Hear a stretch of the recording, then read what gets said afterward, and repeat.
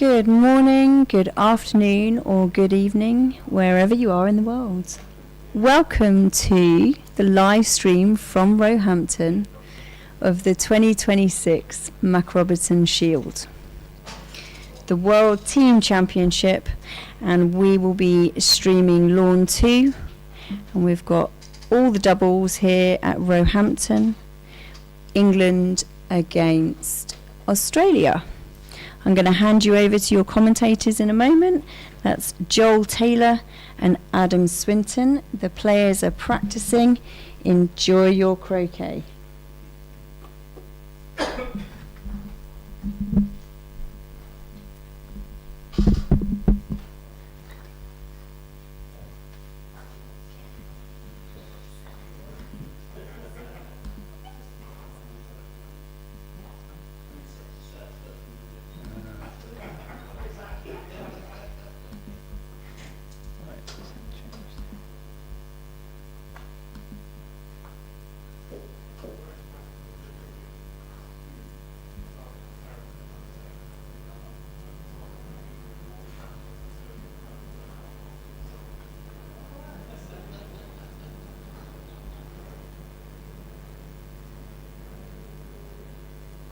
Oh no, got that right. Okay.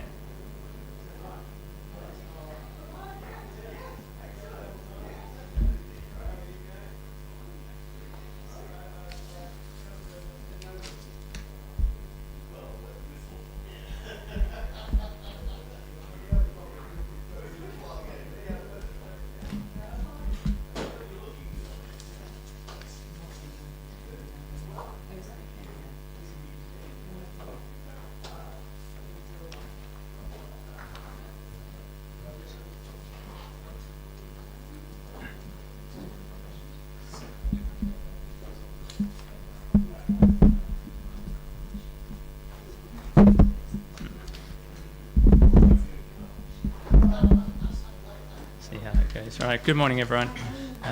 Welcome to Roehampton. So we are broadcasting from the pavilion, and we're watching court 2, at least initially. You've got the players warming up at the moment.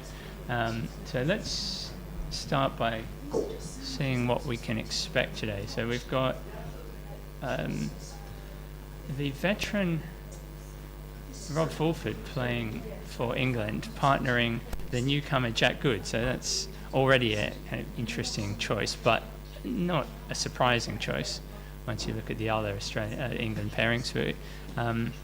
Jack Good is the newcomer to the England team and the rising star for England croquet. He's an amazing shot, still learning the whole business of croquet strokes, but he's playing with the guy who is the expert at croquet strokes. There's never been anyone better than him, I think. I think it's fairly uncontroversial to say that he is the greatest croquet player in history. And it'd be interesting to see whether we see much of that today. Fulford played in a tournament here last weekend, and he was a long, long way from his best. But he's seen this so many times before. He will find a way. Even though he was far from his best, he still won 4 out of his 6 games. And he went for sextuples in every game and completed some of them. No, he didn't complete any of them, in fact. He completed a couple of TPOs, though, when the sextuples didn't quite work. But he will be an excellent player to give Jack the advice that he will need playing in his first Mac. So far, what I've seen from Jack in the tournaments he's played the last few years, so that he doesn't seem to get very rattled by pressure, but the Mac is a different story. You've got the whole team environment, which makes a big difference compared with any kind of individual tournament. I guess there are very few team events in croquet. Very few, yeah.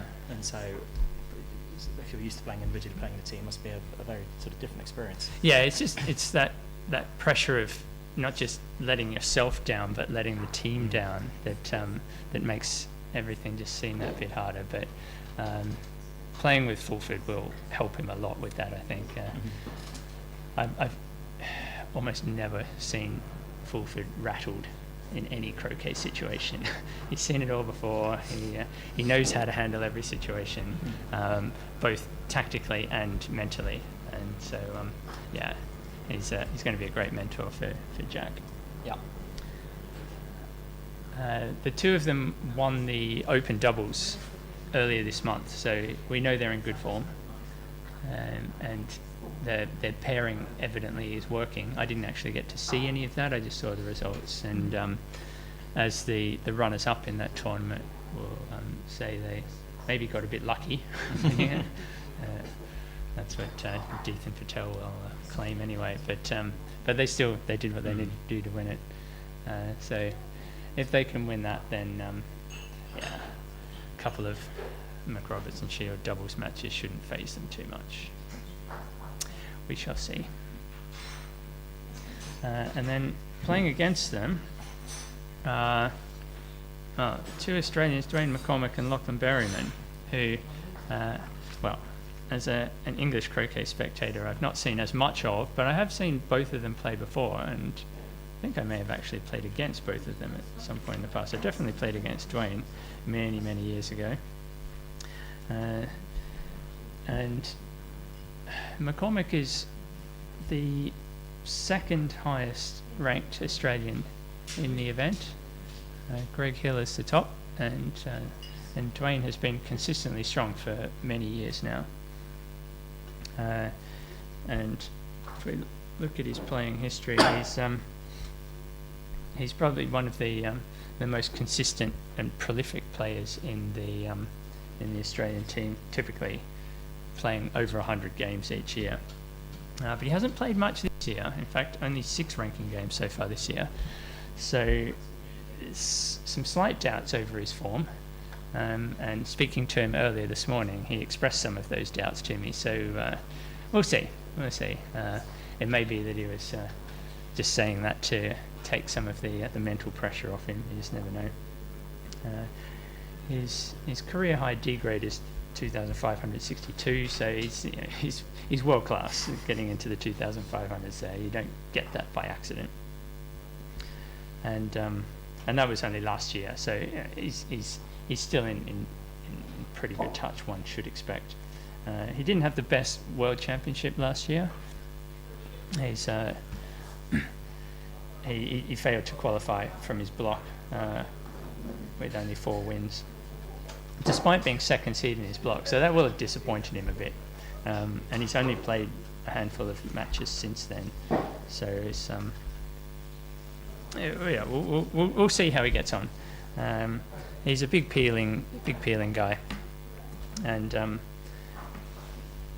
he's had 6 sextuples in his career so far. So he's perfectly capable of playing, and these are the conditions that you could consider doing those kind of big peeling turns. He's played 1 Mac in the past. He played in the previous Mac, and has a record of 3 wins and 3 losses in the singles. So he's decent, but he'll he'd probably enjoy these conditions, I think. There's slightly less demand on keeping the break going, keeping this under control, but there is going to be more demand on the shooting. I think we need to talk about the conditions here before they get started, because they're going to play a big part in the way these games are played out. If we look at the conditions from Canley a couple of years ago, it's a stark contrast to what we've got here. These are very, very easy conditions by comparison. The courts were measured at tick over 12.5 seconds yesterday, and looking at the way the balls are rolling this morning, we're still looking at about that. And maybe with a couple of days of sunshine, they might speed up a little bit, but they do water them every night, so we wouldn't expect to see significant change. They've cut them down to just over 3 mil, so they're rolling on nicely, but there's not going to be a huge amount of change. the hoops, they'll be set pretty small, but they're still going to be easy because the ground's so soft. So we should expect to see a shooting contest. Once someone hits in, you should expect them to go around. So, yeah, we'll see. The players they've finished their warm up now, so Looks like they're just about to do the toss down on the south boundary. yeah. Adam, do you want to pop out and see who wins the toss and see what they choose, so we can tell the viewers?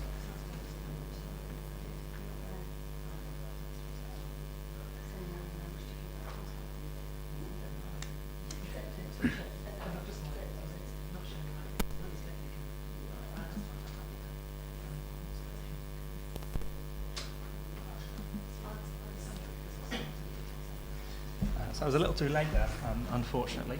To hear what happened with the toss. Okay, Australia was playing with red and yellow, and England blue and black. It looked to me like the Australians won the toss. Yeah.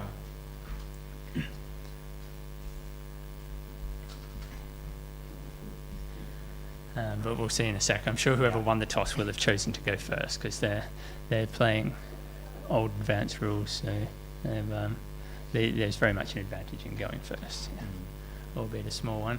Looks like game's underway on court 1 there. Avery and Birch playing Greg Hill and Trevor Bassett. Is that what you'd expect every game, that the winner of the toss will elect to go first? Yeah, I can't see any reason why you wouldn't choose that. And of course, in a best of 3 game, the second game, they alternate who's won the toss. Yeah.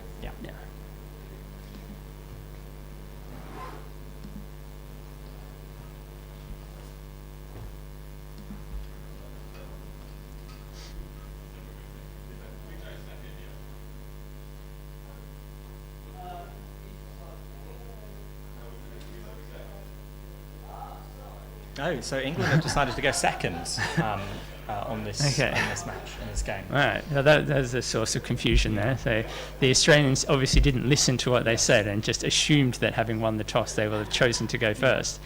And then they were just sitting there waiting. Okay.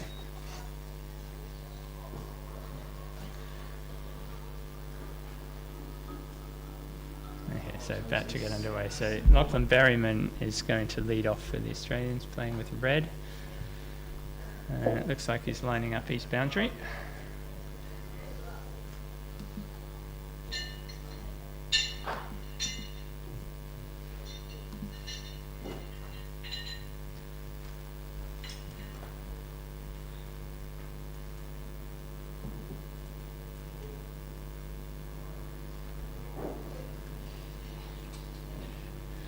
Alright, standard opening. So we'll expect Fulford to play next, and then he'll send out Good as the designated hitter.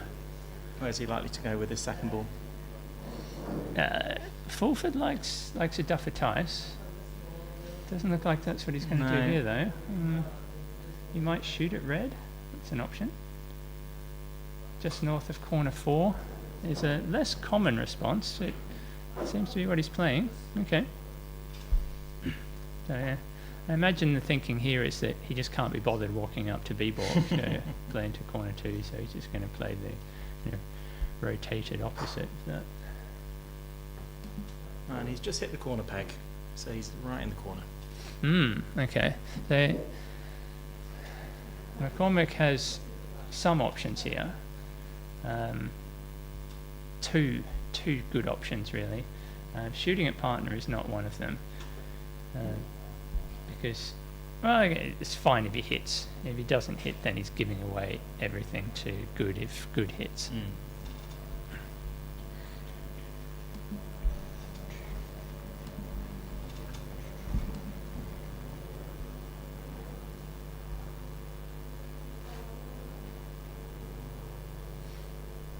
The other options are shooting at the corner 4 ball. Nothing wrong with that, but the downside of that is if he misses just to the left, then he might leave a double target. If he misses to the right, though, it's absolutely fine because he can place yellow on the yard line, south boundary yard line level with black.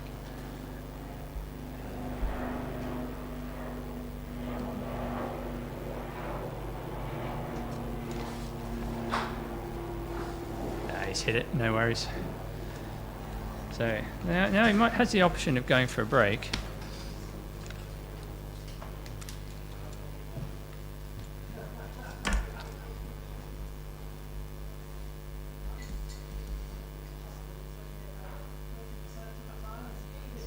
He's got a tricky shot to get behind red there if he's going to do that.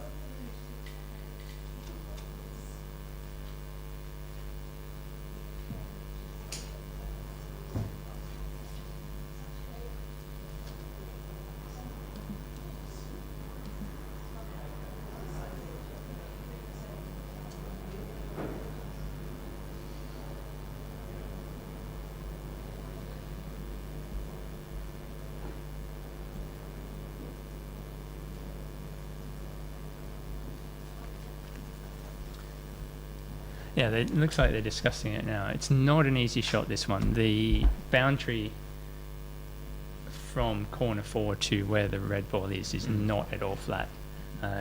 You'd have to aim yellow about on a ball to the left of red, and then wait for it to hill. He wasn't really trying it. I think they were looking at the boundary earlier today, earlier this morning, and they decided that was not a good idea. So it looks like what they're just going to do is set up a dream leave of some sort. So just nudge red to, he's just going to nudge red to a spot that leaves a rush of black across the lawn, and then they'll probably just clobber yellow off the west boundary on the opposite side of the court. It does look like it's probably a hit in on every lawn. On third turn, down on lawn 1, that's Hill and Bassett against Avery and Birch. And then in fourth turn, over on lawn 3, that's Forster and Pearce against Death and Patel. So it does look like we've got, we've just had a leave down on court 1. So Avery and Birch are just going to play that fourth ball onto the lawn down there.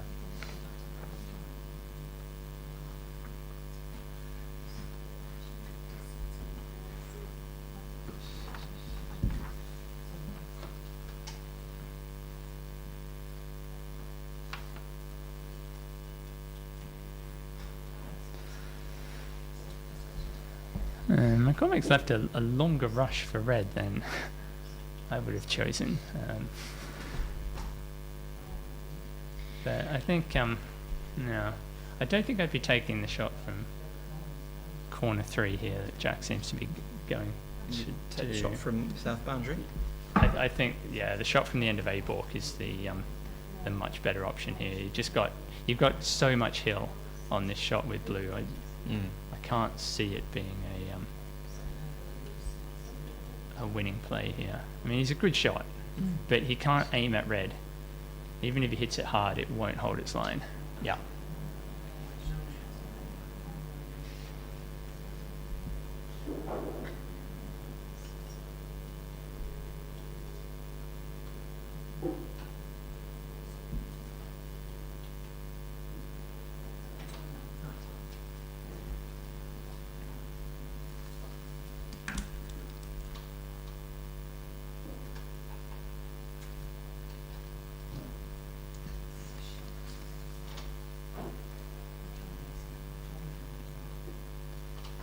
He shoots, and he doesn't like it. Yep. No, not very close. Did exactly what I said it would do. Yeah. But I don't think, judging from his reaction, I don't think he really started it on line anyway.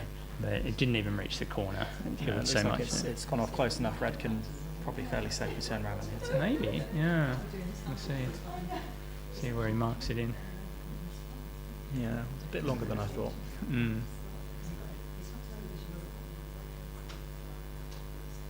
Yeah, I don't think it's close enough that red would want to hit that first up. Maybe he could.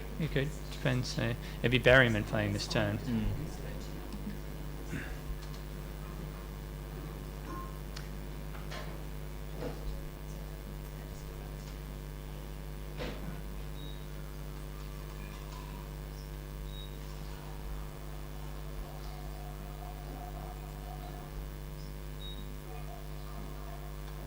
Yeah, he hasn't even considered shooting at blue, so he's got a nice straight rush across the yellow, but he's going to have to hit this fairly accurately, and he has. It's okay. So, yeah, that's a nice shot. Yeah. So he's got Just about off the boundary. yeah, nicely off the boundary, and he's left himself about the right amount of space to stop black over to 2 and get his rush down to 1.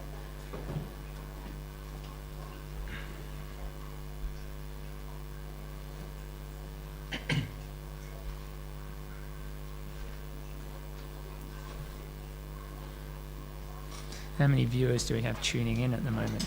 Can we see that? We've got 52 viewers. Oh, wow. Apparently, Right. watching this Oh, first game. welcome everyone. MacRobertson Shield. Expect there's a good number of Australians tuning in. It's the right time of day for Australia to be watching at the moment. And, well, we'll see if this match is over before your bedtime. Long way to go yet. Yeah, nicely held. So, yeah, that boundary doesn't hill off very much. So that was a safe shot to play going that side of yellow. He's left himself a decent rush to 1. As a member here, I guess you have good knowledge of the local conditions. I know most of the hills. Yeah. You can. I don't know if you can see on the screen, but the courts are slightly terraced, so it steps down from 3 to 2 to 1, which is right to left on the screen. So you can typically get the hills going that way, but it's more about the boundary. So we saw the east boundary before that Good took the shot down hill off to what effectively would be uphill, but obviously not quite so much.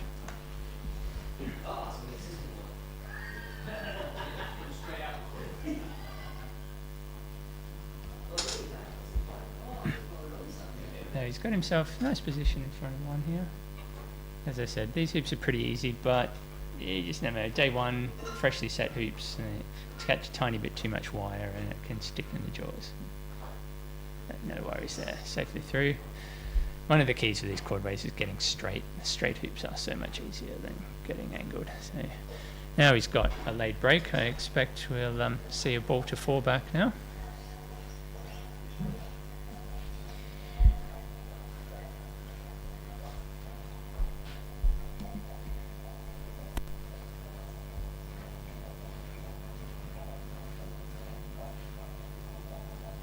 Yeah, I saw it. He threw it hit in. He's made hoop, has he? Okay, cool.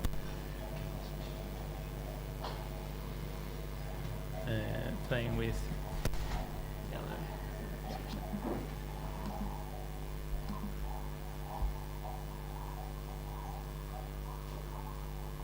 So all the games now, hoop 1 has been made. Obviously, this game here, we've got a break going down on Lord 1. Mark Avery has just run hoop 1 with a good chance of a break, and up on Lawn 3, Stephen Pearce ran 1, and then had a long shot at hoop 2 which he missed. So England, Samir Patel in fact is having a shot over on Lawn 1 at Lawn 3 and has missed. Do we have the scoreboard on the screen? Doesn't look like we do. No, we don't. Can we have the scoreboard, please? Berham has not managed to get a very good hoop 3 pioneer here, but he does have reasonable position at 2. A little bit longer than he'd like, but should be okay still. There we go. Yeah, he's a good straight hitter, Berham. Yeah. He's managed to run into black though, so he's going to have to play another big croquet stroke. So when would you expect him to be picking up the blue ball here, down a couple of yards north of corner 4? Yeah, before hoop 4 is ideal. Yeah.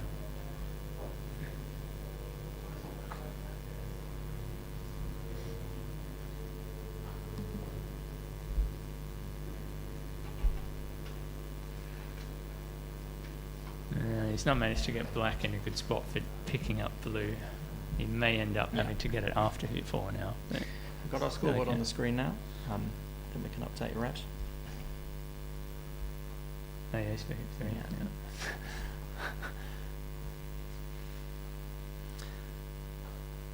It's going to take me some practice to get the hang of updating the scoreboard correctly.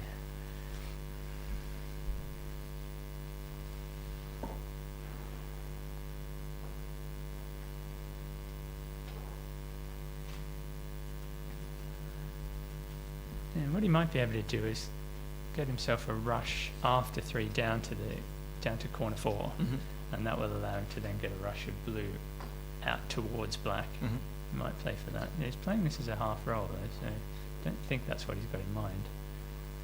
No, he's just concentrating on making the hoop. He might leave himself a rush to black if he can run it gently, or he might leave a rush to nowhere.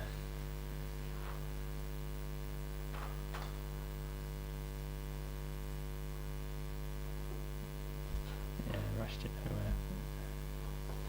That's okay. He's still just getting a feel for the conditions.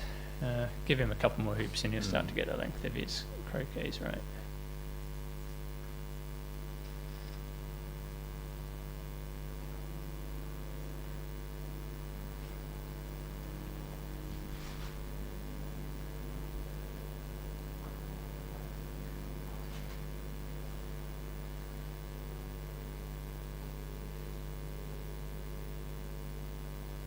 It looks like he's looking at going to black here. He had a decent line for getting to black. This shot tends to roll fairly straight down there, so he's okay. If he's feeling adventurous, he could rush black to blue here, chip black out a little bit, and then rush blue over to 4. He's got the rush pointing in the right direction. A comment from Ewan Burridge. It's very complimentary of your new scoreboard, Joel. Hi, Ewan. Says it's fantastic. Well done, Joel. Thanks, Ewan. We always like positive comments, but if there are any negative comments, do please send them in as well. We can always get better, and it is with. Red looks like it's wrong. Yeah, I don't like that. I think that might be end of break. I mean, is he going to shoot a blue, perhaps? He's going to have to. Yeah, that was careless, but that hoop is a little bit hilly in front of it, and he found a tiny bit of hill there. There's a ridge that runs between 3 and 4, and he just caught the wrong side of that ridge. Oh, he's just nicked the blue. Nicked blue down into the corner. Is he going to play an ambitious approach shot here? Yeah, he's in a world of trouble here. So he's in a world of trouble because yellow is stuck in the middle of the lawn, and he's dead on black and yellow, and black is a short shot. And can you remember who's playing blue and black? Blue is Jacket and black is okay, black is Fulford. Yeah. So yeah, Lachlan really needs to make hoop 4 here.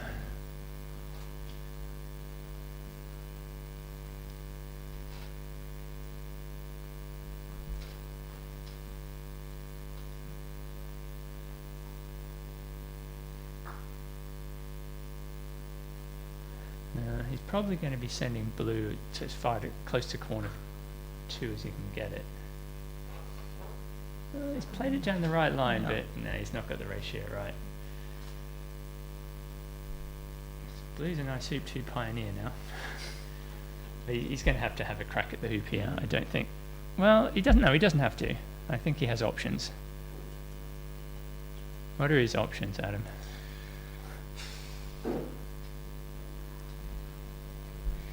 I mean, if he doesn't fancy the look of the hoop, I suppose he's just got to go somewhere safe. I mean, corner 3 possibly. Corner 3 is as safe as it gets. Yeah. Corner 4 is not safe. Corner 1 is okay. The biggest problem they've got is that blue will shoot at yellow, and if it misses, it will join up. Sorry, try again. Black will shoot at yellow. Yes. And if it misses, we'll join up with blue. That's true. So maybe they need to put red into a spot where if black misses yellow, red has a shot at blue. Black misses yellow, red's got a shot at blue. Possibly. I'm thinking something like where our intrepid cameraman Andy is sitting. So the middle of the maybe north an boundary. option. Yeah. But there's absolutely nothing wrong with taking on the hoop here as well. Which is what he's going for. It's going to save the break if he gets it. Got a bit of a background hum apparently on the live stream. I'm not sure there's much we can do about that here, but good effort. Yeah. No. It's going to be black to play now then.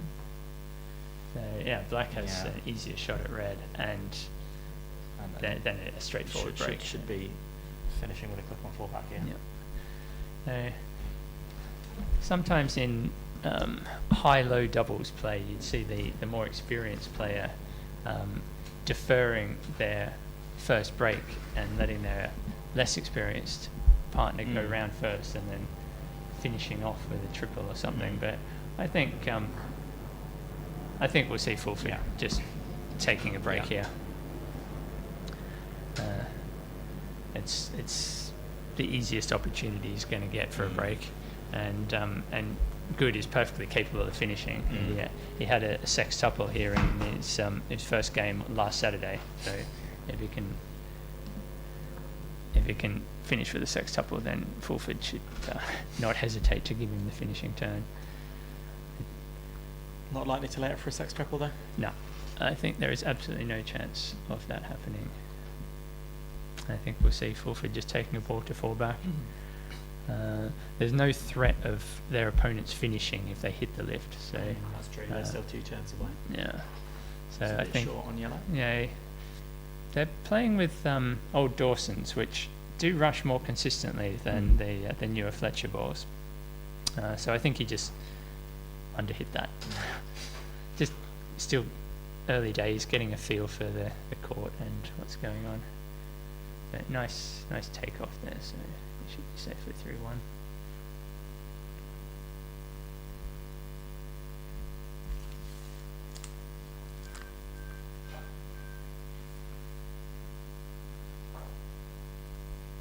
No trouble. Slightly more through than you would have liked, but it'll be fine.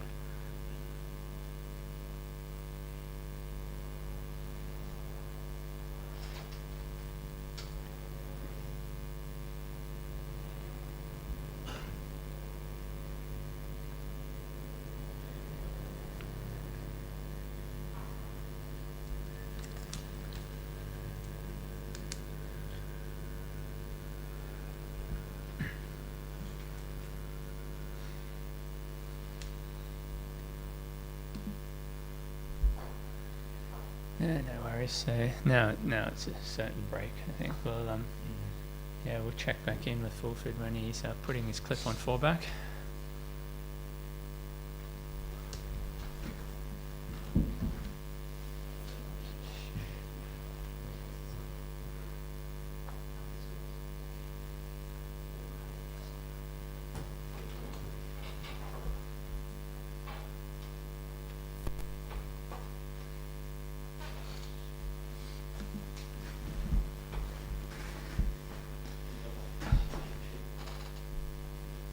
I wonder what they're discussing here. What do you think they could be talking about? I'm not sure. I mean, for me, I feel like I want to send yellow to hoop 3 and then look slightly south of red. I mean, Is that the? I unless I'm missing something. I mean, Rob just said he's planning to pop to 3. I was starting to think maybe popping was an option.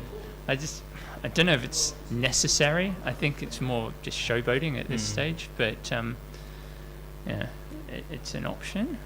And he can't pop yellow on this shot though, so you have to. He's sending yellow to 3, and then send it back to 1 after 3. Yeah.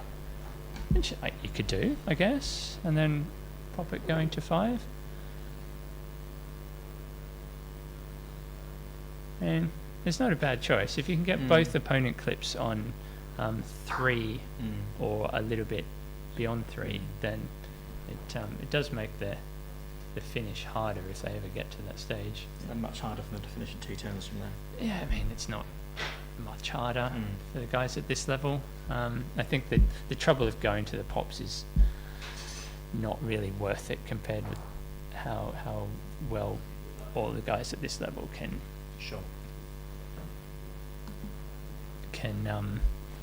finish delayed triples. But we'll see.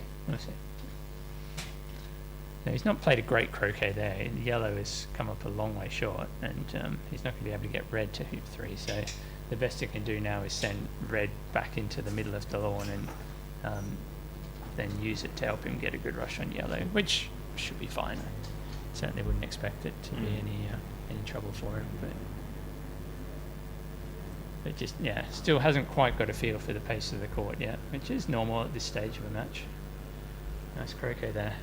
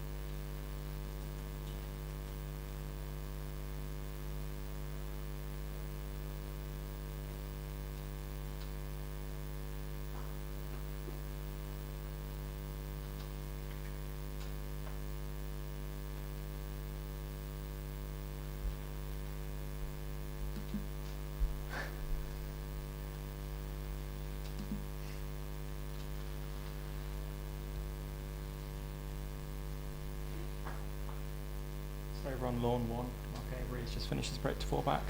Looks like he's setting Yep. some sort of He's got an NSL coming up here, yeah. So that'd be his first break to the English pair on court 1. Any idea what's going on 3? Yeah, up on 3, Stephen Pearce, I think, is just run 1 back, so Okay. should be finishing the turn with a clip on 4 back with some sort of nice leave, Yeah. I imagine. Okay, cool. So we've got Australia with the first break on 3, England with the first break on 1, and then we've had half a break to the Australians on the feature lawn, but looks like the first full break will go to Fulford. As long as he doesn't do anything careless, which you just never know. We'll keep an eye on it. Everything's looking nicely under control here, so we'll see if what they decided about popping. If he's decided to pop, we'll see yellow going to 1 here. Otherwise, it will be going to 5. Looks a bit like it's lined up for 1, doesn't it? Yeah.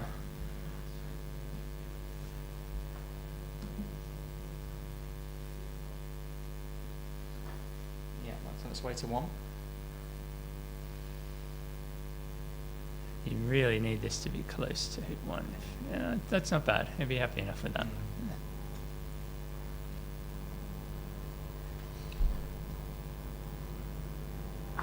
What point in the break are you going to try and do the pop there? Is it on the way to 5? He'll do it on the way to 5, Yeah. yeah. That's the easiest spot to do it because you've got the balls moving the shortest distance. So you should expect to see red go a bit to the southwest of 5 here to make that work a bit easier. And he's not got it. He's okay. I mean, it's fine, but he would have liked it more south than that, I think. He had a good angle for getting it more south as well. It's okay. So everything's nicely under control at this stage. And then you'd expect to see him do the second pop going to after 1 back. That makes sense. Yeah. If he peels it really cleanly, he could peel yellow all the way down to 1 back while he peels 1, and then you can actually get the 1 back peel going to 6. Yeah. But it's really, really rare that you get that. Backs through 4.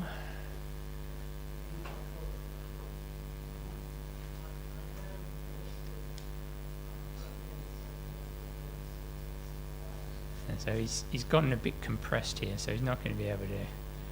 Well, he's going to be able to get blue to 6, but he wouldn't be able to get it past 6, which is what you might do if you're feeling confident of getting the peel earlier.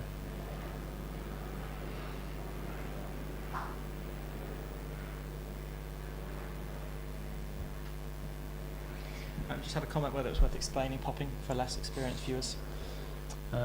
Popping is just peel on opponent. That's what it stands for, POP. So he's going to peel the opponent through 1 here. The point of it is to reduce the number of hoops that your opponents have to do their peeling finish if they happen to hit in. But as I said, at this level, I question the benefit of it, especially in these conditions. In trickier conditions, I think there's more benefit to it as the delayed triple becomes harder. But yeah, that's a decision you have to make. It's also hard to do the pops in harder conditions. But yeah, you've got the best peeler in history doing these pops at the moment. So he could do these when it's harder for his opponents. Yellow has jaws. Yeah. It's That's jaws. okay. Yeah, it's fine. It's jaws in the centre of the hoop. He won't be happy with black though. That's not a good position for black there. He's going to end up having a more awkward approach of 5 now.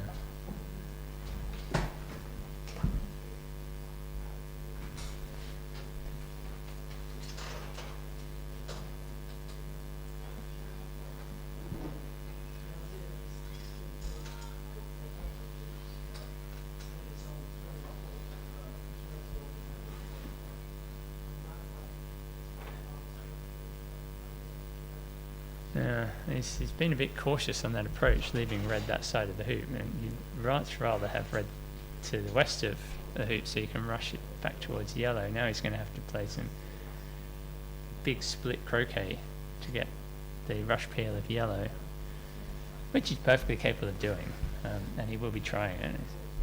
He took a peek over there at yellow, so he's definitely got it in mind.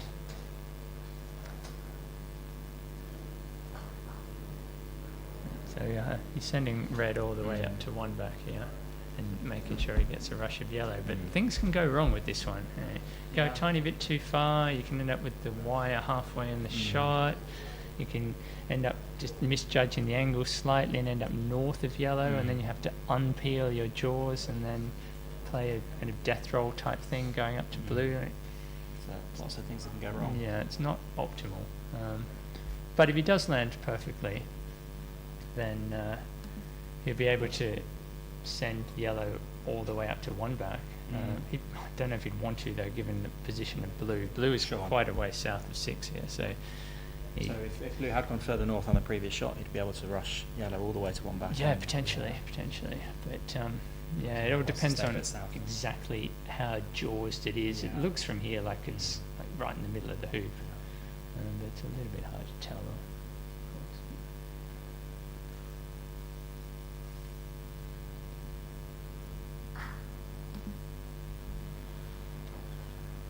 It's pretty good with black there. That's fine. So he'll be able to rush peel that. I imagine he'll kind of aim to peel it peg high, somewhere around there, and then he could nice split croquet getting to blue. There we go. Yeah, That's a good shot. that is almost exactly peg high. Yeah, nice line for getting to blue. So he should be able to set up for the second pop after 1 back.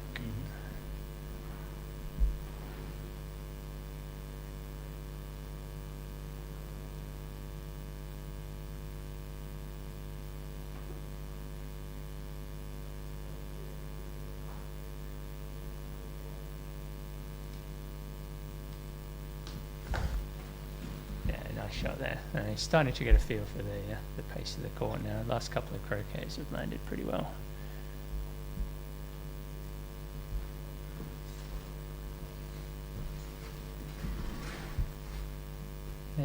The NSL has been set on court 1, so the Australians are on there. That's Hill and Bassett discussing what shot to take. And on court 3, we've got almost the same situation, Absolutely. haven't we? Yeah. Other way around though. So Stephen Pearce of Australia is just set in the NSL, and then the Deeth or Patel will take their left shot in a second. Yeah. Court 1, Hill has decided to take the lift. And he's going to take the lift with the west boundary ball, shooting from corner 3, the long lift shot. Fulford safely through 6, so he's got it all under control. He'll go to red next and then yellow.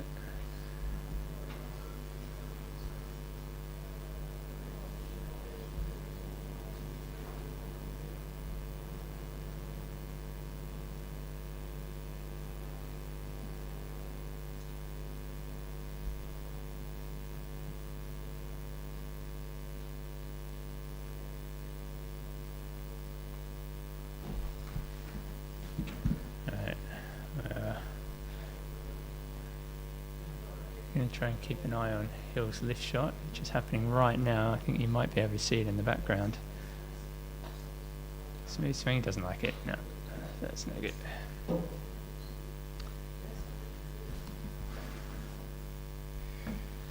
Okay, so chance for a finish by Birch over on court 1 for game 1. Here comes the rush of yellow, so that's a nice little split here, yeah. So he's got both balls nicely in position, so the second pot will be coming now.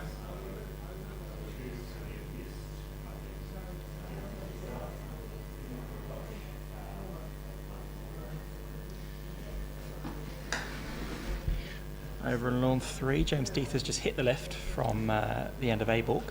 So he'll certainly be hoping to have a good turn over there. Yeah, I think that's the right shot. We've seen all of the long lift shots missed and the short lift shots hit so far. It's definitely the right play in these courts with the boundaries as they are. At this level, I suppose you'd expect even taking the long lift your opponent to finish with a triple. Yeah, exactly. And so you may as well take the short shot. Take the easiest shot available, yeah. Even if it's similar distance, you can be more confident it's going to stay on line.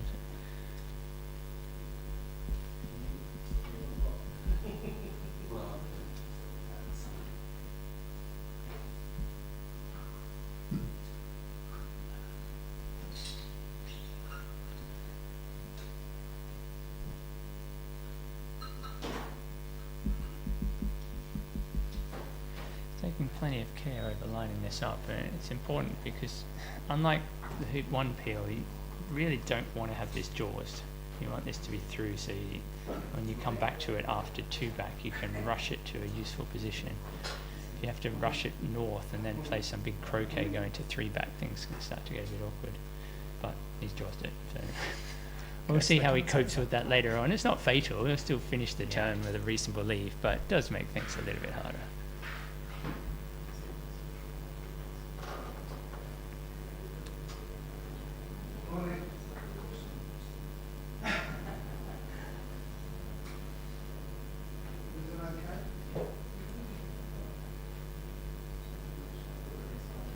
Okay, so now that he's essentially done the 2 pops, so he's still got some work to do, what kind of leave shall we expect?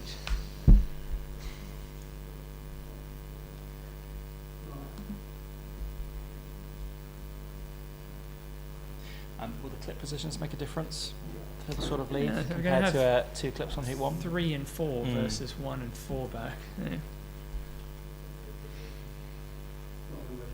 Yeah, I think it's partly a matter of what where the balls are and how easy it is to get them where he wants. I mean, with both opponent clips on the eastern side of the lawn, pairing up over on the west boundary is a reasonable idea. So something like a reverse spread or something, but he's going to have to get yellow out of the jaws of 2 before he can really set up a decent lead. Ooh. Birch's TP didn't get very far on court 1. He's failed to approach hoop 1 and going back to pair up. So Hill and Bassett will have another shot there.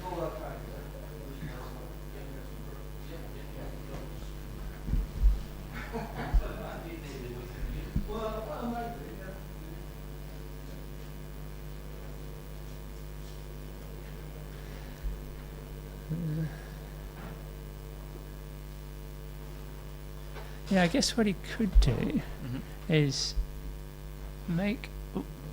okay. Well, what I was about to say might not be possible. Depends how jaws it is. Yeah, shaking the head there. It doesn't like that.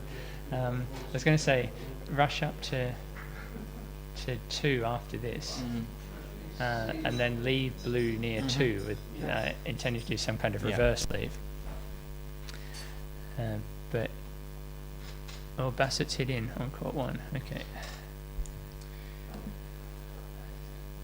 So, no chance for the Australians to make an equalising break now. So, Fulford has Irished 2 back. And hoping to get black through enough that he can run it on an angle that misses blue.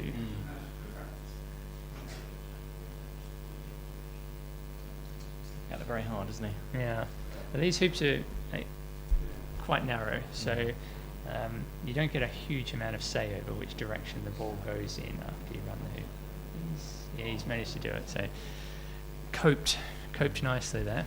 So now we'd be able to rush blue up and finish off the pot.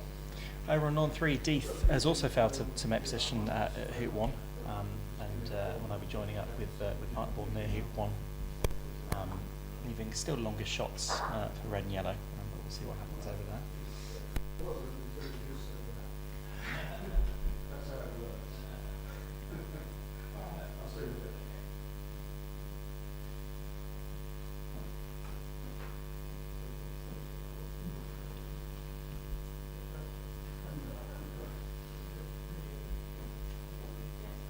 Okay, sending blue into the middle of the lawn. Okay, so I don't think he's thinking about a reverse leave of some sort. Looks like maybe a spread.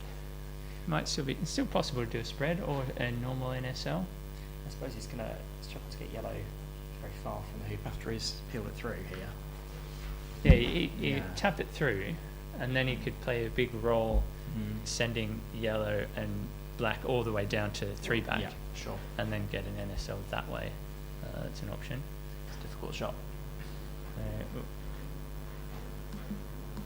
To update the position of yellow. There we go. Yeah, big roll coming up here. So sending both of them down there. I think NSL is probably the easiest leave to get from this current position.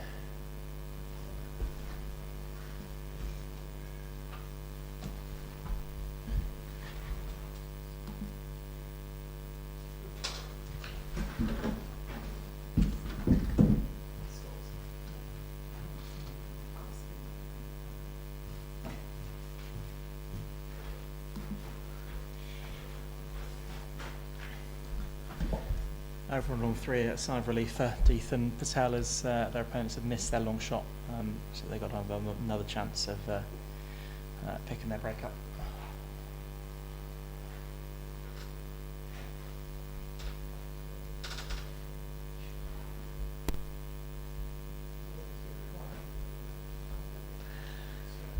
Forfeiting good, discussing the leave here. I think NSL is the easiest one to do. It's a little bit awkward with red, which red will be the ball that, if they do an NSL, red will be the ball that's left at 3 back. Yeah. But it's also red's hoop, so you've got to be careful you don't leave it in a position where it can run its hoop, because then it would do that, followed by just hitting into the balls on the boundary. Yeah. A spread's not looking easy to get from here. There are no balls anywhere near the peg. No. So I think NSL is the best option, but then this is Fulford. He'll come up with some leave that no one's ever thought of or heard of before. That he will have just invented on the fly. That turns out to be like the third best leave in croquet or something.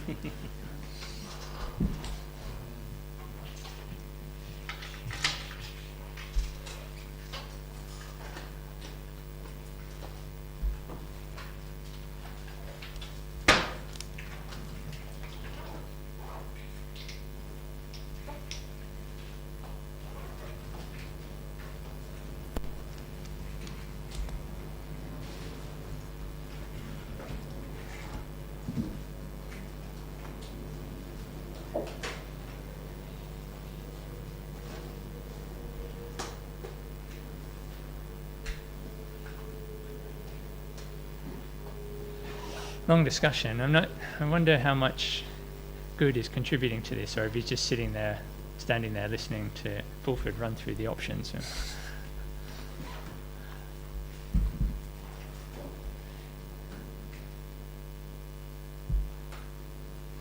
He might be offering thoughts on where he'd like to pick the break up from or something. If an NSL is not possible, then the next option is of course an OSL, and a reverse OSL is not looking like a terrible choice at this stage. OSL, typically, well, it's referred to as the third best leave in croquet after the spread and the NSL, or the NSL and the spread.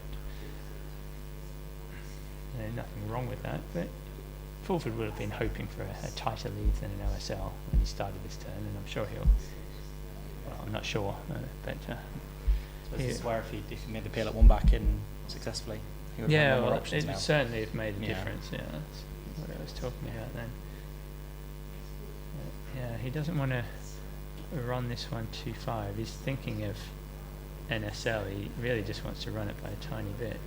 He has run it quite a long way, so he won't be able to hit red and control it now. He'll be able to hit red, but getting it into a good position might be tricky depending on how much of red he hits here. A run on 3, James Heath has just failed hoop 1. Didn't manage to get his break going, so we'll see if the Australians can capitalise on that.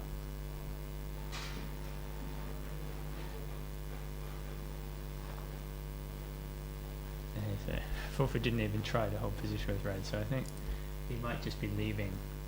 Well, will he just push it up the boundary a bit? I think this is starting to look like reverse OSL. Yeah. No, it looks like Yeah, he's taking off yeah. from it. So he's going to be doing a defensive lead. I'm not sure why he'd be taking off from that side of it. I'd rather push it a little bit further away from the end of A-ball, but he must have his reasons.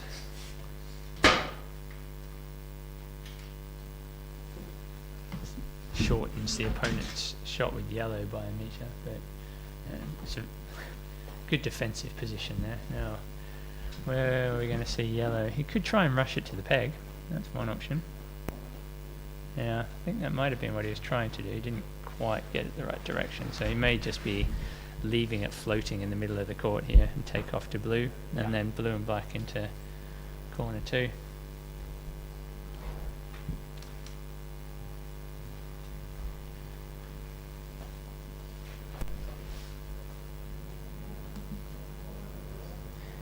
Yeah, so over on lawn 1, Bassett is got his break nicely under control now. He's just approaching approaching 5.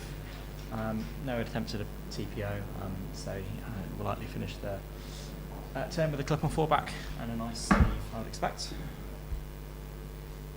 Which then it will be 1 and 4 back against 1 and 4 back down on lawn 1, we would expect.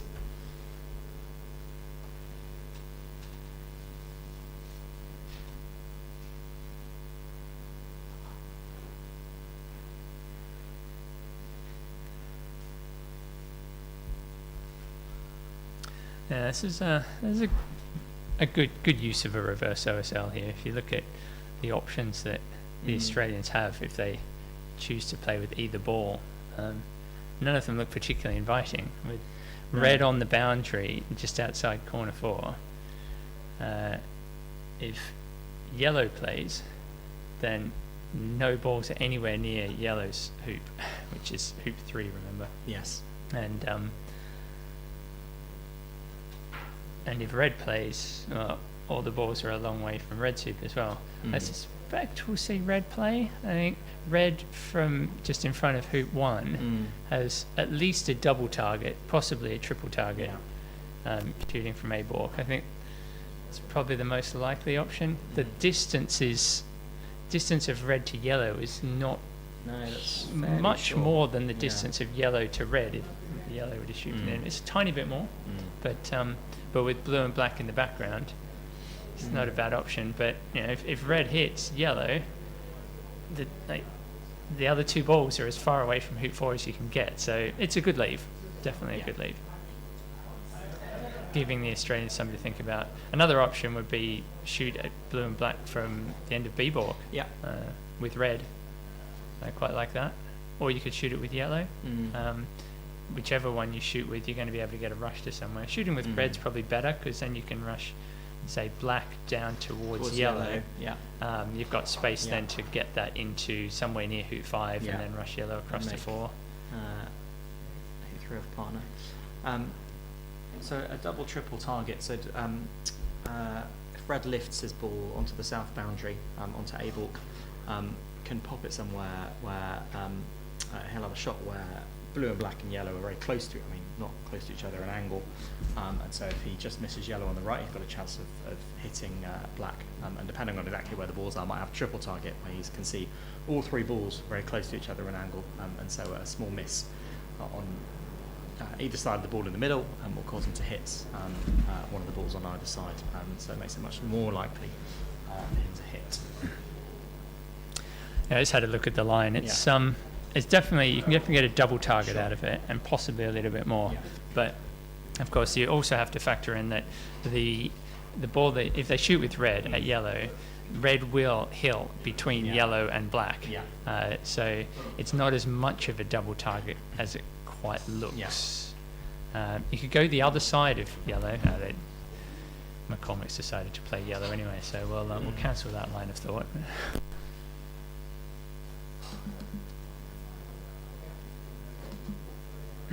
So yeah, shoot. This is also a reasonable option.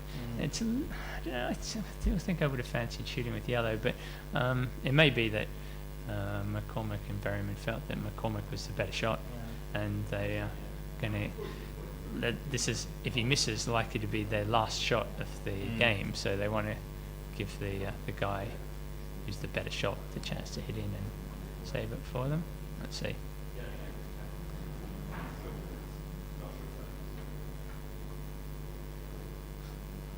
Big swing, but no ding.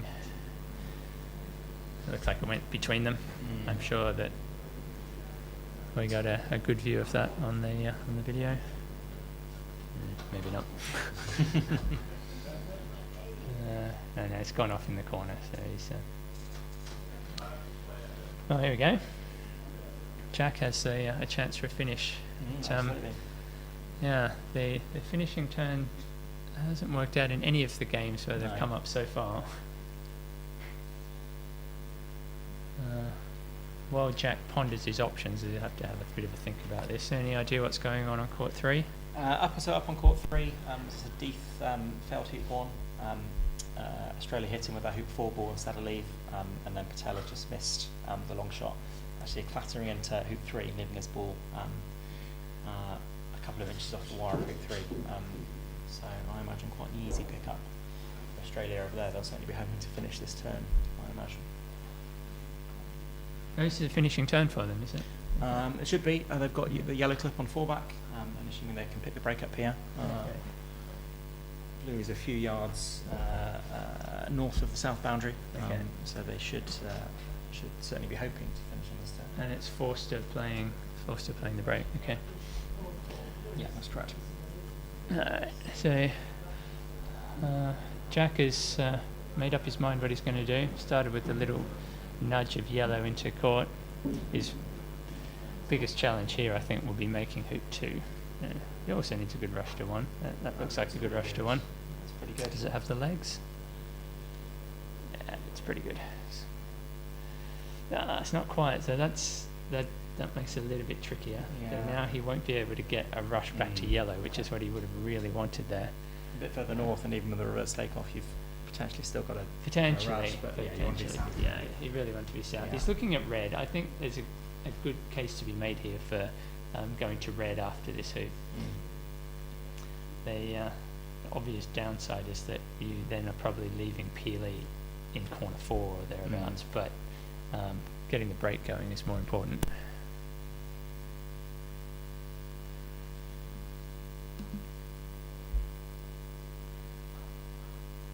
He's playing for the rush to red, which I think is the right option here, given my black landed.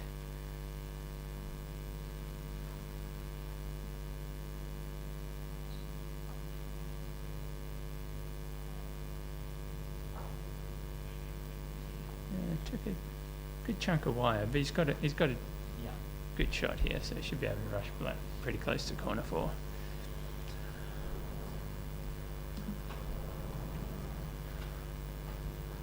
The equalising break on court 1 is completed now, so it's 1 and 4 back each. Yeah, just setting their NSL, and then see a left shot. Oh, that's awkward. Yeah. Good won't be overly joyous about that one. He's got a very tricky shot now to get from black to red. It's playable. The south boundary in that spot is okay. So he can aim into the yard line and expect it to stop. But it's definitely a longer shot than he would have liked.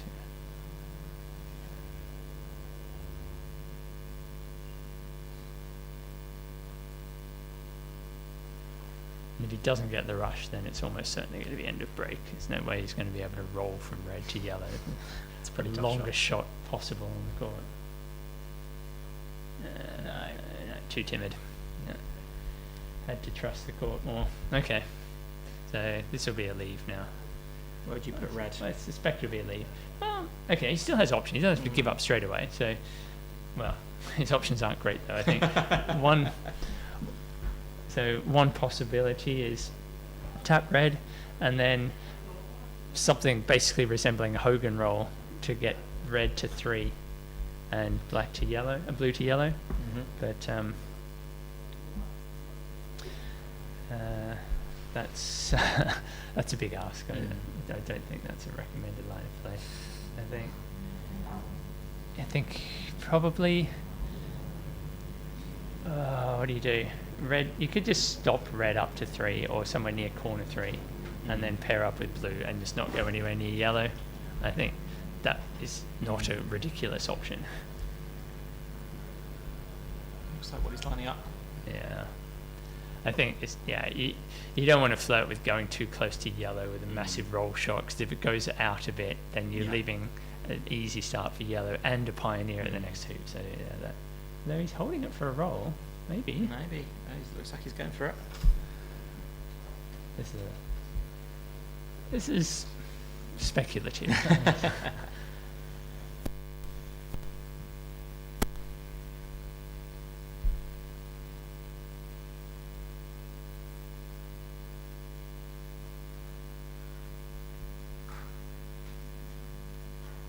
It's not bad. It's not bad. It's a good effort. That is, yeah. I'll give him 9 out of 10 for that. That's pretty good. Yeah.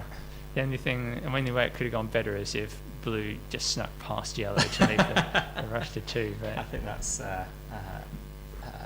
very ambitious to go for that. yeah, I'm sure he wasn't trying to get into the yard line up there, but he certainly got within comfortable hitting distance of yellow, so he's given himself a chance now. He can play the roll approach out of corner 2. Another breakdown on lawn 3. Oh goodness, it's all happening over there. With Stephen Forster. He's just missed something after hoop 2, so we'll get another chance over there. And Jamie Birch is about to take the long lift shot down the east boundary on lawn 1.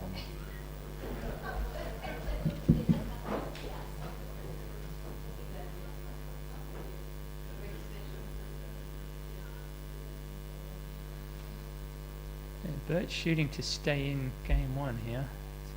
Reminder, it's 1 and 4 back versus 1 and 4 back, and Birch is shooting with his side suit 1 ball. Not a great looking swing, and I can't see the balls from here, but I can tell his body language that wasn't close. No, he went straight down the middle of the 2 balls actually. Okay.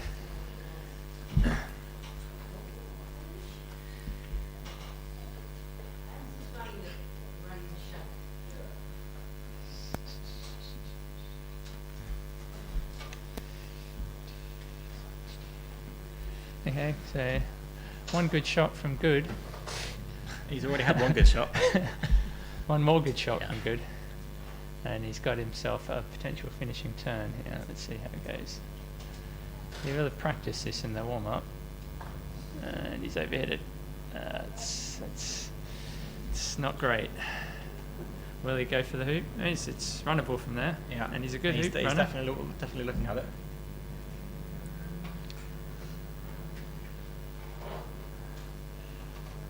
Yeah, he's looked around a bit. He's thinking about it still. He's thinking in his head, if I run the seep, I should be able to win the game. And he's just looking for approval from Fulford, which I think was given. Yeah, approval given, so he's going to take it on. Yeah.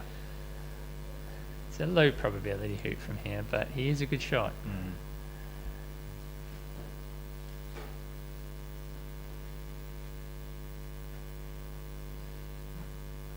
Oh, that's never in doubt.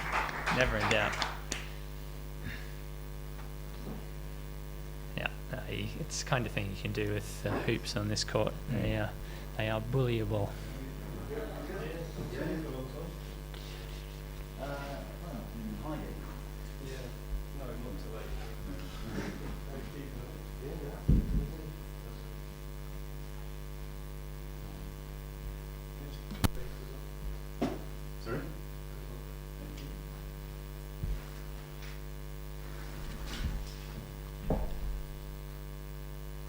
Snicked yellow. Yeah, it wasn't a short shot there.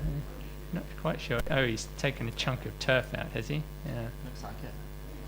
And he doesn't know the rules, but he's asking for asking for referee approval. But I guess maybe just to repair the court. But, possibly, yeah. He's a golf player, and if you do that in golf, then I think that is a fault. But he's totally fine. It wasn't a hampered shot or a group of balls, or what's the third option? Oh, I can't remember. I'll have to ask the referees. Yeah, there are 3 scenarios where digging a hole in the lawn is a fault, but that wasn't one of them. That was just a clear unhampered stroke, so he's fine. And referee Dave Kibble confirms, I think. Get some repairing tools.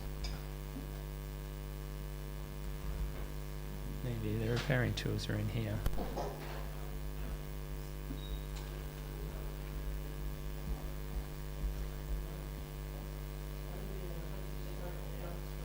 A jump shot, that's the other one. Yeah. Yeah, that's it. Confirmed by championship referee Jeff Dawson for us.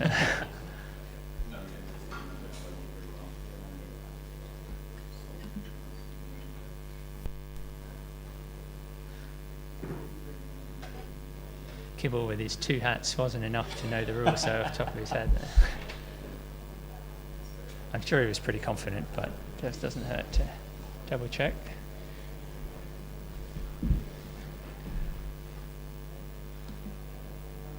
Over on lawn 3, James Deeth has run hoop 3 at the 3rd attempt. Hoop 1? Sorry, hoop 1. Hoop 1 on the 3rd attempt. Yeah, it's all happening. And the potential finishing turn on court 1 from Birch's mislift didn't get past hoop 1. So both Australian pairs breaking down finishing opportunities there. Sort of start of Mac nerves, do you think? Or? I think so, yeah. There's got to be a lot of that going on. All these guys are perfectly capable of making finishing turns given the opportunities. There we go. Good. Having just snicked yellow, has decided to not try and play some ambitious strokes to dig out a standard triple, and he's just going to play for a delayed triple here. He's going to want to send red to 5 after this, and then go and pick up black before 4. And then his first peel of 4 back, or his peel of 4 back, first peel will be 4-6. Before 6. Yeah. So he's left himself a nice angle there to get across to black.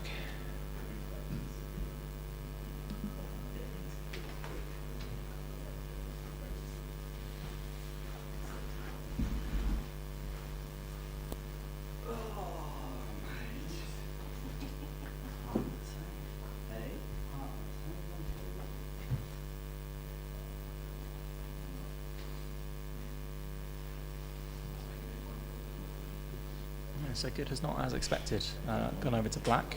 He's just given himself position on yellow to run towards the hoop. So we'll see what he does afterwards.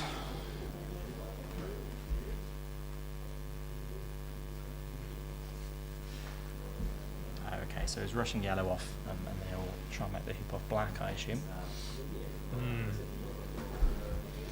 I'm not sure about this line. It's because of the boundary. Getting the rush black to 4 is, from the distance he's left it, it's not straightforward. Totally possible, but he's going to have to allow at least a ball of hill. It just increases the degree of difficulty of the shot.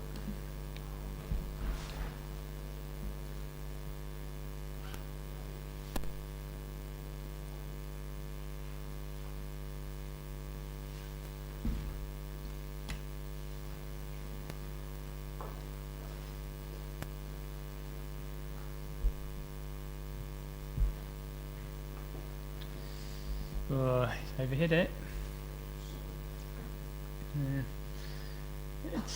It's. I don't think it's cuttable to north of 4, but it is cuttable still to reasonably close to 4. They should be okay still. Yeah. Okay. Not as cuttable as I thought there. This doesn't change things too much. It makes the hoop slightly more difficult, but as long as he makes the hoop, he's not any worse off as far as finishing goes. Yeah, that's okay. That hoop is the hilliest just in front of it, and he coped with the slopes around there quite nicely. That was where we saw, I think, was it Lachlan earlier? Just rolled slightly past the hoop line. Grabbed a chunk of wire. He was never going to get a rush anywhere near 4 back with anyway, so be able to tap black and then croquet it up to position at 4 back. Presumably going to yellow. He's looking for some reassuring advice from the master, who says just get on with it. I know, he's going to come over and have a chat.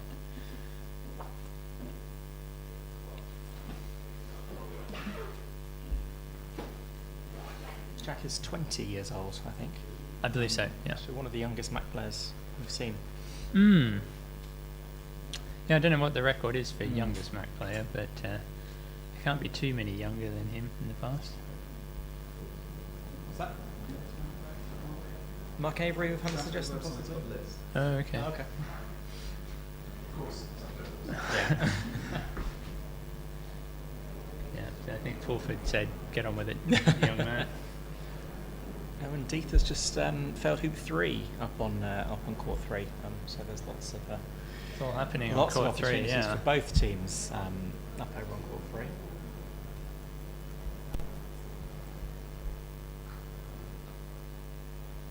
Oh, black is very short here. That's not a good shot. And he's found the hill.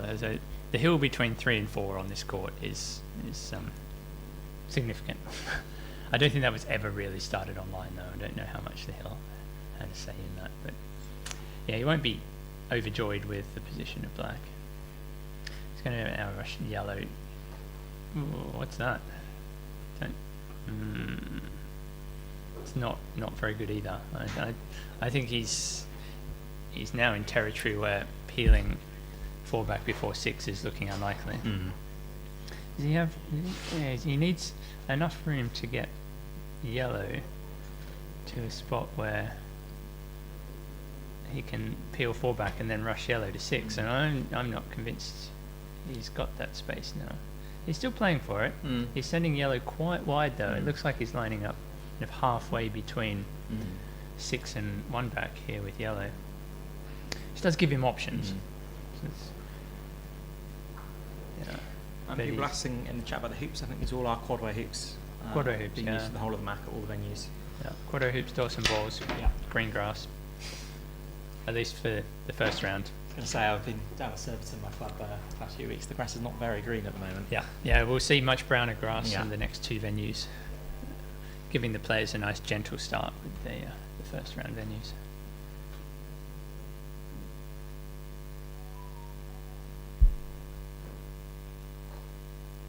Now, he's hit the wrong side of red there. I mean, this is rapidly falling apart, this break.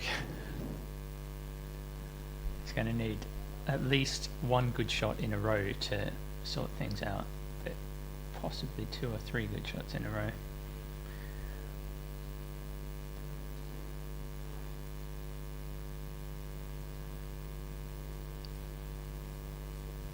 Yeah, still no progress on court 1. The innings is changing rapidly there, back and forth, but Birch is having another shot and centre balls, and the crowd goes wild. Good approach from Jack there. Yeah, he's played that well. I wasn't actually watching it, but I can see the end result.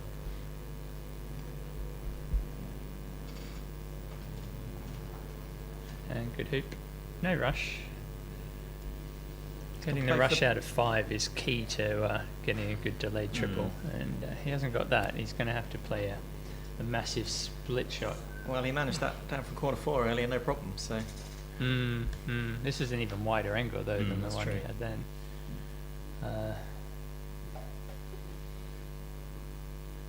He seems to be not giving up, but one alternative here is sending red to 4-back and trying for the peel still before 6, but expecting that it probably won't happen given the distances the balls are going to have to travel. But then he'll be in a good position to set it up peeling for 1-back. Certainly an easier shot now than trying to split red all the way across to 1-back.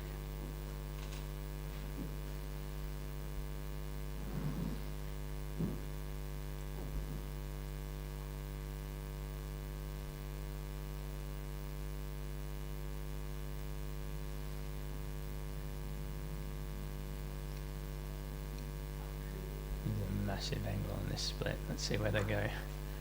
Yeah, you couldn't keep blue in that. I don't think. Blue is going down the wrong line. In fact, he's roquet black with that shot. Yeah. No, I think red. There's a lot to be said for red to 4-back there. It's now the position of red is not good enough really to be able to peel 4-back before 1-back now. It's kind of he's put all his eggs in one basket. Looks like he's lining up for peel though. He's going for it. Yeah, there's nothing wrong with giving it a try, as long as he's confident of black hitting the hoop.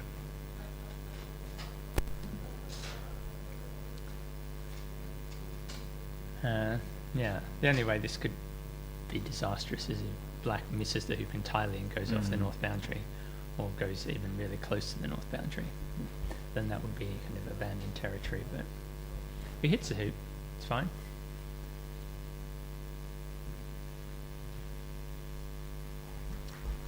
It's a reasonable angle on this though, and he's peeling it from quite a distance, so It's be an impressive peel if he gets it through. it would be very impressive. Yeah.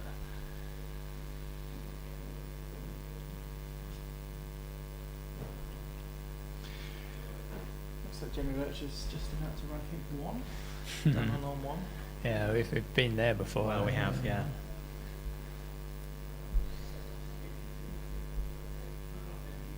Yeah. Okay. So Birch underway there on a potential finishing turn. Hoop 2 Pioneer is in the right quadrant of the lawn, so that also helps. Yeah. Oh, I think he's missed the hoop Okay, entirely yeah. there. Missed it entirely, but played it in such a way that The break continues. it's fine. Yeah. Now he has to think about the next peeling opportunity or abandon.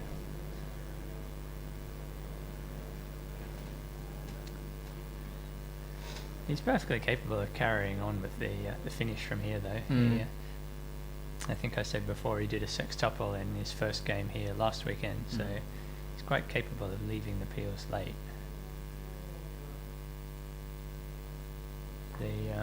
The normal line here will be to leave yellow at 4-back after 6.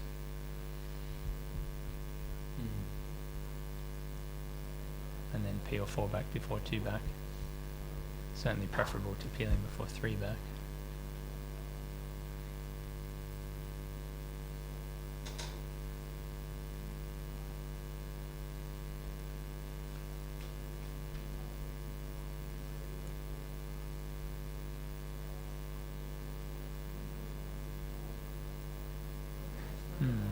Hard to tell what he's thinking. He's looking around like he's going to set up for 4-back before 2-back.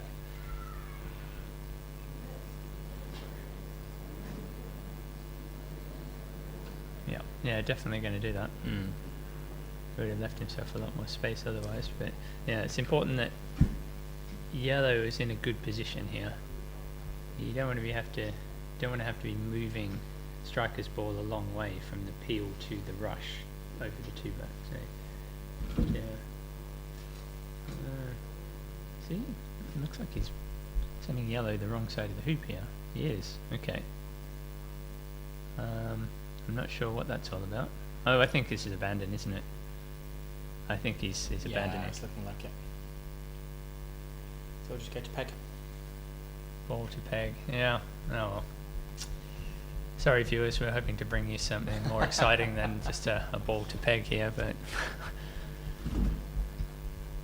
I guess this is all opening match nerves and all of that business, and quite got control of everything like he normally would.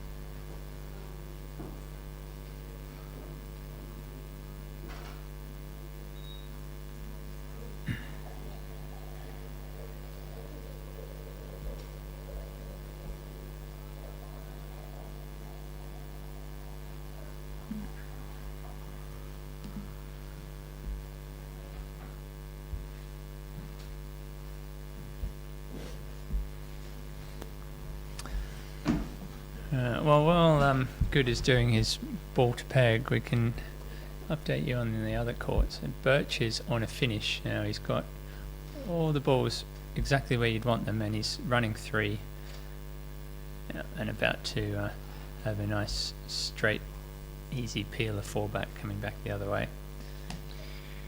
So we should expect Birch to be pegging out in about 15 minutes or so. And over on lawn 3, after Deep missed hoop 3, the Australians hit him around 4 back with their 4 back ball. Set to leave. Patelis just missed the lift, so the Australian clips are now 3 and penalt with like a break on the card. So they'll certainly be hopeful that they can finish this turn.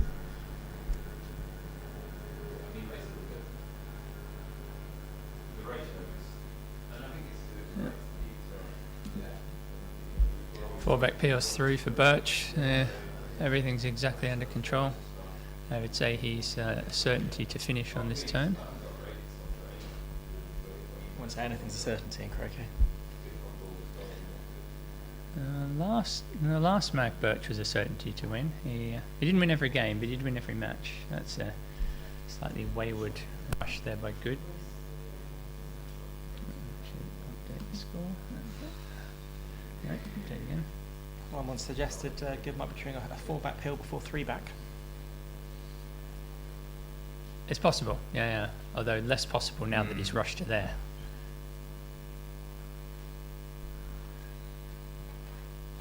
Yeah, his sextuple last weekend, he jaws 4 back before 3 back and then finished with a straight triple, but they're kind of straight triple that you rush peel to start it. So you actually do the peel before you run 4, and you can move it over to penalt before you run 4. You're not having to rush it into peeling position. Technically a straight triple, but actually more like a straight double. You left Black in a nice spot here if he runs the hoop cleanly. It's a little bit longer than he would have liked, but no, he's a good hoop runner. No worries. Nice compliment.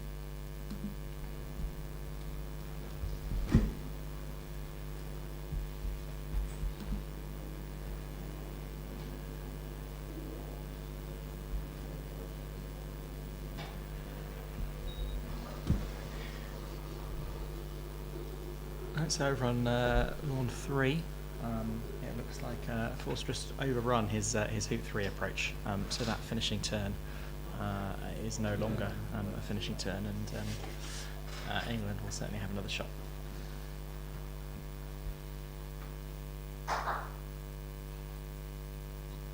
Yeah, I think he was considering rushing into peeling position there. So it's worth giving it a go. Yeah, it's one of those situations where you have absolutely nothing to lose. You're not putting the break at risk in any way by going for it. Yeah, I would have liked to see him set up for 4 back before 2 back, though. I think that was more likely a winning strategy, but giving the opponents a long lift shot is also probably a winning strategy. But a good leave, and then letting Fulford finish. What sort of leave is he likely to make, do you think? Spread.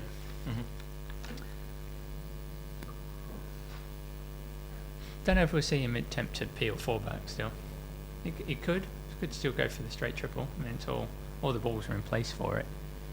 The 3-back Pioneer is a little bit wayward, but he'll be able to cope with that.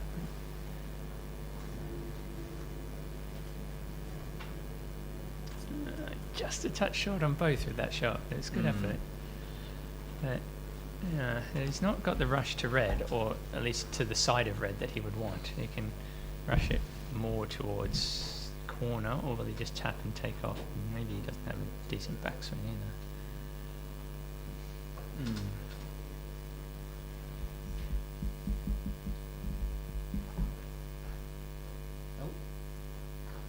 Well, Birch is stuck in 5. It looks like he's called the ref out to appeal for a jamming hoop, which is quite likely. We had a lot of hoop jams last weekend in the exact same conditions here, so it wouldn't surprise me at all if he's found a ball that jams.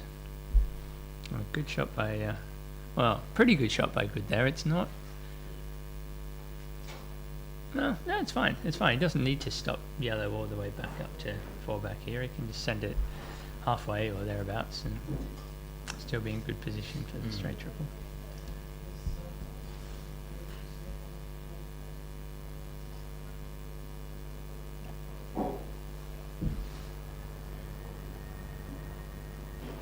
Only problem with this shot is he ideally will send blue through red to get the rush back to 3 back. It's they're all yellow's landed on the exact line that he wants to rush red back to. Run into it on the way through. Always annoying when that happens, but should be able to cope as long as he just sneaks past the edge of red on either side. He'll be able to cut it to 3 back. Okay. I don't think was he playing for a jammed hoop down over there. I think he's just rushed. Oh, it's the wrong ball. He's just rotated the ball, rushed it into the jaws of the hoop. Yeah. So he wanted to know whether it wasn't his ball, but his ball he rotated was in the jaws, and it was not. Nice rush.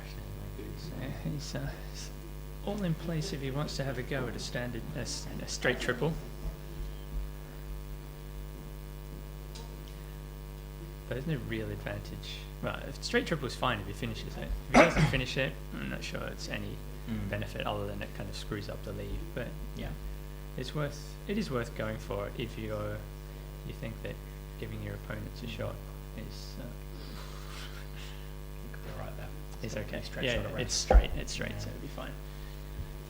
He'll probably still call the ref only out of courtesy for his opponents, who, judging from them waving their hands about, don't really care about the ref being called out for this, but that's fine.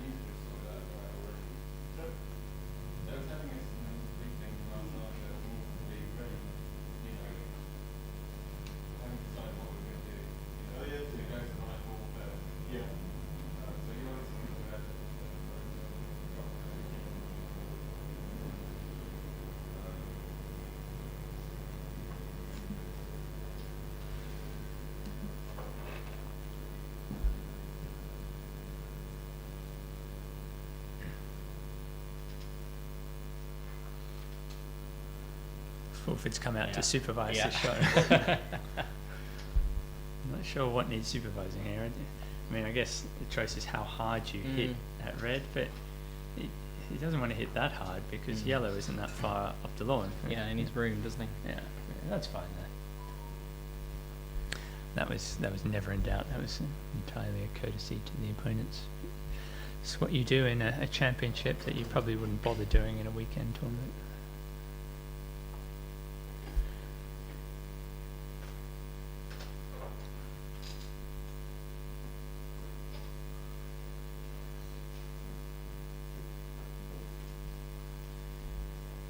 Fulford's looks like he's teaching Good how to do a straight triple, or talking about what happens at the end of the turn. This might be discussion about the leave, possibly. Right. Don't know.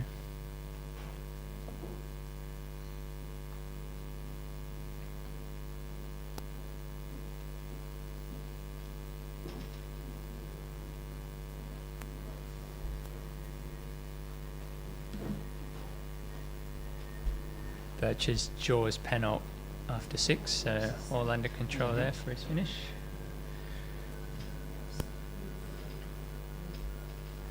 they're good and full for discussing the leave here, aren't they? No other reason they'd be standing around looking at that spot.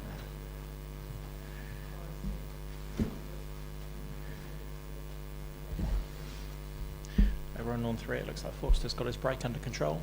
He's just coming up 2-4 now, and partner ball's on penalty, so he'd certainly be hoping to finish from here.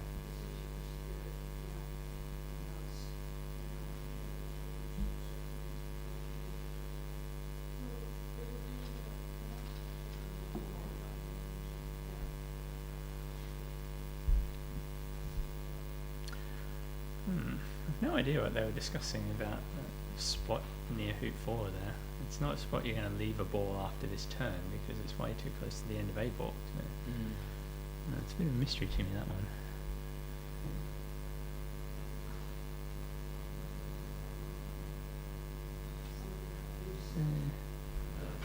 Red's a little bit short of penalty. I think he would have liked that another couple of metres further on, but he's okay. Shaking the tension out of the arm. I know that feeling at this stage of a break. But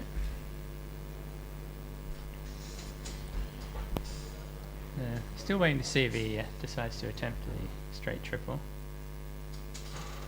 Yellow's gone to a good spot for it so far. I don't think red is ideal, but it's okay. Birch's rush peeled penalty, so he's now 2 back and Rover. All nicely under control.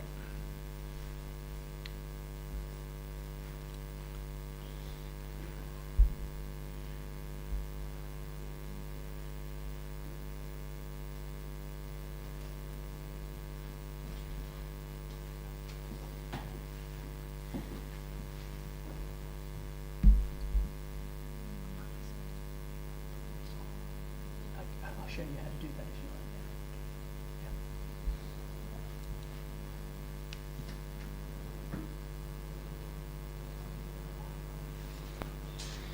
So he's going for it.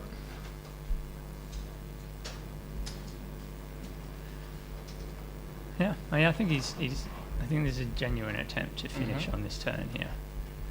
What's the sort of probability of a straight triple for a good plan? Low.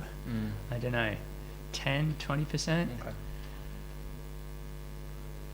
I don't know how many straight triples Jack has done in his croquet career, but I guess it's not many.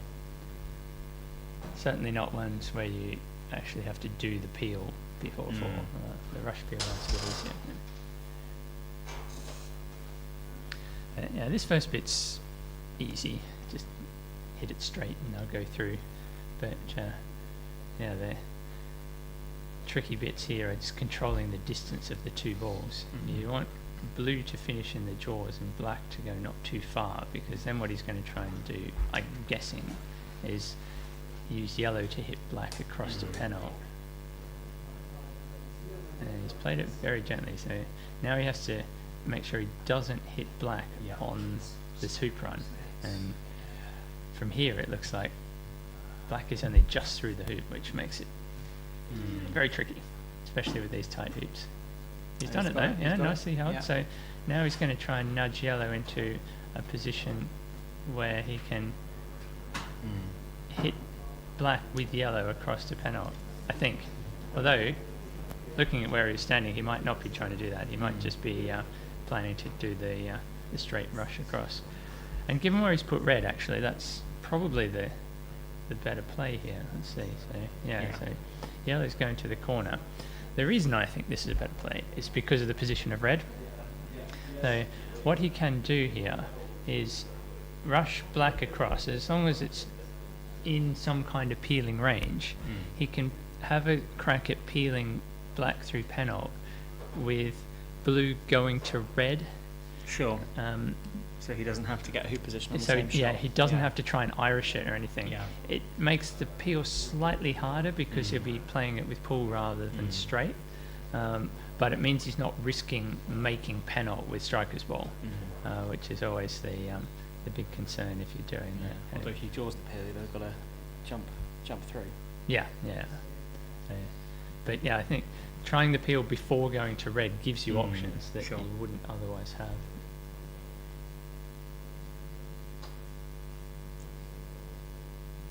So it's all on this rush now.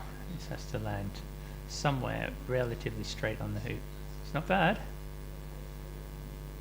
That is a great effort. That's a great shot. Round of applause from the spectators. I'm not sure it was worth quite that much applause. Maybe 50% of that applause would have been appropriate. So now it's almost straight enough that he could consider trying to Irish this. I think, is that what he's going to try? Can't tell. Can't tell yet. He's getting down on the ground, so I think he might be intending to play this straight. And he's still got red as the insurance ball. There are places where blue can land. There are places where blue can land where he can't hit red or run the hoop. So he wants to try and avoid those. That would be a suboptimal shot. Yeah, exactly. He's calling Fulford out for advice on how to avoid those traps.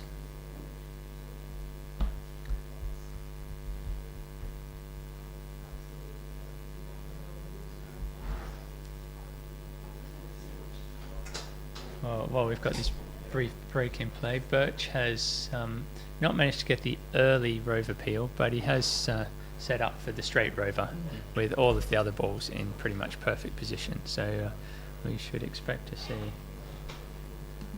him pegging that out pretty soon.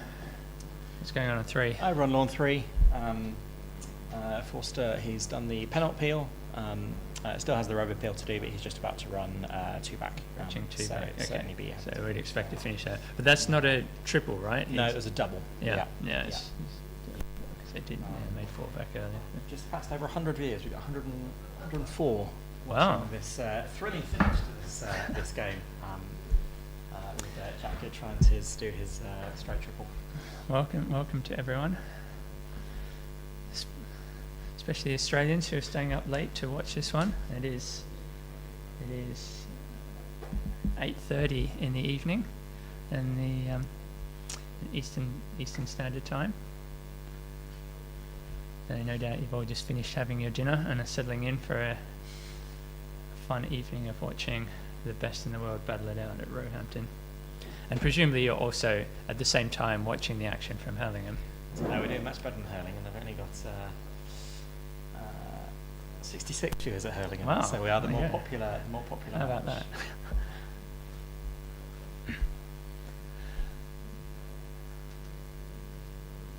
I imagine it's mostly the English interest that is creating that difference. But the Americans won't have woken up yet.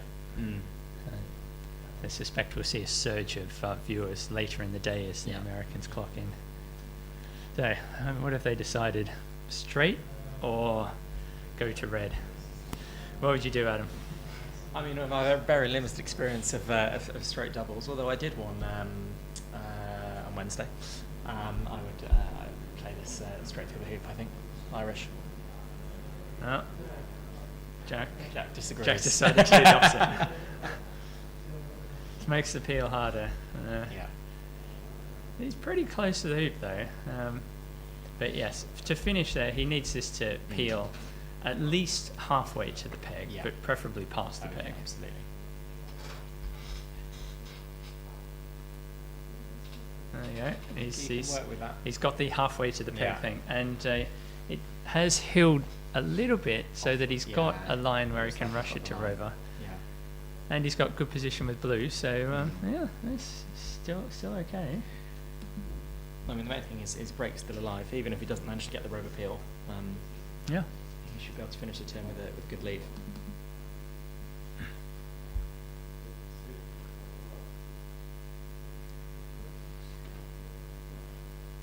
Yeah. So now he has to work out how to manoeuvre the balls so that the last one he plays is the rush of black to rover, and he needs a deep ball. And this is a scenario where you need a deep ball. Yeah.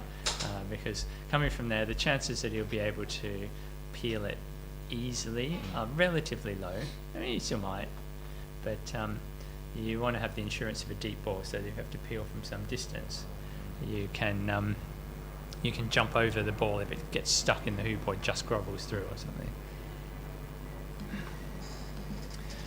Birch is now peg and peg, so he's going to be pegging out in a second to take game 1. The result there will be 17 TP.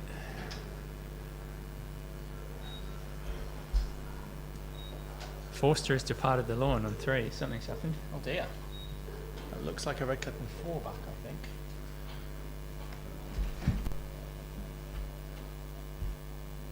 Yes. So I think Australia are a 4 back and Rover against 1 and 3 for England. Good run it to a slightly awkward position here. He's now got black on his backswing. I think he's got just enough space, I think, to hit red. He doesn't have to hit red very far. He can just tap it, so it should be okay. Yeah.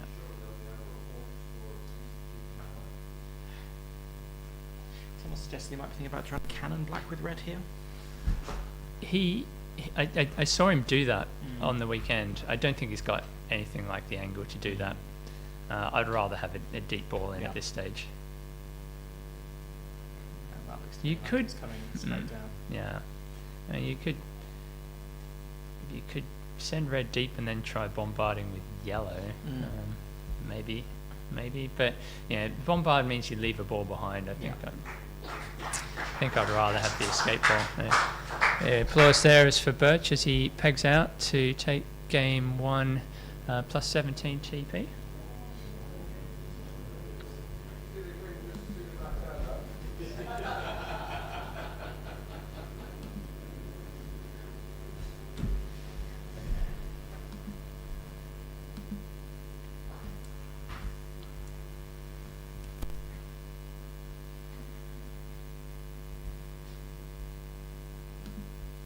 Sort of halfway between a deep ball and a side ball.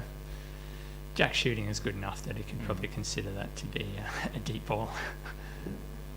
Some of us would like it slightly closer to the south boundary, but yeah, he's got blue the right side of yellow, so we'll see if he decides to try to bombard. Well, we might see if he decides to try. It may be that he decides to try but then doesn't execute. Yeah, I don't think he decided to try. That's a disaster. That is not ideal. That's horrible. And he's put yellow on that line that he wants to rush black down now. He's got just enough space that he can sneak past the right-hand side of black.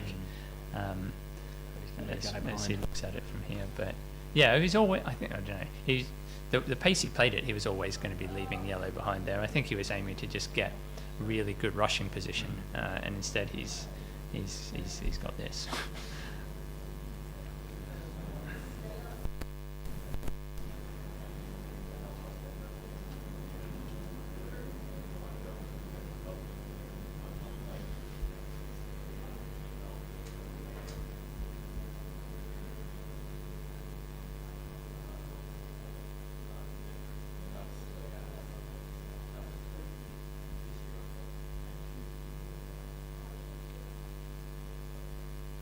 Yeah, he's pushed yellow out of the way, but now he's ended up with a cut rush to Rover. This is looking like an unlikely finish at this stage, but he's just needs one good shot. It just needs one good shot, exactly. It's not over yet.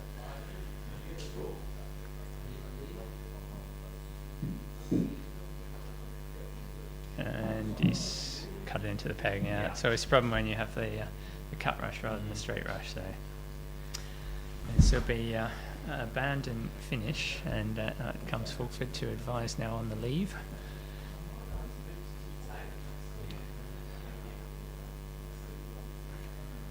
Quite like the idea of a spread here. What do you think, Adam? Yeah, I mean you've got two balls in the vicinity of the peg. Yeah.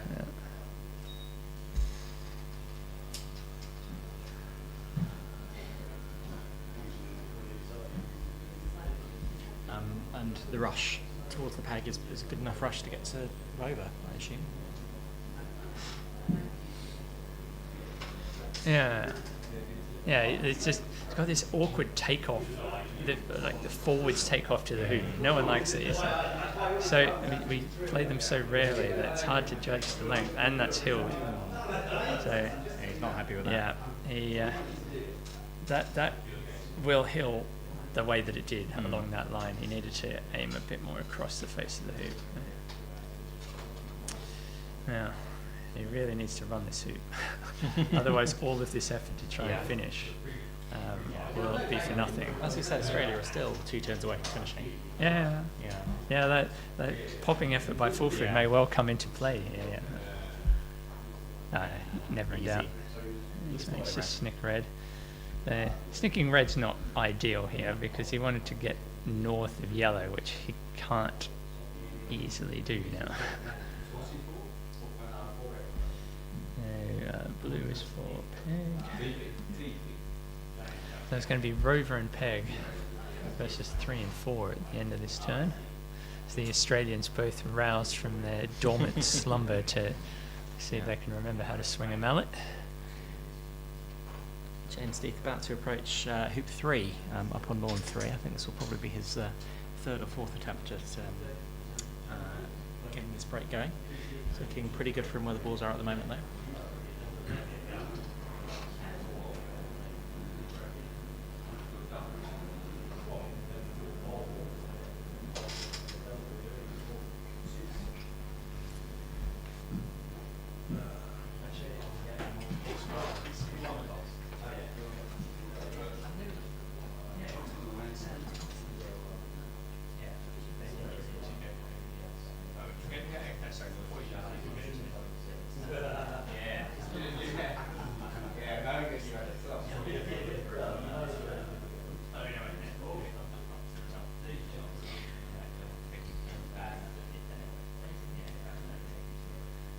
And over on lawn 3, James Steve has, despite a slightly wayward hoop approach, managed to jump the blue ball through hoop 3 and now has some nicely positioned balls that he'll certainly be hoping to end this turn with a clip on 4 back.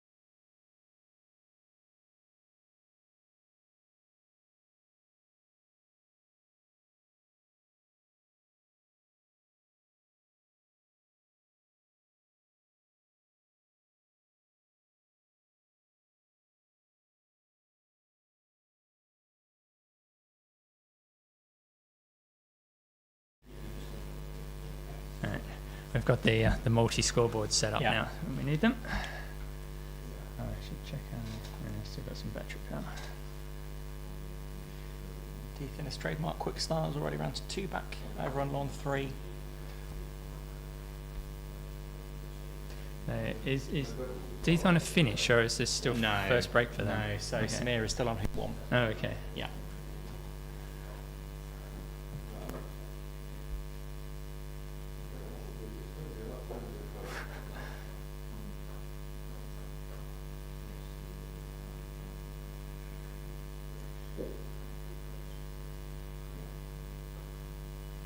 Yeah, so more or less the same leave as first time round, except for yellow being in the middle of the lawn rather than on the south edge in your corner 4.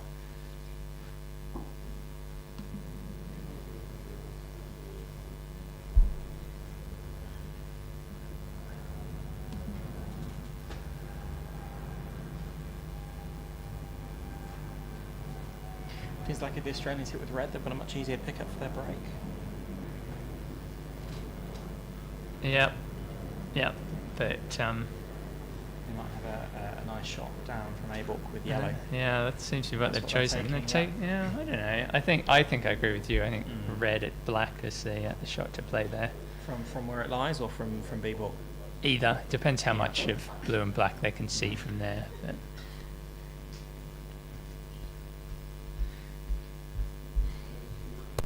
So a big shot now from Dwayne McCormack.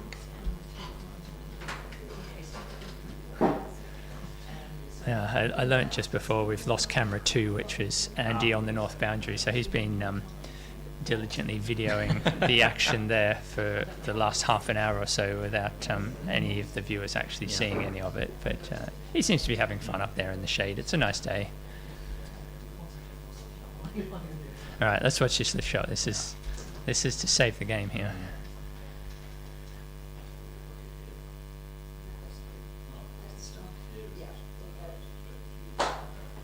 Good contact. No, missing everything. Oh, hit on the rebound, though. Doesn't count. Does that count? Doesn't count. No. They changed the rules on that one. Okay, now trivial finish for Fulford. Certainly hope so.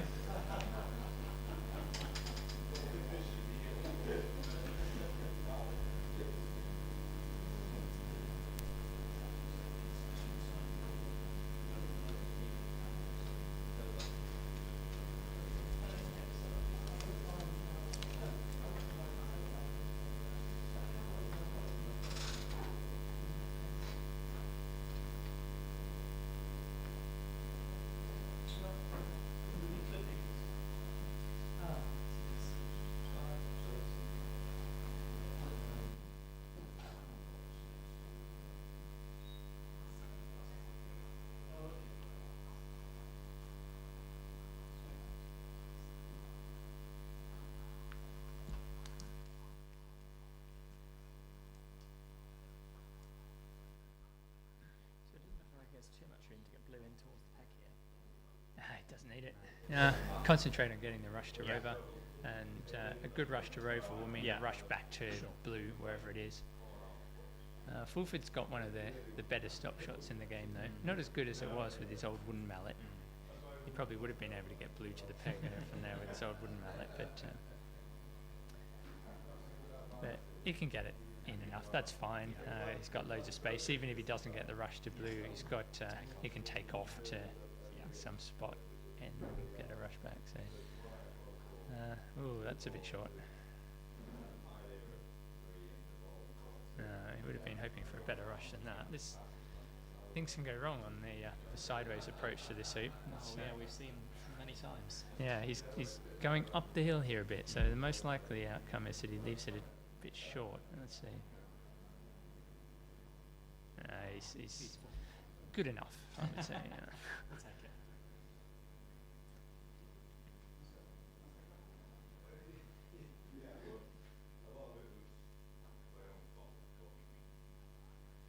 Safely through and almost the rush back to blue. He can cut it a good chunk of the way.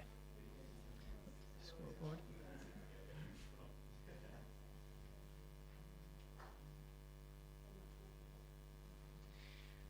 over on lawn 3, James Deeth has run 3 back, just setting his leave. And then the Australians will have their lift shot. What's the clip situation there now? The Australians are 4 back and rover Okay. against 4 back and 1. Okay. So, yeah, they'd like to hit their next shot then. I guess. Absolutely.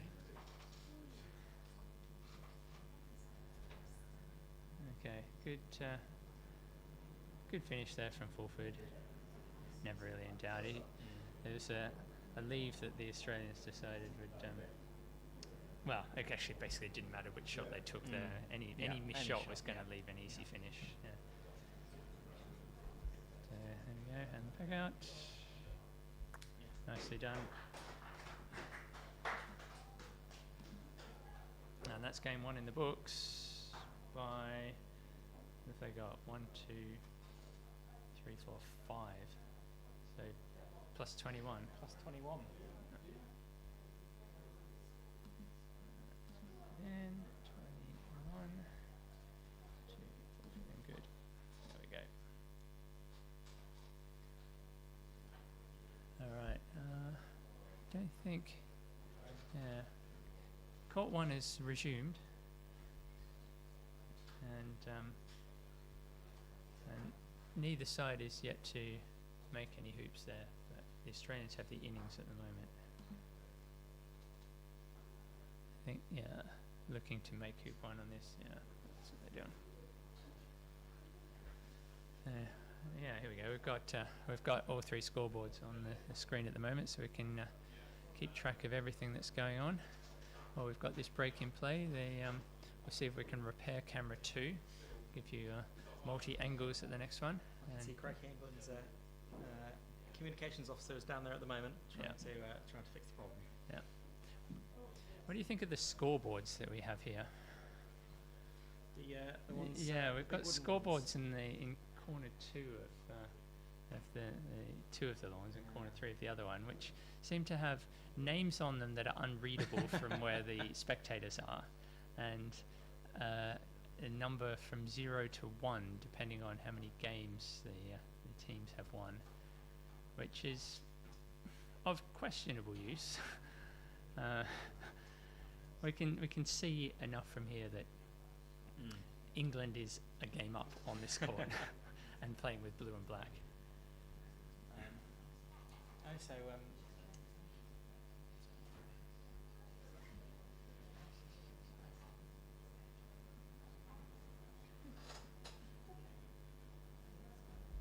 All right, so tell me what you thought about that game, Adam. What have we just seen, and what can we expect from the next one? Well, it was interesting. I mean, both sides had their chances. Australia with their clips on 3 and 4 would have been disappointed that they didn't manage to make more of their opportunities. They only had one opportunity, didn't they? McCormick never took Croquet. Yes, yeah, that's true. So it was only Berryman that had a chance, and yeah, he had a good chance. He would definitely have expected that he would take that round, but just that, I guess, tiny bit of nerves, slightly over approaching hoop 4, and that was the last chance they had, wasn't it? And then Fulford had a nice turn to 4 back with 2 pops. He had to work for it, having jaws both pops, but he got a good enough leave out of it. And twice they went for the reverse OSL, and that made sense because of the clip positions both times at 3 and 4. Sure, Good would have been disappointed he didn't manage to pull the triple off. Maybe, but I mean, every time you embark on a straight triple, you're thinking that there's a chance it could succeed. But, well, he would have been disappointed not to get the 4 back peel in earlier, really. Yeah, I think he was a bit loose, wasn't he, around hoop 4, hoop 5, hoop 6, so he didn't. He missed the opportunity to get the easier peel earlier on. Yeah, as I said, I would have liked to see him try for 4 back before 2 back, and maybe now that they've got a game under their belt, they might decide to be a little bit more adventurous in the next one. But time will tell. Do you think we'll see anything different in the next game from either side? So the Australians won the toss. Sorry, the English won the toss and chose to go second in that first one. So not what you'd expect. So the Australians will have the choice for the first game, the second game. Yeah. What do you think they'll choose? I mean, I imagine they would choose to go first, but obviously that didn't work out for them this time. I think they did have the first opportunity at a Yeah, point, exactly. I think, so. Yeah, good missed by a long Yeah. way his Yeah. shot from corner 3, turn 4 in the last one. So the Australians might decide, well, it worked for us in the previous one, going first, so maybe they'll do it. Do you think they might change their option of east boundary? Maybe a super shot? Possibly super shot, yeah. I suppose they're thinking that Jack hasn't been shooting as well as he can at times. Well, the that's super their shot will be chances, less yeah. about what your opponents Yeah. are doing, more about Yeah. what you're doing. Sure. So, I mean, given that McCormick has taken 2 shots and missed both of them, maybe they won't feel like their shooting is super just at the moment and might opt for the quieter east boundary option. I should say everyone on 3, I thought Deeth was going to finish at 4 back, but he's not. He's going all the way to peg and is about to peel Oppo through Rover, and then we'll take yellow off. I wonder if we can get some vision on this. Can we get vision on court 3? It looks like some exciting stuff going on. Yeah. Okay. We're going to go over to court 3. Yeah. Because so a pegged out ending is more exciting than an empty court. Could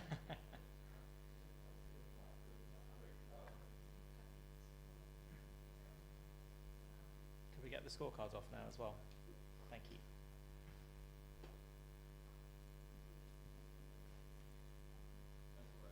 We'll need the score card of court 3. Yeah. Okay, we've got that. It's here. You just have to set it up on OBS like the other one.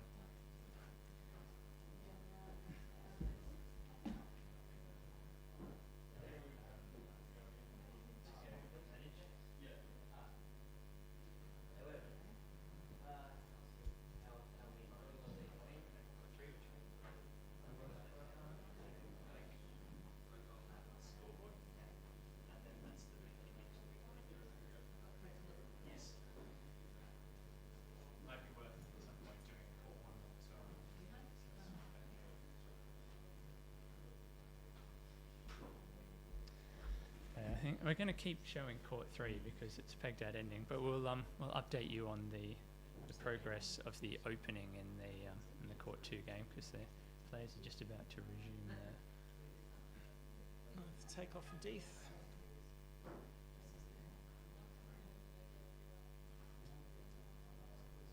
So Deeth has made all the hoops now. He's for peg, is he? Yeah. Okay. And he's just so is setting yellow. up the yellows for peg, so he's just about to get the rush yellow to the peg. So this will leave 1 and 4, 1 and peg versus 4 back. Yes. Right. Yeah. 4 back and box. Yeah. Okay. East boundary again in the court 2 game. Court 2. Berryman has done the exact same thing as the first game, except with blue rather than yellow or red. What do you have? Red last time. Berryman was red last time. Yeah. And now he's blue. Switch the colours around. Yeah, they've done that down on Lawn 1 as well. They've switched the colours. Yeah. Yeah. Change your colours. Change your fortune. And will we see? Yeah, Fulford doing the exact same thing. So we've got a exact repeat of the game 1 opening here. That's the chat with McCormack did hit third turn in game 1. He did. Yeah. He hit the corner 4 Yeah. ball. Yes. I'd written it down and then forgot all about it. Deeth is pegged out yellow. Pegged out the yellow, and will presumably go down towards corner 4. Where is black? Black's up in corner 2. I was going down to corner 1. But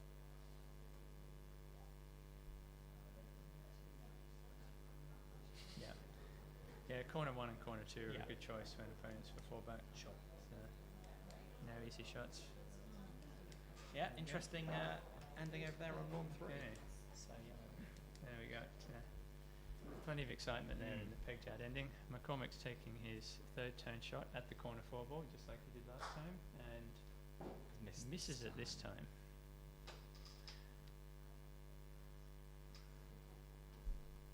Good certainly fancy his chances at this double.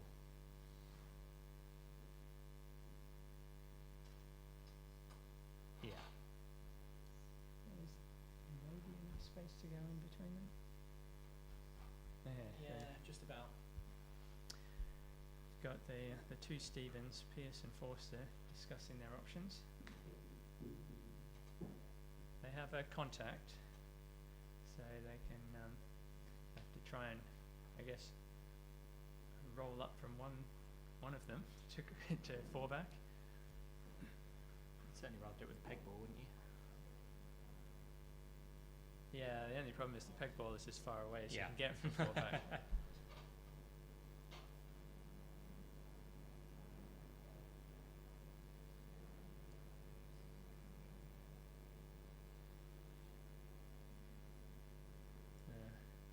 Well, we've got a good view here of both Good's turn four shot and the court three game. Oh, he has gone straight He down the went through middle. gap, Yeah. and he can't believe he missed it. Yeah, straight down the middle. What are the odds? Oh, another fourth turn chance for the Australians. Mhm.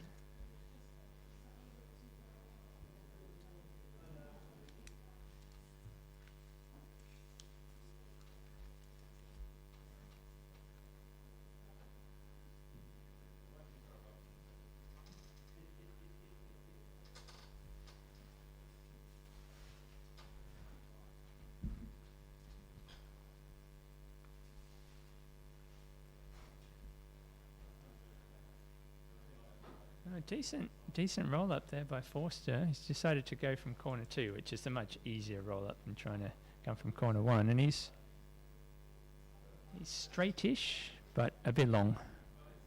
They're looking, he's not even considering the hoop run. They seem to be discussing just parking it in front of four back. Just fine as long as you actually get the wire.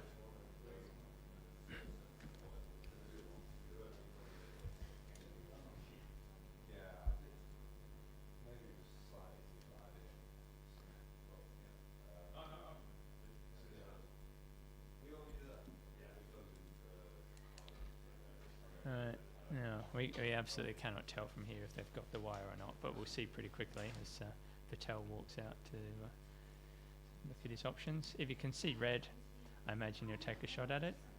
There's nothing to lose by taking a shot at red. If you can't see any of it, then he'll just He's going for it. join up in corner one, but yeah, he's looking at it here, so it's it's obviously not as wired as Forster was hoping for.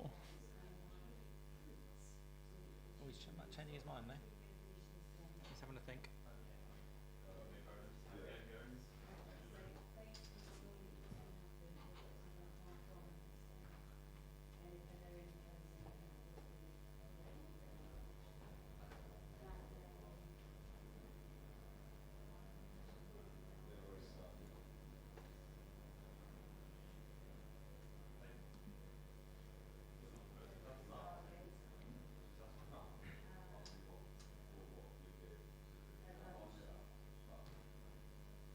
So it looks like Patel is he hit it. has Yeah. hit the ball.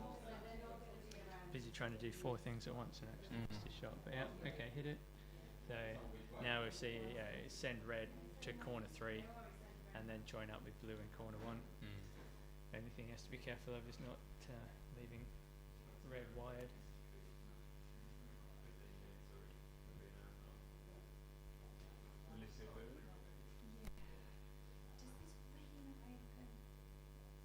I think it opens, yeah. I haven't seen it open this summer, but I think it opens. Okay. If we could just open that door, then I can get you a plug. I can plug you over here.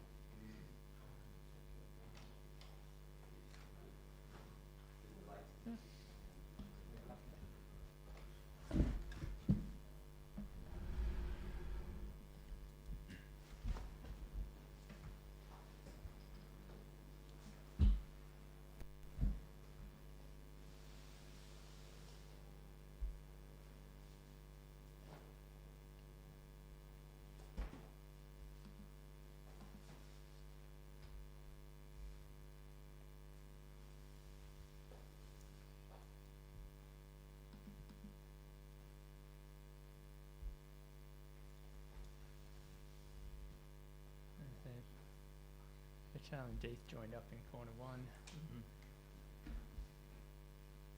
Obviously not with a rush to anywhere because blue was already in the corner. Yeah. But so. Does this have to be now?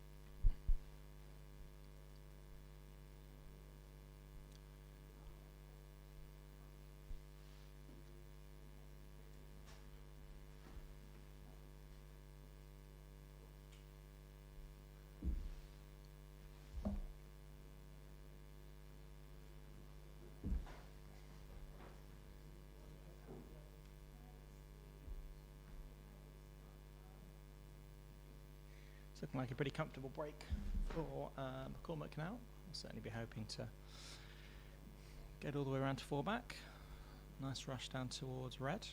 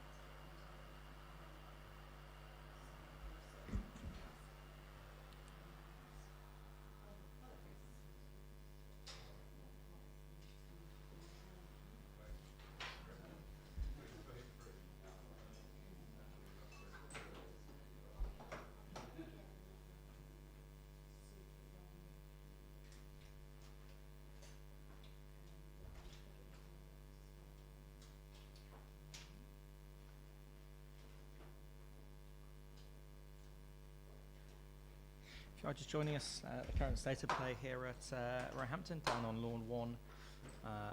Avery and Birch of England are 1-0 up against Hill and Bassett of Australia.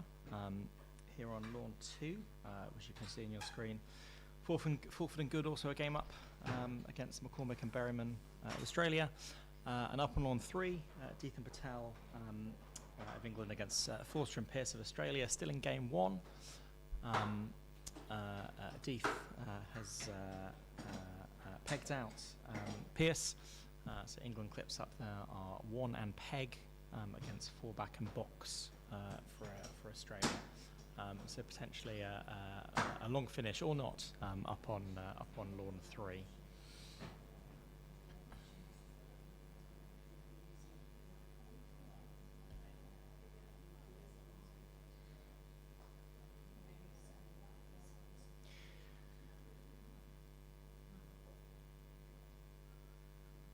And here on Lawn 2, McCormick's got all the balls in the lawn now, so it should be a pretty comfortable turn to get round to 4 back, I imagine.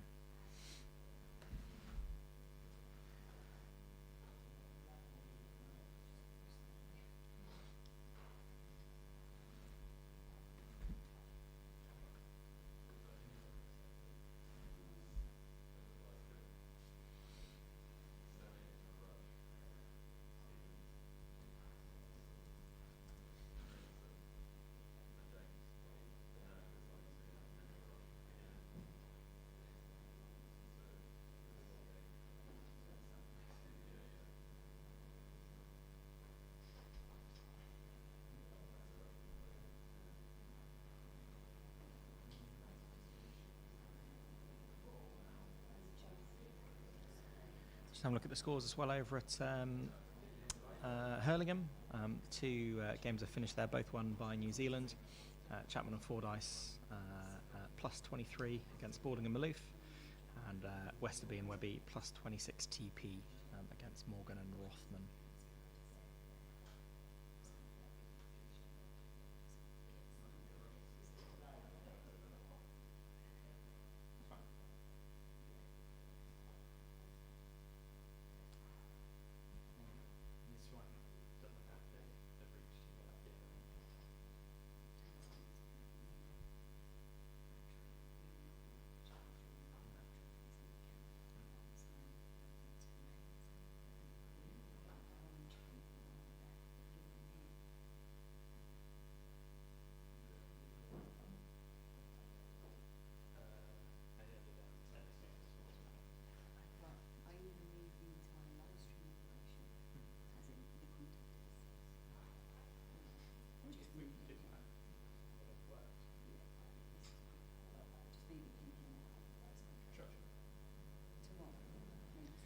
Bit of conversation going on with the Australians.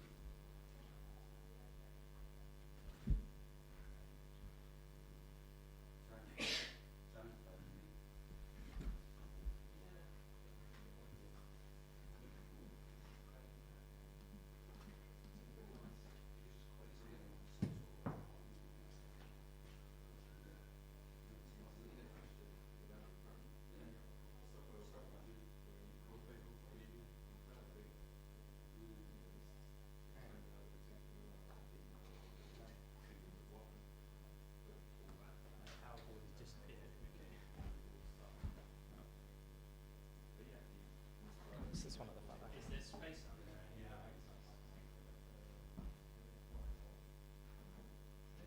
Without power, we're not going to have a scoreboard.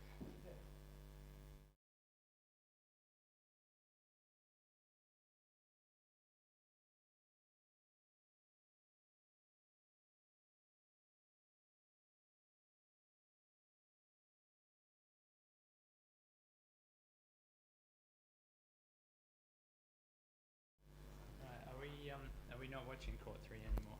No, the live stream is the pictures are from 2. Up in Court 3, no more hoops since the peg out. Heath and Mattel do now have a rush in corner 1 set towards hoop 1, which they didn't previously. They did previously. I've been watching it for a few turns, and they're going around in circles at the moment. They keep setting this same leave with their balls paired up in corner 1, and Forster in corner 4, corner 3, opposite corner, and Forster keeps coming down to corner 4 or the south boundary, and then they keep sending him back up there and joining up again. So he's going for the hoop at some point. Well, I'm not quite sure what the end goal here is. Yeah, getting him past a clad perhaps.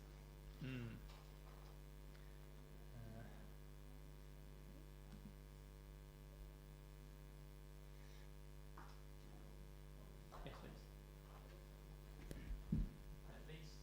At least until something happens. It's untrue.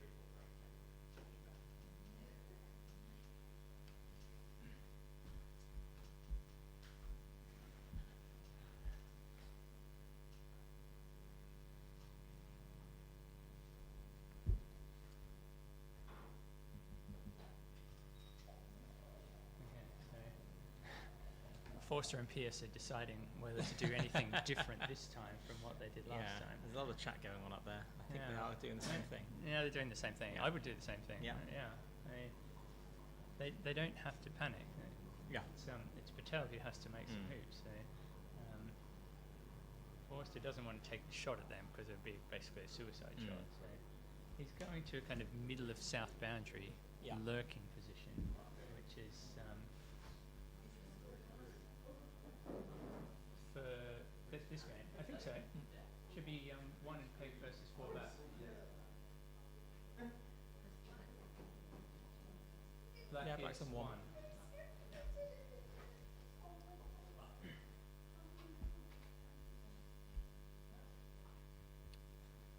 Some sort of excitement going on over there. Don't know what. Yeah. The excitement's not with court 1 though. No. Court 1's. Oh, there's some sort of hampered shot going on here, but he seems to have Yeah. Seems to have managed no coped. problem. No, I'm watching court 3.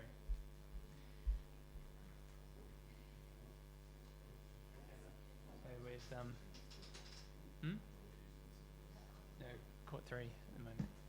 Yeah, pointed at court 3. So will Patel go for the hoop here, do you think? He's going to have to at some point. Yeah, red's in the middle of the south boundary, so it's not an easy start, but he Big screen. Oh right. Some excitement about a big screen. Oh okay, yeah. The big screen all the way through there. Ah, I guess. the big screen at the Roehampton Club is currently showing the live stream. Coverage.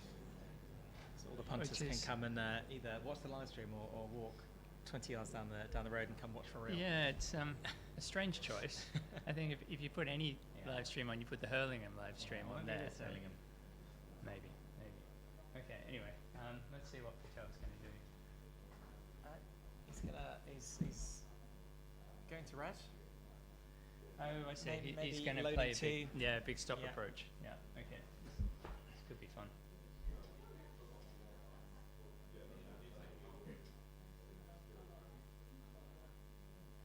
Yeah, this is one way to dig out a break. It's not a. Yeah, he's got enough space that he should be able to get red a long way north, so that if he doesn't make the hoop, he's not giving a huge amount away. Safe, yeah. I guess the worst case scenario is he finishes in a position where he can't join up if things go wrong. He sent red to basically level with 2. And he's not got hoop position. He's ended up very close to hoop 1, but side on back to it. to back to where we were before. So he's going to join up and leave a shot for red that would be a suicide shot probably if he misses it, but would win the game if he hits it. At some point, Forster's going to have to take a shot. Yeah. But he's got a while. Patel's still got 12 hoops to make. Yeah. There's some interest left in this game. Yeah, Absolutely.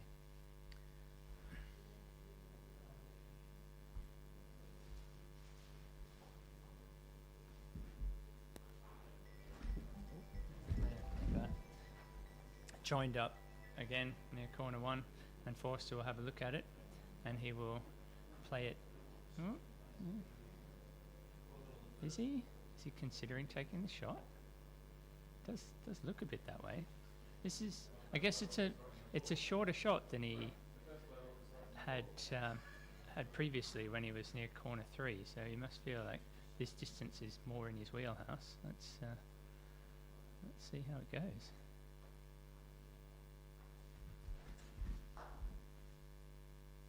Watching it, yeah. Oh, centre ball on black, and the crowd goes wild. So that gives him a chance to finish. It's not an easy chance because he's still for 4 back, remember. So he's going to have to now rush blue up to 4 back. But he's got a reasonable amount of space to do that. He should be able to send black to somewhere near Rover, getting his rush across.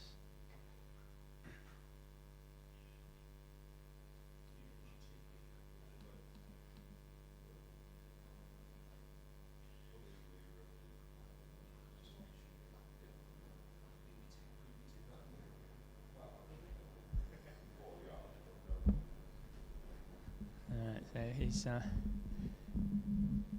he's played it nicely. Black's nearly at Rover, and he's got his rush pointing straight at 4 back, which he's played pretty well.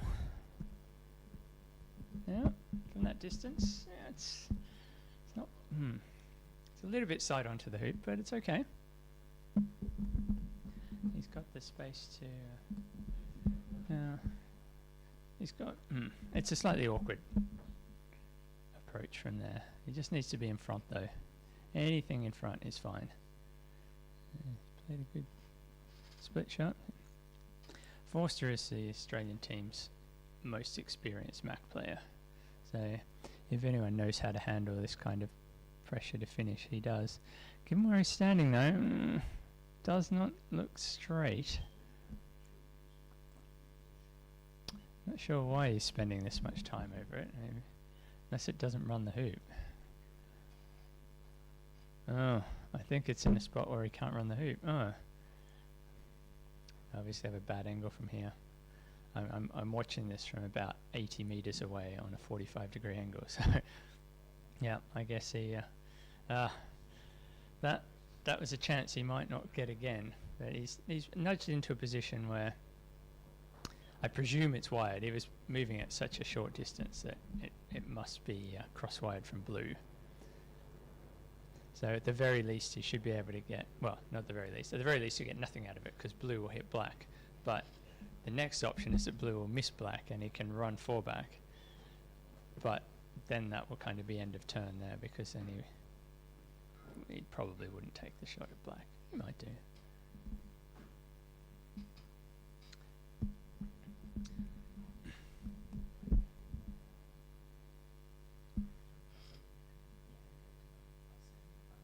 Okay, yeah. So Deeth will have a quick look at it and decide that he can't see any of red, so he's going to take the shot at black.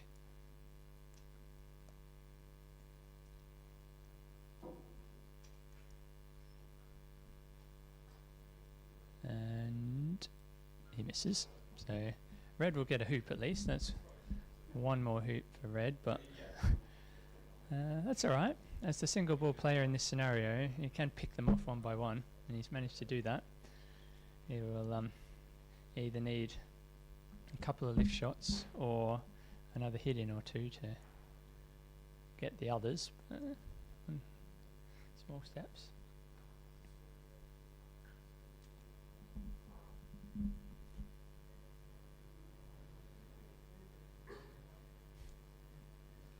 So 4-back scored by Forster, and I think we'll see him run away to a corner of some sort now.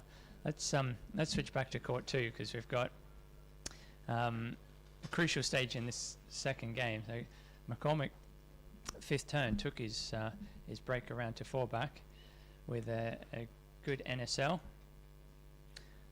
Both opponent balls on the wires of hoops 2 and 4, so the England team have sent out their designated hitter to take the shot. Let's see if he remembers what happened on this shot when he took it 4th turn in game 1. Will he aim a bit further in lawn this time? Here's his one cast and then hit. It's closer this time, but still missing boundary side. Yep. Didn't allow for enough hill. Possibly also didn't start it on line. His reaction wasn't one of that was definitely hitting and then held off. Yeah, so Berryman gets the chance to finish now.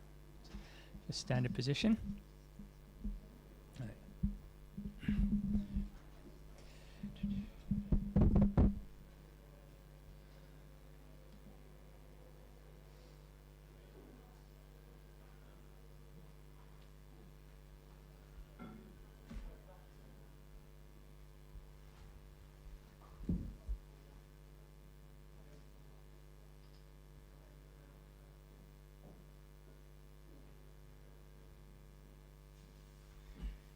Up and along 3, Forster has now run 4-back.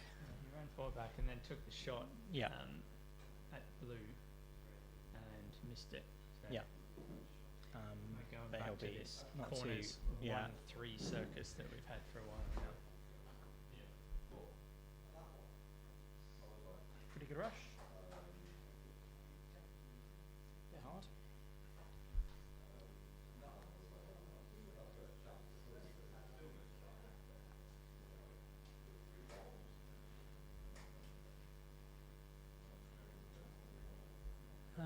Yeah, I was just deciding. We've got some exciting action on two courts at the same time here.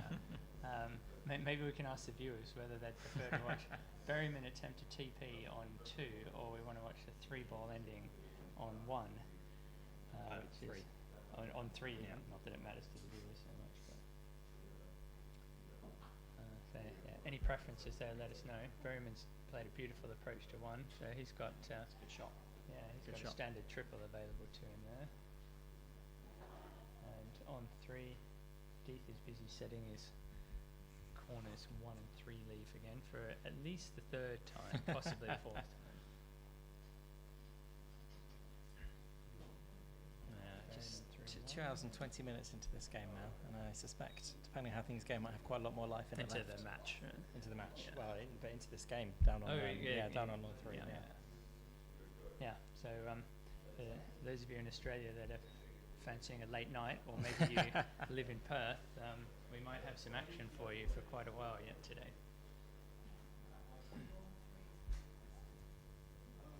Lawn 3, court 3, yeah, okay. Yeah. We'll go with what the crowd wants. I'm happy to watch 3. The 3-ball endings are pretty exciting. We'll keep you temporarily updated with the action on court 2 as Berryman approaches hoop 2. So, Forster is once again surveying his options. I mean, I don't know, but I can't imagine he's going to do much different to what he did before. He's walking down to have a look at the balls in corner 1, I think. Yeah, I guess he's got. Maybe he's feeling a little bit more confident having hit his last long shot. Yeah. That he thinks maybe that's a more of a playable line. Or maybe he's just deliberately stalling while he debates. Let you know that Berryman is approaching hoop 2. He's got himself perfect position. Looking like he's been playing on these courts his whole life. Yeah, nicely through. Now he needs to do something about setting up a peel at 4-back though. His hoop 3 pioneer is very close to hoop 6 at the moment.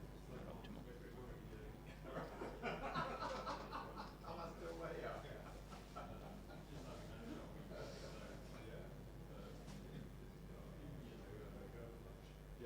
Forster's still debating what to do here. He made up his mind several times previously. I don't know why he'd do anything differently this time.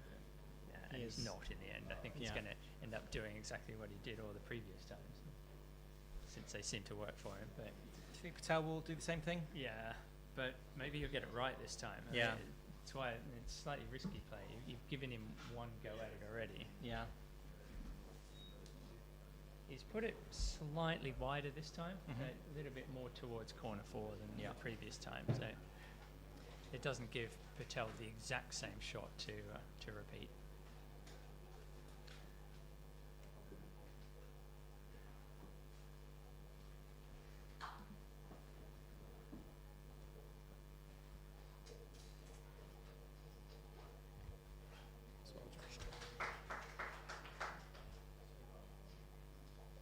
Decent shot there by Berryman, but not worthy of the round of applause. Very selective with what gets applause, Joel. He kept it on the lawn, I guess that's something.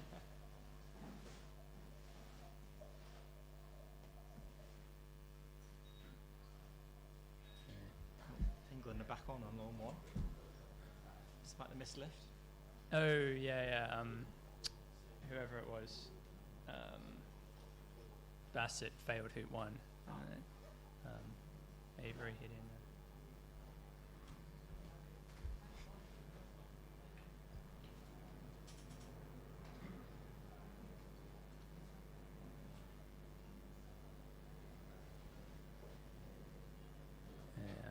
Yeah, Patel's busy stalling. Maybe we should switch back to court 2 until he decides to turn up and play his turn. So, yeah, I think this is quite a good point in this break anyway. We've got Berryman trying to set up a standard triple, and his Peely is just about at hoop 6. He's decided to take off from yellow, so he's not He's chosen against having a decent escape ball. It's a good takeoff though. He's given himself a good chance of a rush to then croquet into peeling position.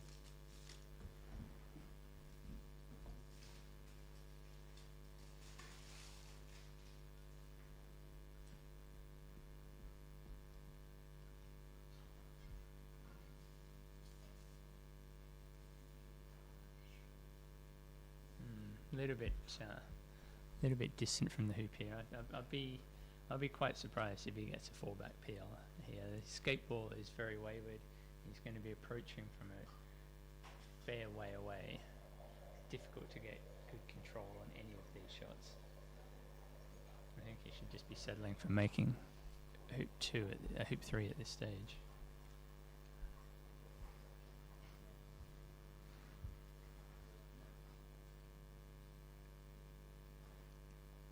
Pretty good shot. It's not bad. And black is peelable from there.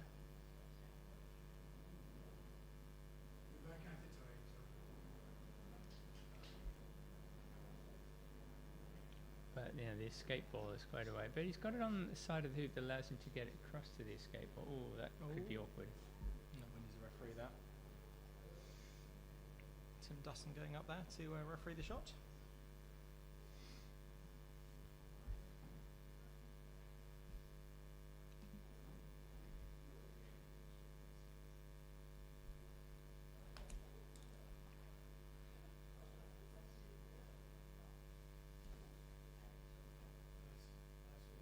You're just having a break on lawn 3? I think so. I'm not Having a lunch break maybe? Maybe. I mean, Patel's just standing there watching stuff. I don't know, maybe he doesn't realise it's his turn. I don't know. It is. I think there's very complicated lunch rules in the map, but it might be. It might be a point where he's allowed to have lunch. Yeah, no trouble for Berryman there.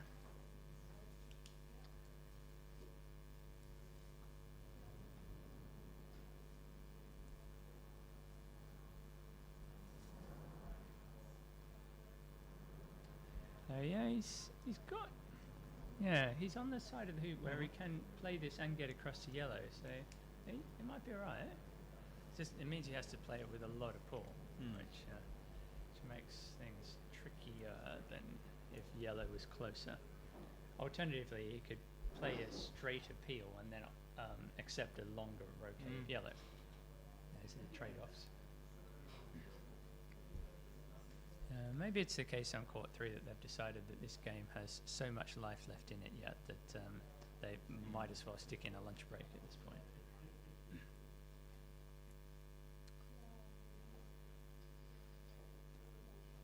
Yeah, we're stopping the clock on 3, are we? I have stopped the I clock think on 3, that is what's going on. Everyone's just standing around having a chat. They're having a lunch break though. I don't know why they don't actually go and have lunch. Oh, I don't know. Are they having lunch here or are they having lunch somewhere else? I think they go over to the clubhouse for it. The peel bounced off from Berryman. It's a shame. Unfortunate for him, but the break still goes on, and he's got more chances to peel later on. No, he doesn't. He just missed his shot at yellow. Okay, that was a bit of a disaster. Yeah.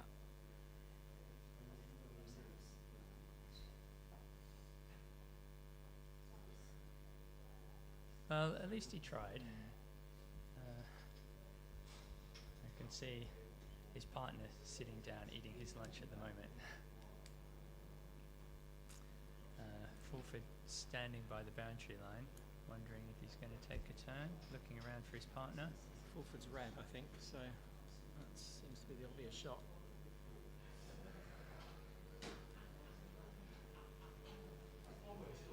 Red at blue, you think? That's what I would think. No. I mean, it gives the innings straight back if he misses it. Oh, sure. There are alternatives. Yellow at black is pretty short. Yeah.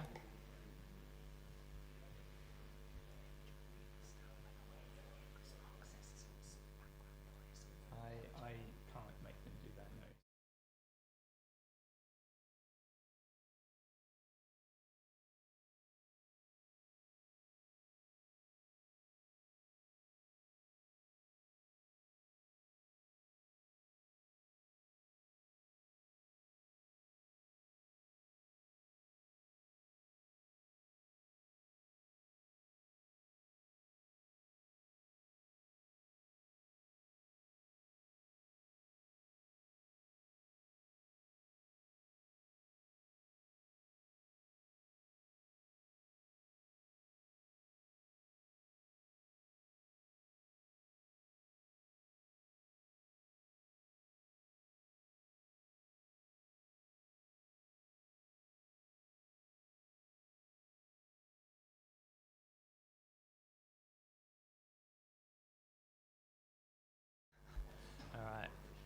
microphone was muted there for a second. We missed commentating on the dramatic miss of Jack shooting yellow at black there, and as you could tell from the reaction, he could not believe it.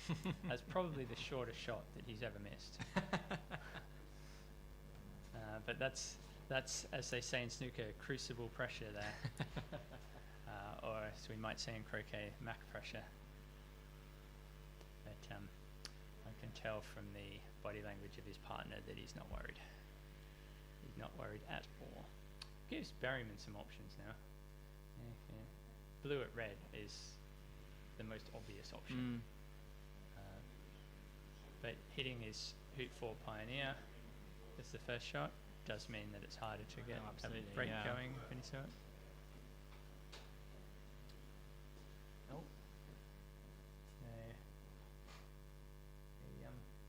Yeah, McCormick and Berryman are busy discussing something, so I think they're still intending to play.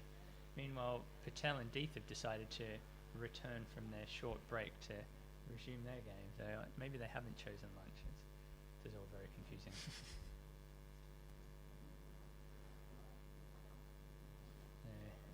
Berryman's taking the shortest shot.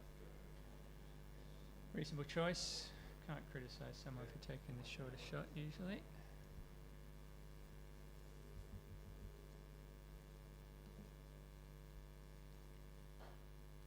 And he's missed it as well, so what on earth is going on here? Poor shooting all round. Yeah. This is this Mac pressure? I think it must be. And Berryman's a better shot than that. He wouldn't normally miss that length, but you say the same of Good. It's no one hits everything. Good gets another chance to have a shot. Yeah. See how long both teams can keep windscreen wiping before we get some sanity resuming. Up and on 3, Patel has now run hoop 1. Has just left red where it is, I think, although has now rushed blue back towards south boundary towards red. Not as far as he would have liked. And Good has just hit.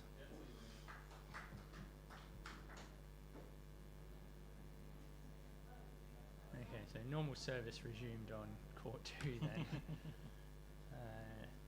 And yeah, the balls are such that I would expect Good to go round from here. Will we see a TPO? No, we won't. But we will see a ball to fall back, I think. Let's go check in on court 3. I think that might be where the action is now. Yeah, Patel's had his lunch break. Yeah. And he has made hoop 1. He's made hoop 1 and he's rushed partner ball to a couple of yards north of Oppo on the south boundary. But he's not got a rush to 2. No. So it's going to be another leave. It's going to be another leave. We're Yeah. going to see balls in opposite corners yet again. But yeah, that's 3 ball endings for you. It's a battle of patience often.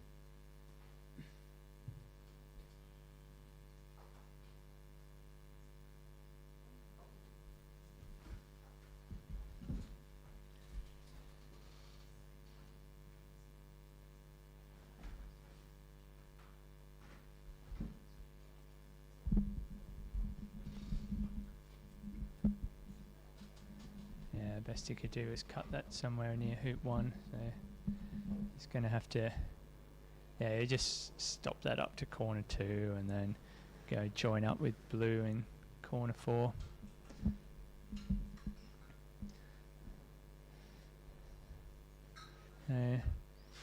Yeah, the Australians have the upper hand here in this one at the moment. It does feel like they have, even though they forced this single ball, it does feel like he's almost like the one's calling the shots here. He just keeps tempting Patel to try and dig out a break without actually giving him anything easy, but potentially generating himself an easier shot. So he's got a shot here that he might choose to take. It's unlike before when blue and black were paired up at black's hoop. Now blue and black will be paired up as far away from their hoop as they can get. So the risk of shooting and missing is much less here. would require a good long rush followed by a rush to the next hoop, or a rush all the way back and then a rush up. There's a lot of work to do, even if Forster misses. So I think we'll see him taking on this shot now. It's a long one, but it's much less risky than the other shots, one of which he took before, so we'll see. There, it's right. Okay.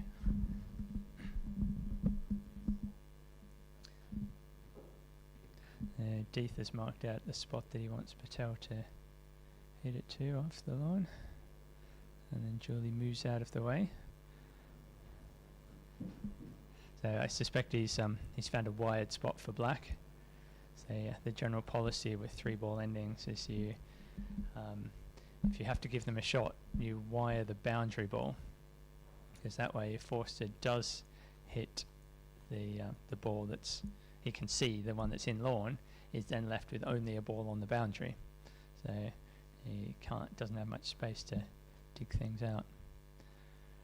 But what we now see is the two Australians walking down the lawn, both carrying their water bottles, which makes me suspect that lunch is back on the cards. They're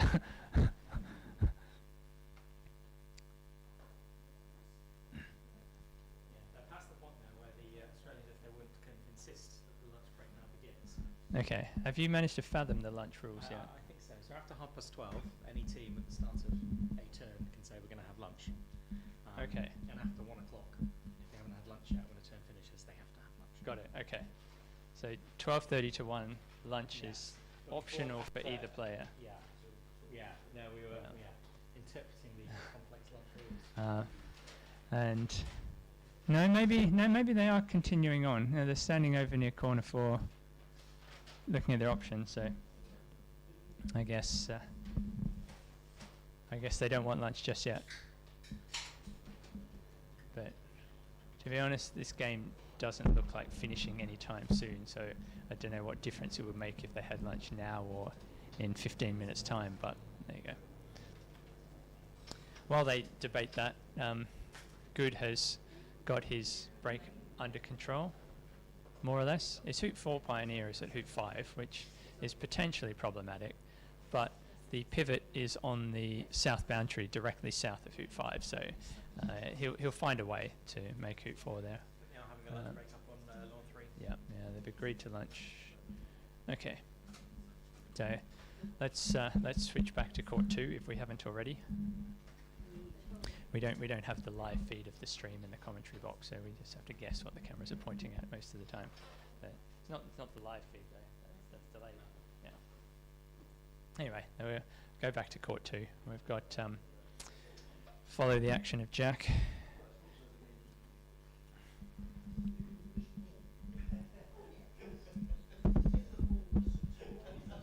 Lawn 1 have also stopped for lunch.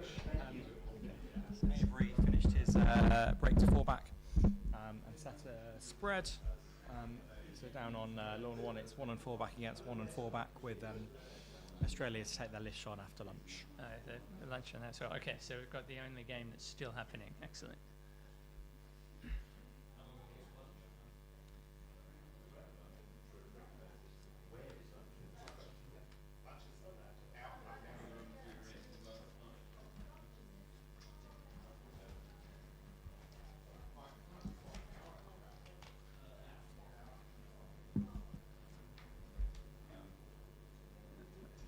Stephen, if you want an hour, I'm going to be happy with less than that, I imagine. But sorry. Yeah. I'm not. But yeah. Good played a nice croquet after 3 there, so he's got he's going to pick up the pivot after hoop 4. Hoop 5 Pioneer is good enough.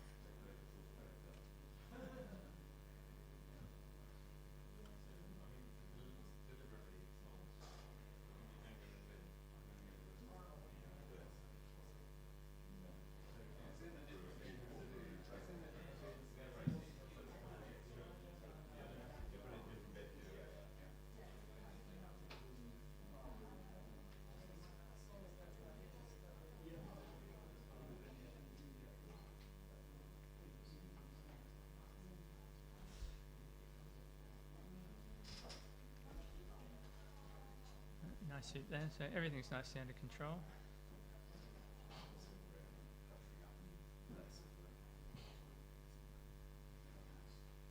I imagine he'll just rush black up the lawn a bit and then take off back to blue, but he might tap black and then croquet over to blue. Having a think about the two options here.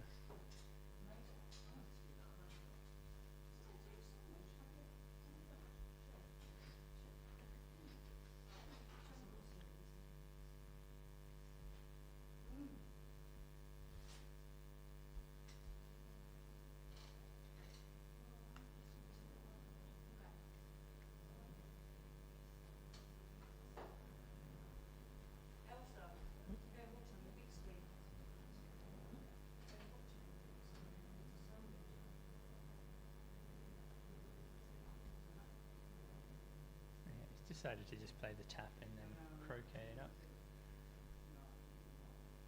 With blue already advanced to hoop 4, there's probably not much to be gained by trying any pops here, so I think it would just be a ball to 4 back. What kind of lead do you think we can expect out of it?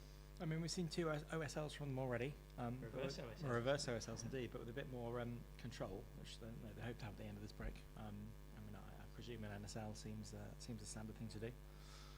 Or possibly a... What about a reverse NSL? So what's the benefits of the reverse NSL here? Well, they've got the clips on the same 2 hoops as they had throughout the last game, right? So pairing up on the other side of the lawn makes it difficult for them if they do happen to hit in.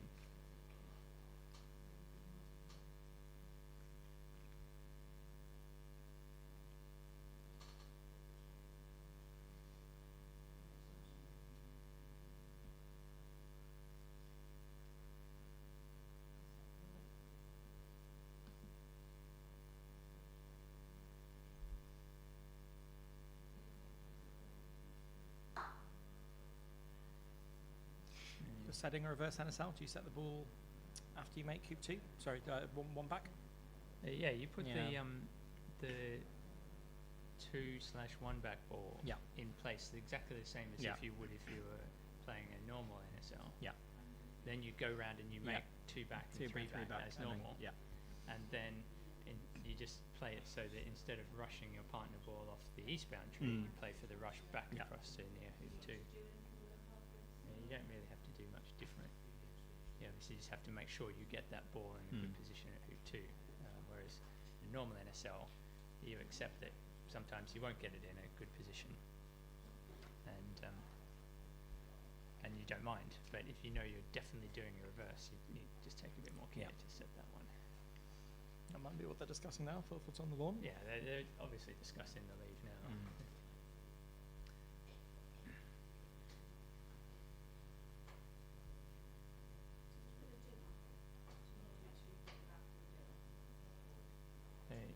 Normally for any kind of NSL, reverse, normal, ball on hoop 2, ball not near hoop 2, you want to make 2 back off partner, which would mean setting partner to 2 back now, which is totally doable, but we'll have to rush red a fair way past black, possibly to somewhere near hoop 4.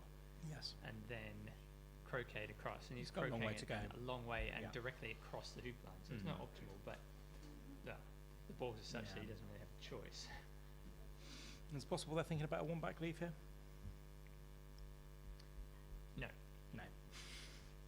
No, I don't think we'll see any 1 back leaves until maybe Tuesday, if the tie has already been won, and maybe not even then. We've got, I think all of the England players have a number of sextuples to their name in their career. One in particular is standing in the middle of court 2 at the moment, has 413 sextuples. 413 sextuples? And 2 octuples. 2 octuples. Yeah. And this is the most out of any player. This is, and second most peels of all time by any player. Do you know who the first is? I don't. Morm. Dave Morm, because he's played a lot more games. And Fulford has got 50% peeling rate. So that's 50% of the games he's played, he has won with a peeling turn of some sort. That's very impressive. And that is 4th all time in terms of percent.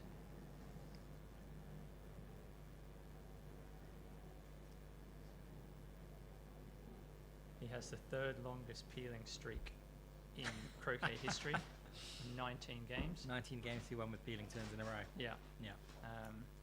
And he has a 43-game winning streak back in 1993, which is the 2nd longest. That's before I was born, Joel. Of all time. And he has this is his 9th Mac, and he has a record of 93 wins and 18 losses in MacRobertson Shield play over his career. I mean, that's the sort of player you're very keen to have on your team. Yeah. I don't think the England selectors thought too long about whether to select him for this particular event.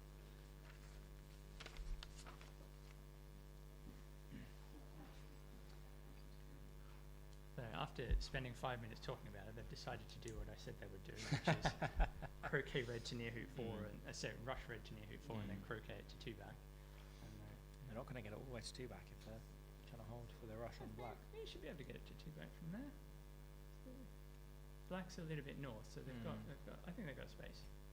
You've got space to get it close enough to 2-back to consider it a 2-back pioneer.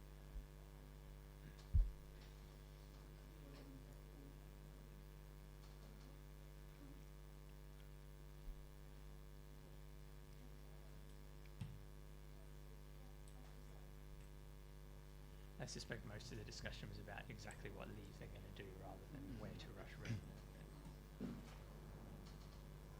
Yeah, there we go. So good distance on red. That's fine.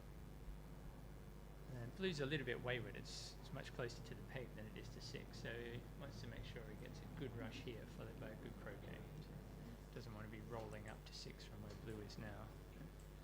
And he also needs to make sure that he doesn't leave too much stuff in the way of this croquet of black over to 2. And judging from his body language, he has left stuff in the way. But it's fine. Yeah. He can go either side of the peg. Yeah. As long as he doesn't run into blue Yeah. or the peg. As long as he doesn't run into something, he'll be fine. But I think he's put a little bit more stress on this shot than he actually needed to.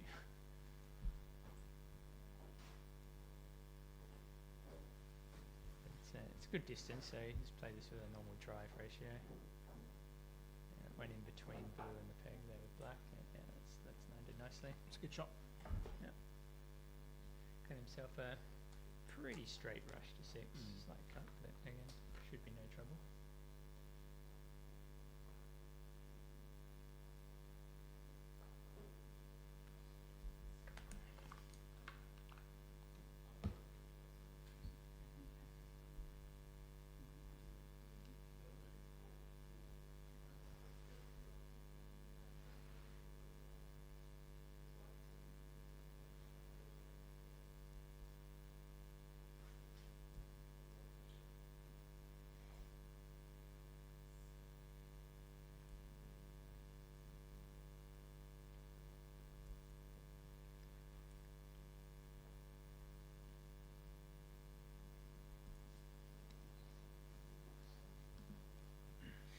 So if they're going to set the reverse NSL, they'll be looking to bring blue over to 1-back as well here. Blue to 1-back, and they're not doing that. No. Okay, so my idea is out the window.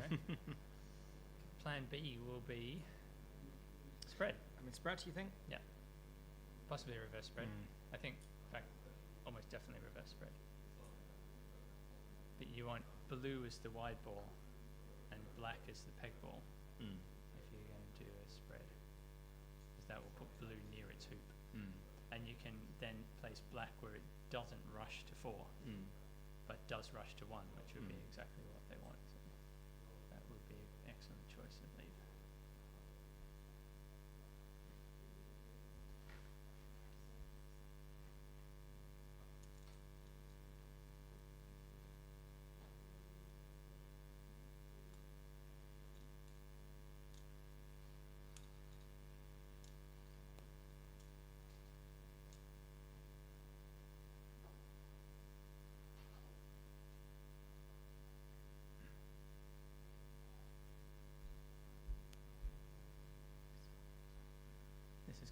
the only game going on in the venue at the moment. So, and surprisingly, most of the spectators have gone.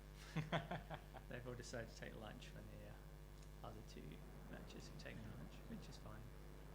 Got to take lunch at some point.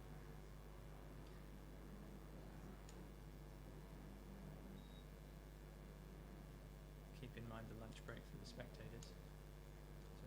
So for the commentators, we need lunch as well at some point. Okay, my idea of black to the peg seems to have been rejected. Interesting.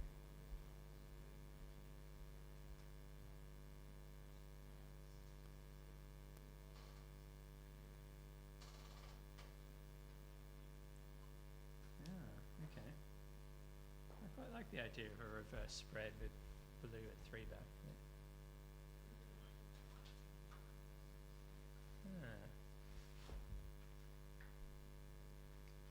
Interesting. I wonder if this is an attempt to leave red on the. No, cancel that. No, that would be crazy. So blue would be the 3-back pioneer. Going to make 2-back off red, and black sitting over there. What is black doing over there?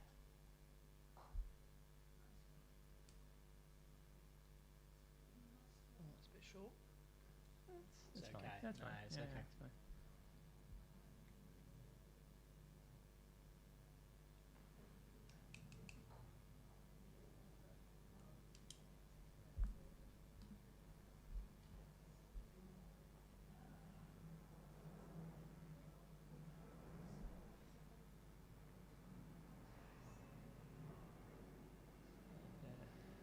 Red off to the same side as black. That makes sense. Now, where is red going to go here? Do you think red up to there? Okay, so this is going to be a reverse something. Yeah.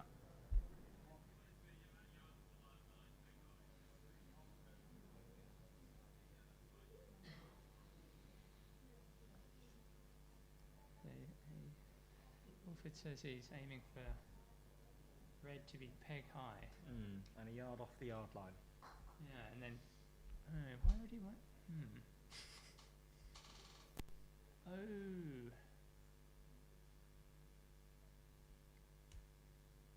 Oh, I know what he's doing. I think. What's going to happen, Joel? You tell us. So I think this is what you call a defensive spread. Hang on, let me get the whiteboard out. I hope we can get this on the screen.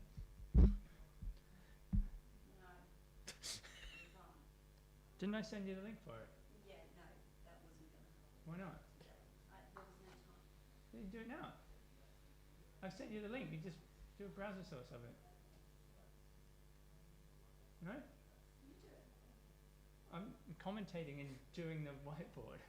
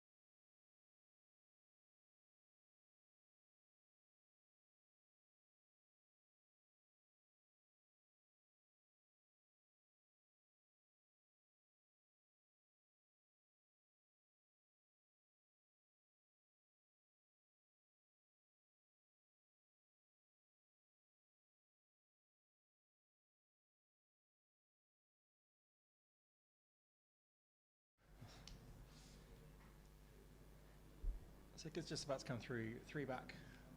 So we'll see what sort of leave we end up with here. Oh, just rolled through 3 back.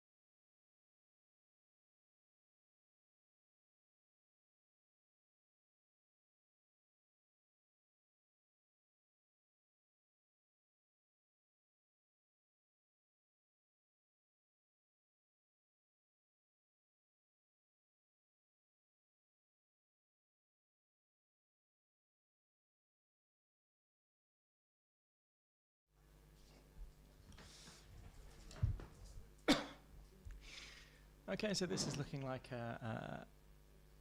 the leave here. It is now, I think, past 1 o'clock, so I think whether they like it or not, the players now have to go and have their lunch break. We'll see exactly where they leave the red and yellow before the break.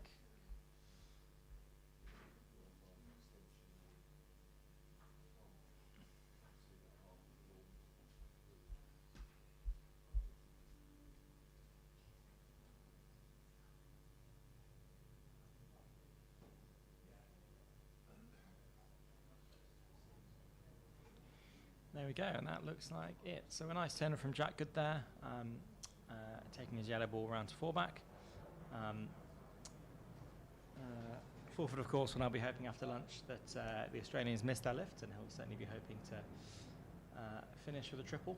But of course, we will see what happens. We'll take a break for lunch now as well. Just before we go, a few thank yous to our sponsors.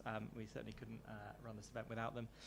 The Roehampton Club, where we are at the moment, these beautiful lawns, also sponsor of our centenary celebration dinner. Chris and Gail Barley, Mike Sandler, Louise and Michael Nelligan, and Alliance Witten. So thank you to all of them, and we shall be back after lunch. I think in theory we've got an after lunch, but I don't mean to but whenever you're ready.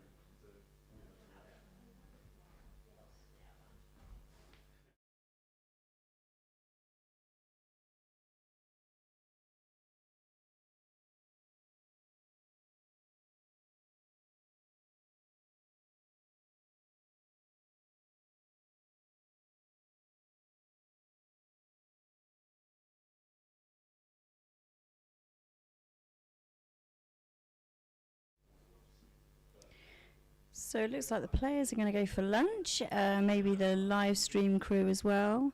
Thank you all for watching. I'm going to leave this stream on. I'll give you a nice view of, let's have a view of the court, shall we? With the flags in the background while you're waiting. And we'll be hopefully back soon.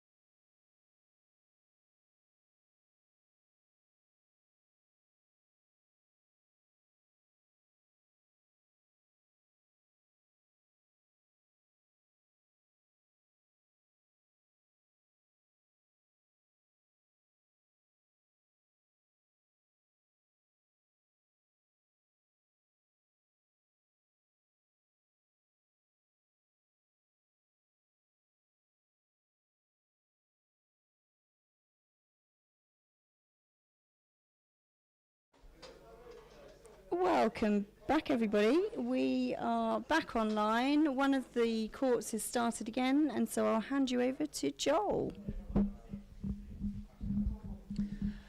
Right, welcome back. We've finally got some players back from lunch, so we're going to resume the action. Hopefully we've got some vision to match this. It's court 3 that's back. So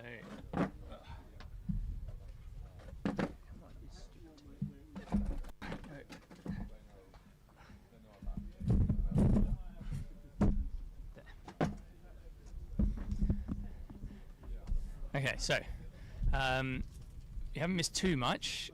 Forster and Pearce came back after lunch, and Forster shot red to where you can hopefully see it, which is max distance east boundary, roughly. It's kind of level with hoop 5.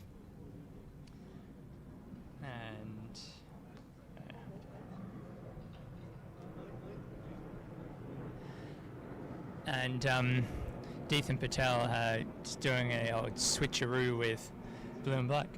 So they're going to roll their balls up to corner 2. Remember, they're for hoop 2. I don't know if we've got the scoreboard on the screen at the moment, but it will, if not, hopefully be coming back soon. Patel plays a nice pass roll. Don't know if he meant to play a pass roll, but it's gone a little bit past. Up to corner 2, and so we're back to this opposite corners circus that we had earlier. But now we've rotated from corners 1 and 3 to corners 2 and 4. So yeah, after a half-hour lunch break, not much has changed. Just changed the corners.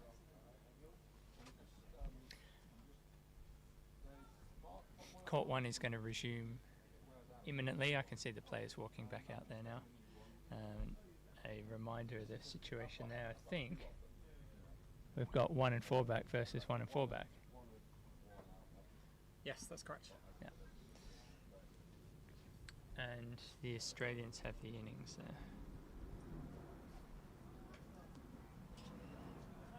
They'll be taking the shot at Avery's diagonal spread.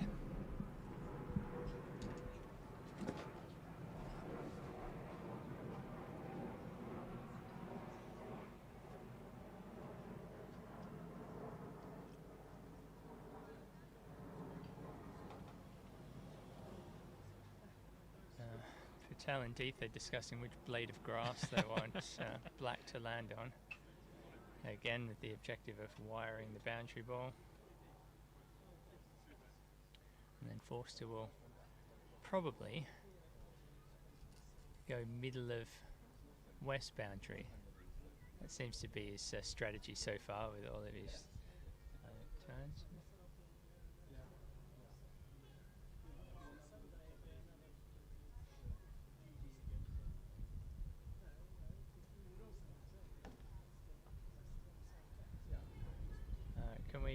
Can we get Hill's lift shot on 1, since there's not much going on 3 at the moment? Hill's about to take a shot to either save or win. Wait, it's not to win the game, because he is he's shooting with the 4-back ball. The yellow is for 4-back, and he's opted to take the shot, which I don't know. That seems really negative to me. I think, given it's a spread and you could shoot with either ball, make more sense to take the shot with the ball that can win the game if you hit. Best case scenario here, you just give Avery and Birch another shot. Can we see the lift shot? I hope we've got vision of this. He's hits, and I can't see the ball, but he has hit.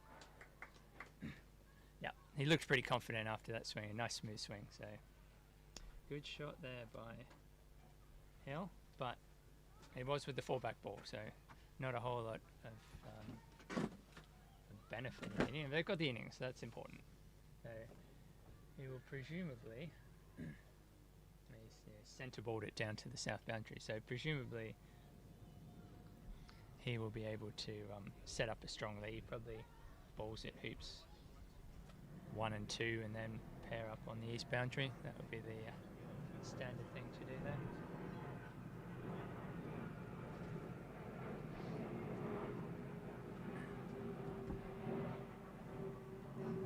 We've moved the commentary box outside now, so we might get a bit more plane noise as they come past. We'll be hearing them roughly every 90 seconds until 3 p.m. You can set your watch by it, so that's another hour and a half of planes. Yep, as I predicted, Forster plays to middle of the west boundary. Chance Patel might just ignore him for now. Probably, yeah. He's got his rush to 2. We'll probably take the rush to 2, make 2, and then try and get a rush across to 3 after the hoop.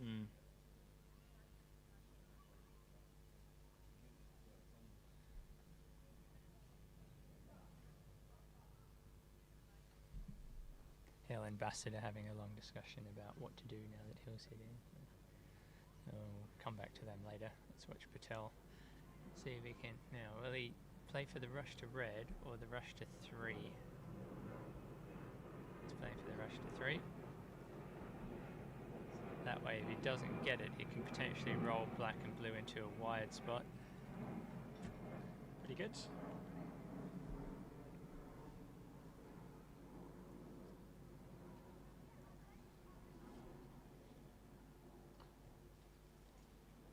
Well, definitely didn't get the rush to 3. No. You got it halfway to 3 maybe at best.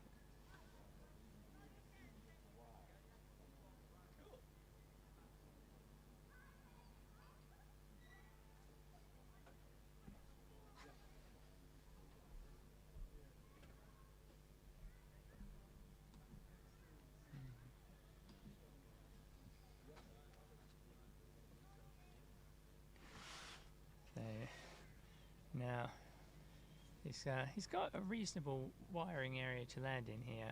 Hoops 6 and 3 are both potential wiring hoops. And Deeth is standing on the spot he wants to land it on, and it looks like blue has landed pretty much on that blade of grass. Here on lawn 2, McCormick's about to take his lift shot from B-Balk up at red and yellow in corner 2.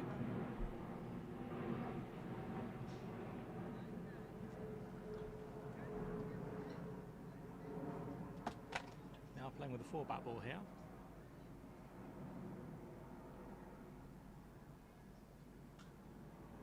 And he's missed. He's done that a lot today.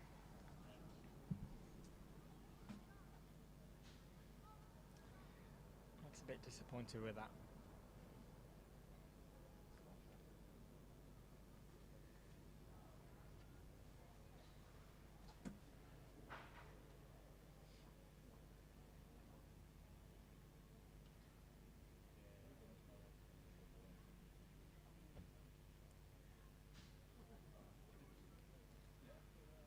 So Phil will certainly be planning to finish from here, I imagine. Yeah.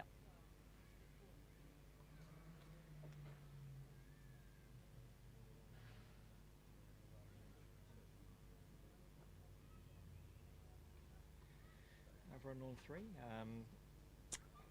Forster has played the red about a yard further south from where it was, leaving Patel with space to approach hoop 3.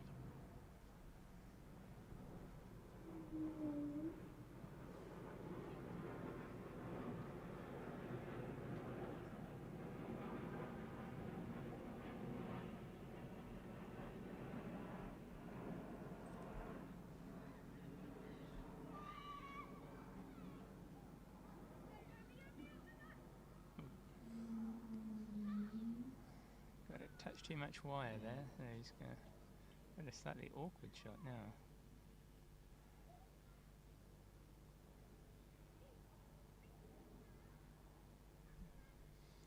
What a referee.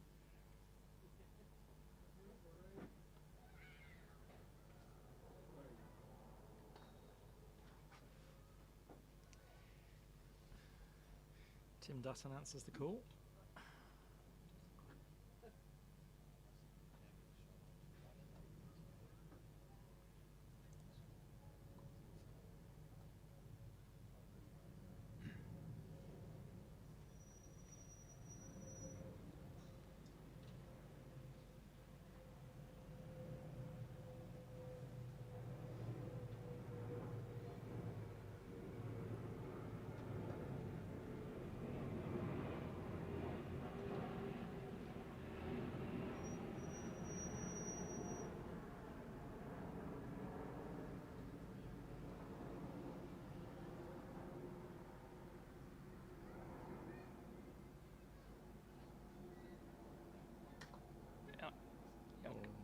You won't be pleased with that.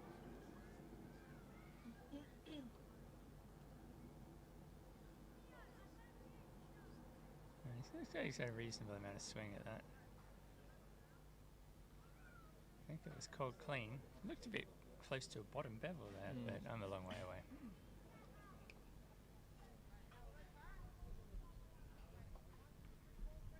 What have we got there? No, it was a long way in the air, but yeah, too far away to tell. We need the close-up camera at high speed. Sorry. All right. Do you like these orange hats the referees are wearing? Very distinctive. What do you think of the matching hats that the England team have on? Well, they don't all have them on. They are matching though. They are matching. They're nice, but yeah.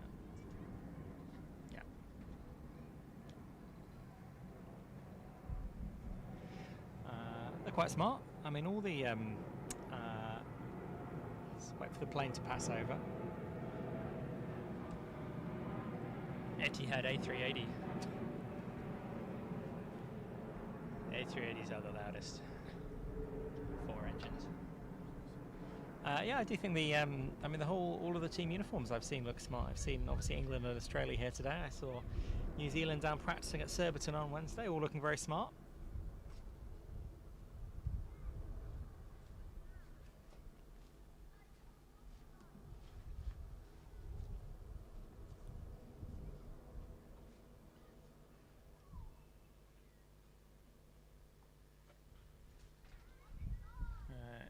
I'm guessing Patel and Deeth have found yet another wide spot.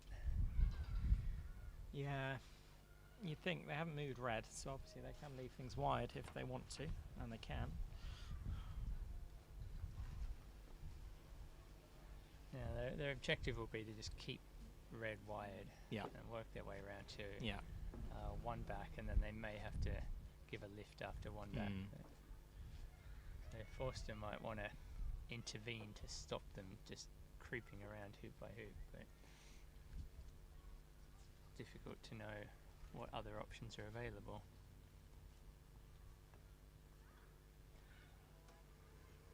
You could try some kind of lurking action, but with such a easy rush to a hoop, nowhere particularly useful to lurk, is there? Here on lawn 2, it looks like Fulford doesn't fancy the shot at hoop 1.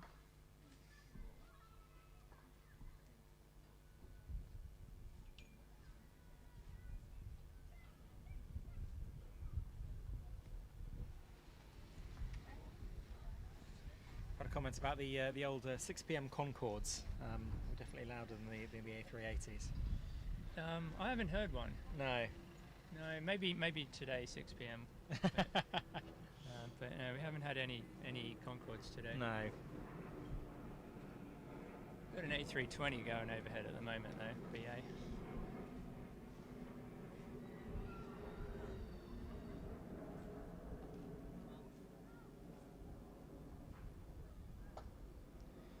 So yeah, they have here on lawn 2, Fulford has abandoned his attempt at a break and has joined up near corner 2, leaving our pie balls roughly near hoops 1 and 4.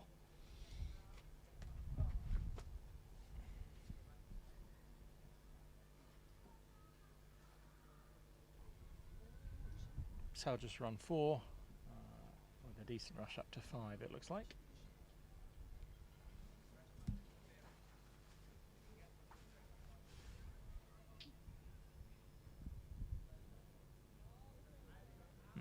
I'm not sure that is a rush to 5. It's more like a rush to 4. Hmm. I think that's what Forster was hoping for by putting red there. He's looking for something where maybe he'll get a shorter shot of red at something near hoop 5.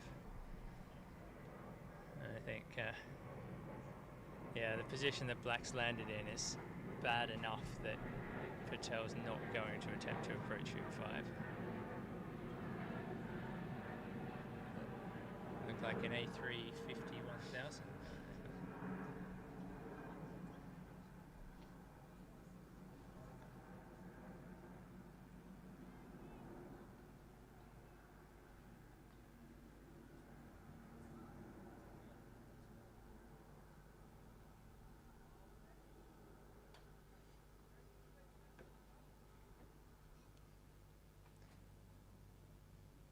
If they found a wide spot behind hoop 1 there, I think they might have. That'd be good enough.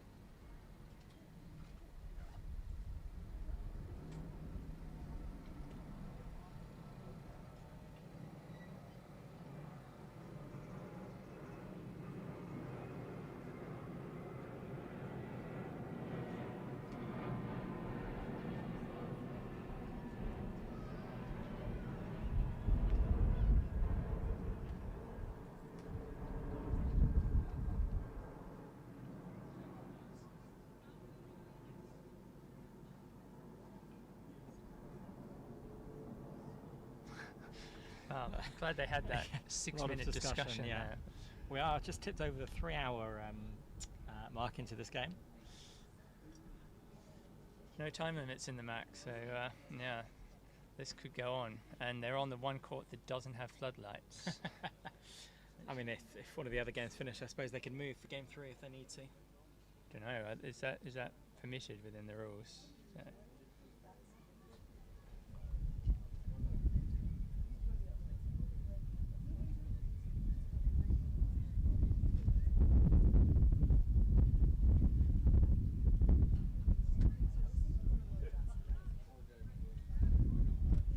Oh, it looks like Forster might have a shot here. Yeah, he looks going for a shot.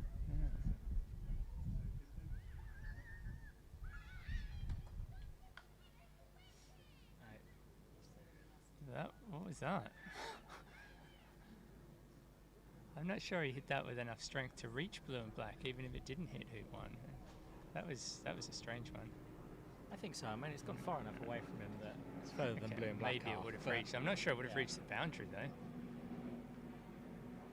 And they just flicked hoop 1. Yeah. Well, now there's a finishing opportunity. Yeah, if you're Patel here, do you look at that and think, I'm going to use that red and make hoop 5? Yeah, you've got to consider doing that. No, maybe not hoop 5, but definitely pick it up at some point. I presume that was a rush to 5. Certainly left himself enough space to get a forward rush if required. And he hasn't glanced at red yet, so I think he's planning to play for the rush to 6 here. Yeah, it's a good approach.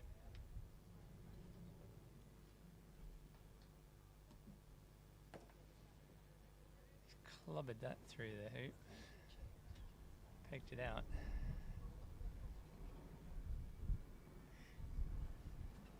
Now what? I think you hit blue if you can. Looks like you can. It's always a good start. There you go. No, he's able to rush it a reasonable way to red. Yeah. Okay, that's fine. Now we can probably take off to red here.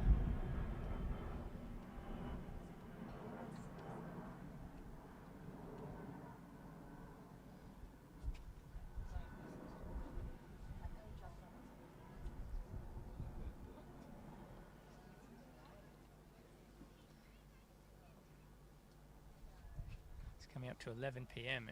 Eastern Standard Time in Australia now, so well done if you're still with us.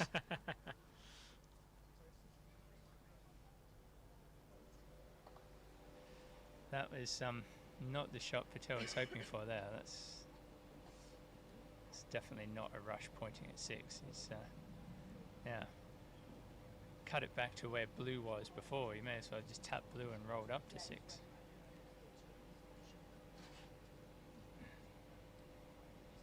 You might also have the peg in the way of the hoop approach.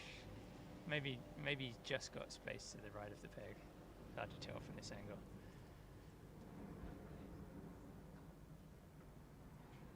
Yeah, he had space to the right. Will he take that hoop on?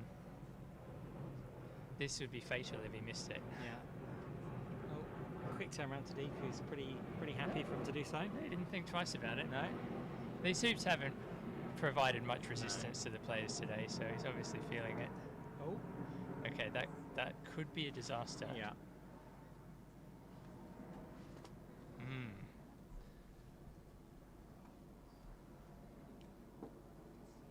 Yeah, that he missed that by quite a way. He felt confident over it, so interesting.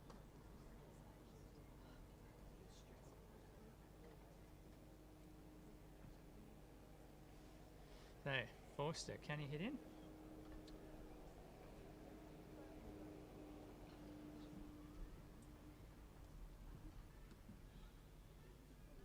He's a pretty good shot. No, Not good enough. He's missed. Unless he's hitting blue. No, it's not hitting blue. Okay. Well, that might be the best chance he gets. Goodness, he'll be disappointed by that.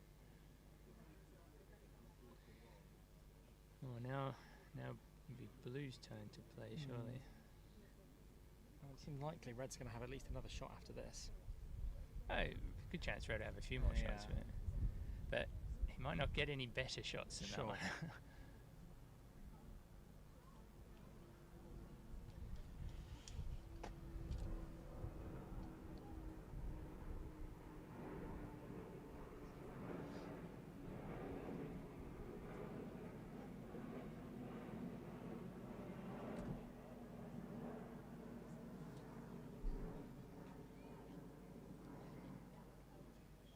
Yeah, they're looking at a spot for blue on the north boundary that guards a red shot back at black, which seems like a sensible choice.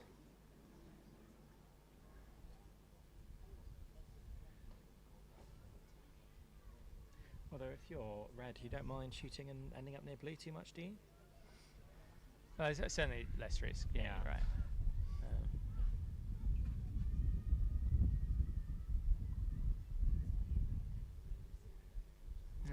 Yeah, it's a good point. I think it would make sense to take the shot at black regardless of where blue goes. Yeah, I think so.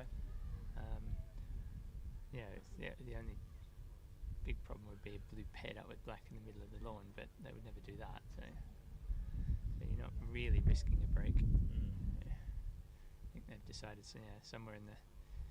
I suspect Deeth is actually shooting at black here. So that would be the best result. Yeah. For him.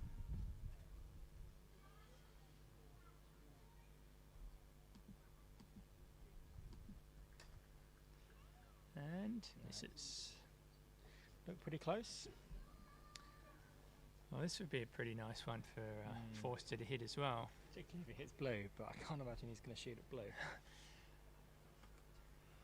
No, he shoot at black. Yeah. But he could easily, if he hits black, rush it into good pioneer position, or maybe he'll rush it towards blue. Yeah. All sorts of things could happen here. The most likely one of which is that he misses black and ends up somewhere near where Deeth is standing at the moment, I think.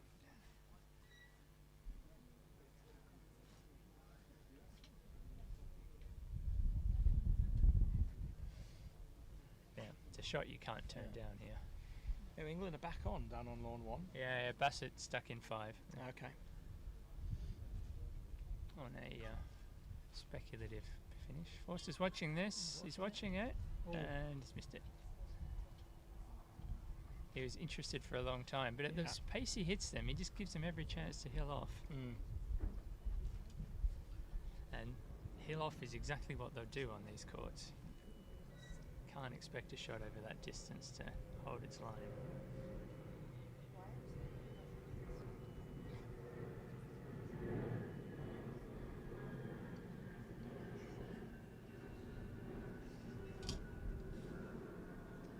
Patel now on hoop 6 is a slightly more awkward one to get stuck on than a corner hoop, because you can't as easily lay a rush to it. I mean, you can lay a rush pointing at it, but it's always going to be a much longer rush than rushing to a corner hoop, so it just makes things slightly more annoying. Looks like Deeth is going to stick red back down to corner 4, and I imagine that they'll then pair up in corner 2. He hasn't got the distance on that he would have hoped. Yeah, pairing up in corner 2 is a good move here, because then if red shoots, you could send red to 1 back, leaving your rusher partner over to 6.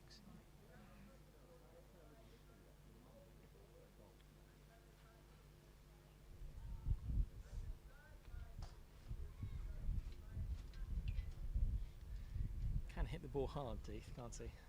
Yep.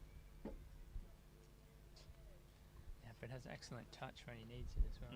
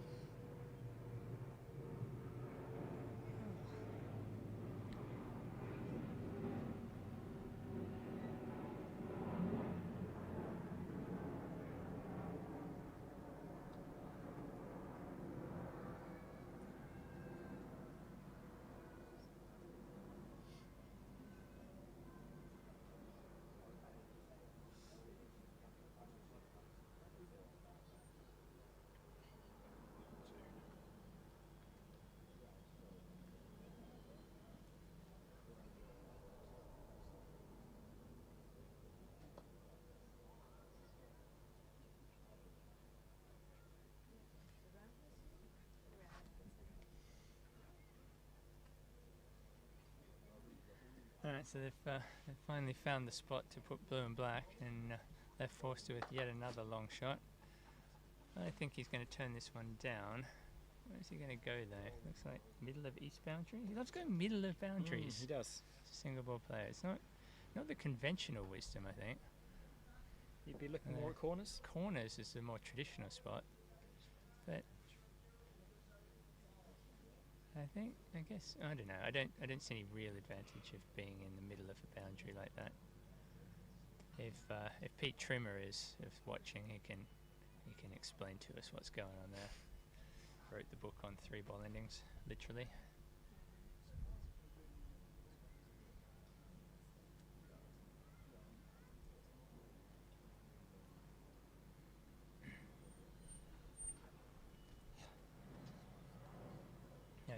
Deeth and Patel are just going to improve their rush slightly. Don't fancy going up to 6, yeah? Yeah. I'm guessing they've been able to find a spot that's even more wired from red than they were before.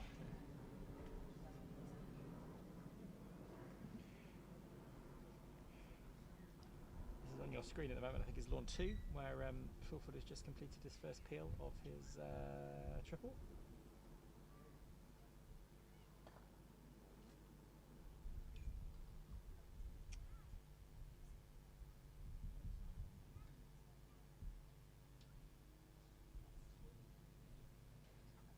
Did he manage to rush back into peeling position after 4? Looks like it. It's always handy. And Forster's done nothing, and he's going to give Patel the rush to his hoop, which he has played pretty well. Yeah.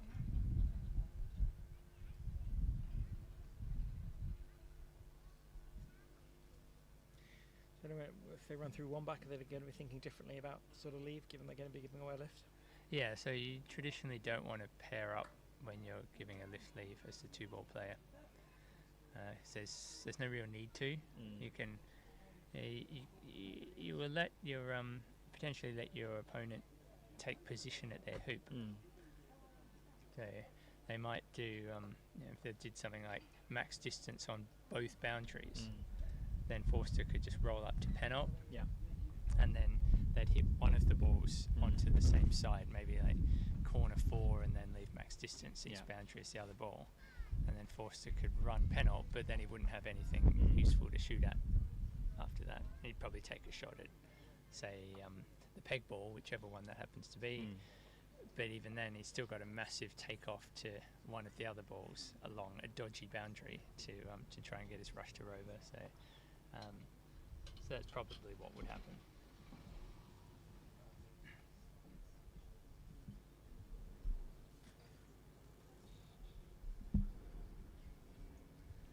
Once again, Patel's looking for a wide spot here. Yeah.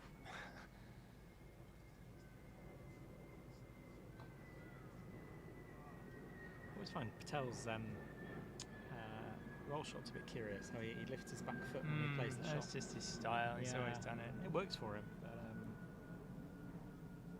they've not got. I don't think they've got it wide. Looks like the wide spot is the one they're pointing at there. Interestingly, they're leaving the rush for blue to one back. So what should be happening is doing the old anti-lift thing with one back. Quite possibly. But it's a long rush to get that into a appealing position from there. But it might be what they've got in mind. Forster's not interested in that shot either. I think he's willing to wait for the lift. So yeah, he's playing the anti-lift shot here to try and stop Deeth getting Black into the jaws from where he is. So interesting to see what happens here. So a good rush will put Black in peeling position, and then he would just peel it. But a bad rush will mean that he can't just lay up at the hoop, because red is lurking there, so he then might have to roll away. But they can't leave a much better rush than they currently have. So options here. So sensible from Forster here, you think, where he put the red? I think it's fine, because Black doesn't have a rush anywhere useful. So Black's the ball that wants to play, but it has a rush into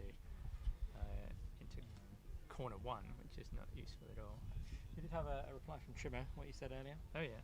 They're trying to cut down the length of their shots, get our players to use them without picking up a break. It's risky, but sometimes the best strategy in that situation depended very much on the rush.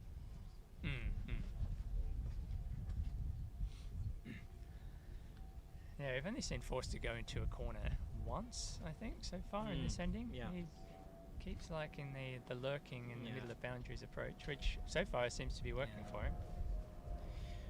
Lawn 2 on your screen, you can see now this is Fulford getting ready to run 6 and then do his penalty peel. Should hopefully be a fairly straightforward finish for him now.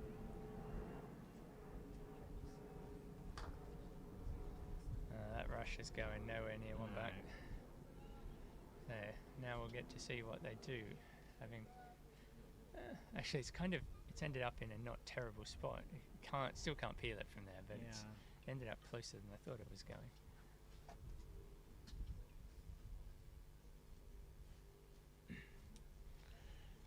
You're going to go move red.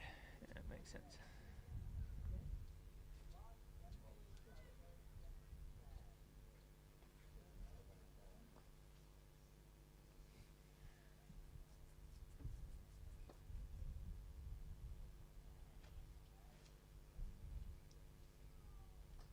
It's an excellent peel by Fulford, all the way down to Rover.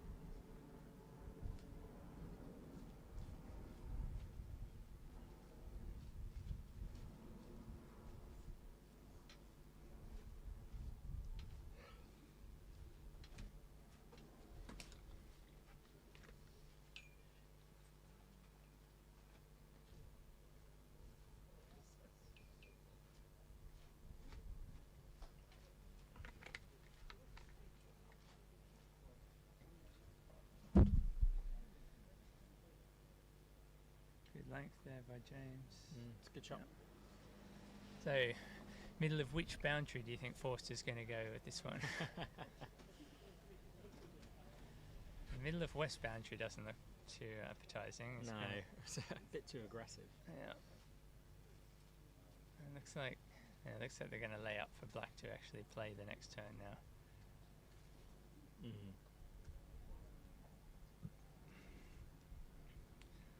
Yeah, I think in this case we might see red go back to where it was.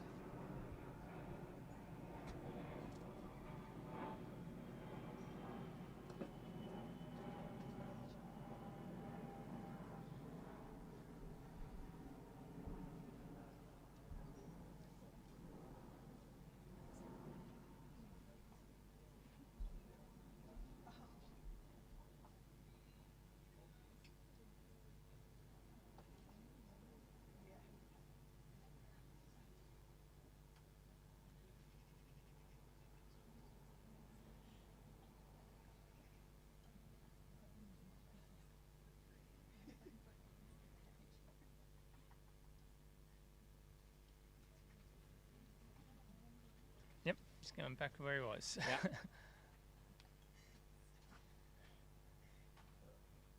It's also a position, I suppose, where it's quite easy for him to get position in front of Penalt. Well, he has position in front of Penalt, doesn't he? Wow. He could run Penalt to somewhere useful. Run Penalt to Rover, run Rover and turn around and peg out. Yeah.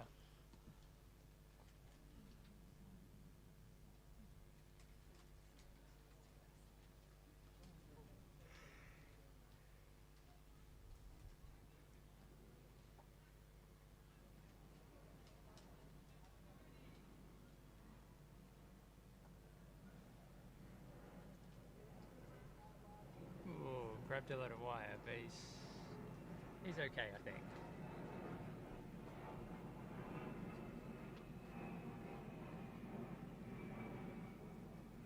Yeah, he might even have a rush to two back here. Whenever you make one back on these breaks, you always want to then make as many hoops as you can after that, because you know you're going to have to give a lift at some point. Now he's got to make a decision there. I suspect the decision will be split up here. Well, given the way the cagey nature of this game, I suspect that is what's going to happen.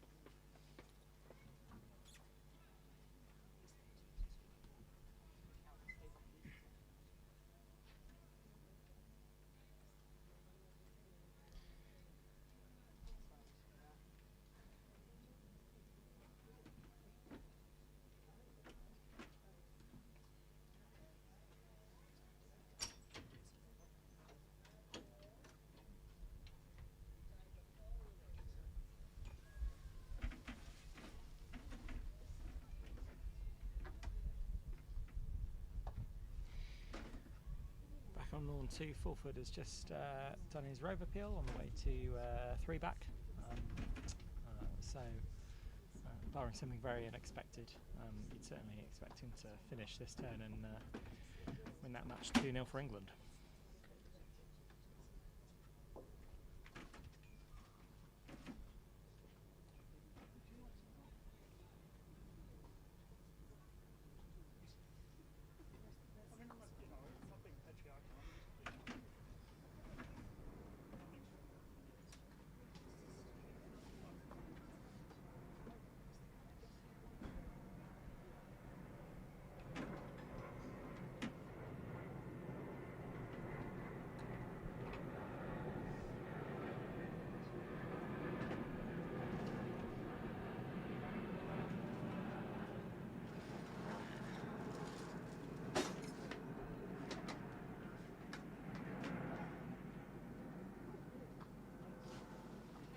They're going for the wide join on east boundary.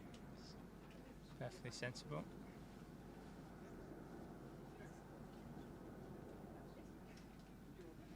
Alright, what is Forster do? As he shoots at blue from A-Balk.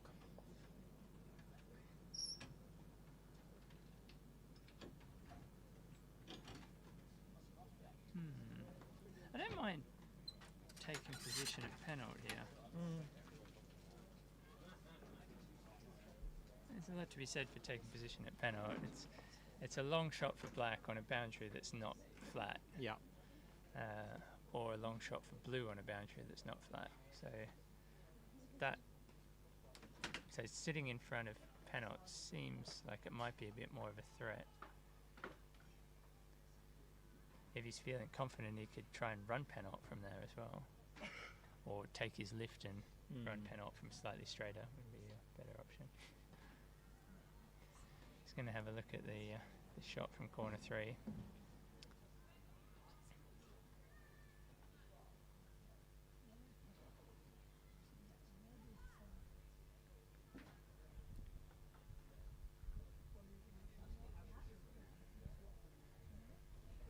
This east boundary is the flattest of the 3 east boundaries here. So Up on lawn 3. yeah.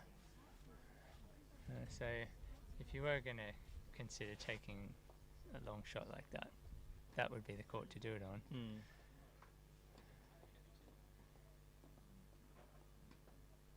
I don't know what other options you'd be thinking about here. Not sure what you get from walking down this end of the lawn. Is he just going to check that black is really where he thought it was?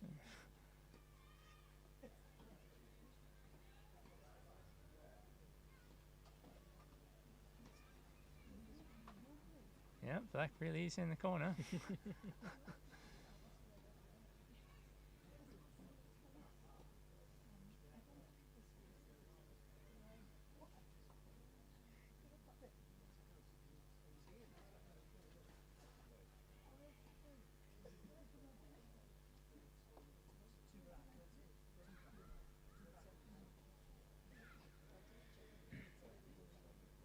Fulford on your screen here, having just run penalt on his way to Rover. And he's going to take the short shot. I'm not sure about this. The merits of it is he's not giving anything away if he misses. Actually, no. If he misses on the left, black will have a rush to blue, and then a break. So, man, this is risky.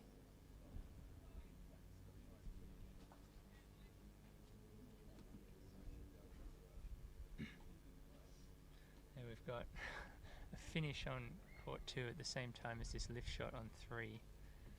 Don't know which one's going to happen first. I think the lift shot's going to happen first. Yeah, that's what she said. Yeah, this is useful if he hits. He can get some kind of rush of blue to pen out if he hits. No. That you need to aim that more into the lawn. It's gone on the right side though, so he hasn't given away the rush. Yeah, that boundary hills off quite a lot. Anyway, here comes Rob Fulford to peg out and win the match for England. Yep.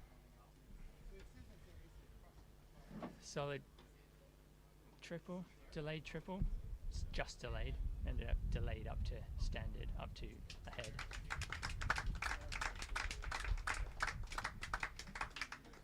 So that is Rob Fulford and Jack Good 2-0 against Dwayne McCormack and Lachlan Berryman.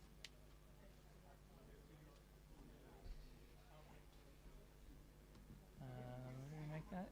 17, 16, 15, 14 TP.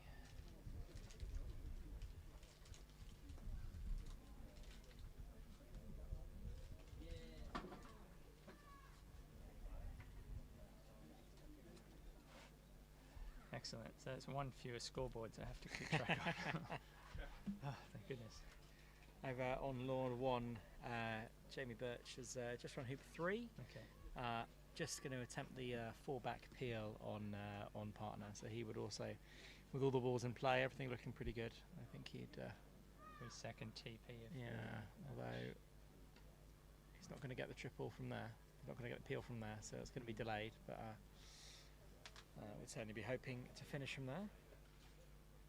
All right. Let's see if the 3-ball ending is ever going to finish. 3.5 hours into the game now. There's another game to go after this at Yeah. least. I didn't risk the boundary or try to get the rush to two back Fair there. enough, really. Has left a slightly longer shot than he would have liked, but he's got red at good distance. Deeth is already looking at the wired spot over near corner one.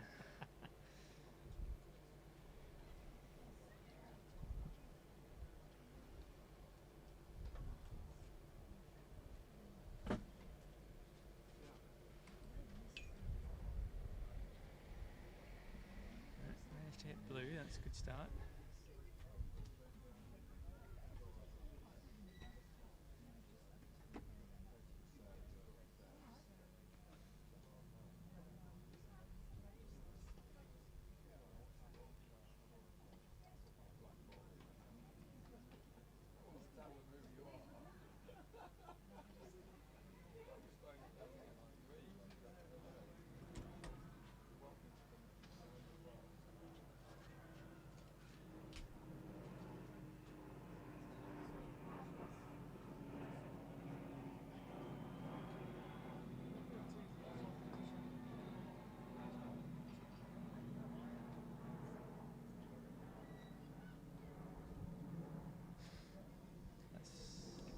That's going to stop. It's good length from black there, especially if he's got it wired.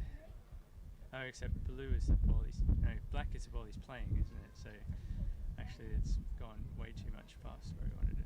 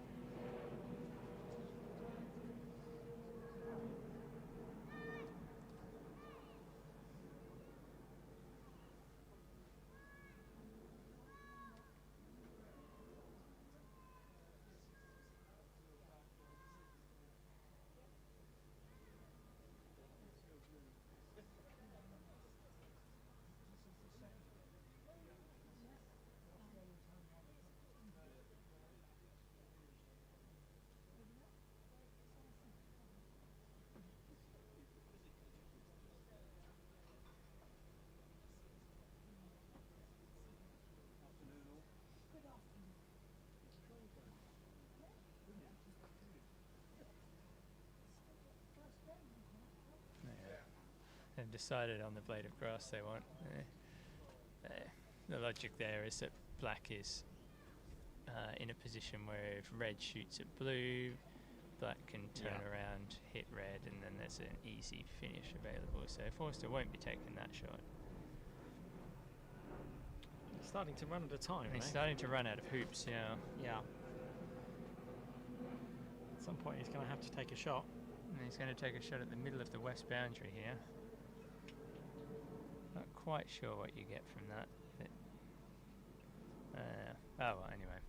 At some point he's going to panic and take a shot at blue and black in a situation where if he misses, he loses the game. That moment hasn't quite arrived yet, though, it seems. He's got patience, as you'd expect from a veteran of so many Macs.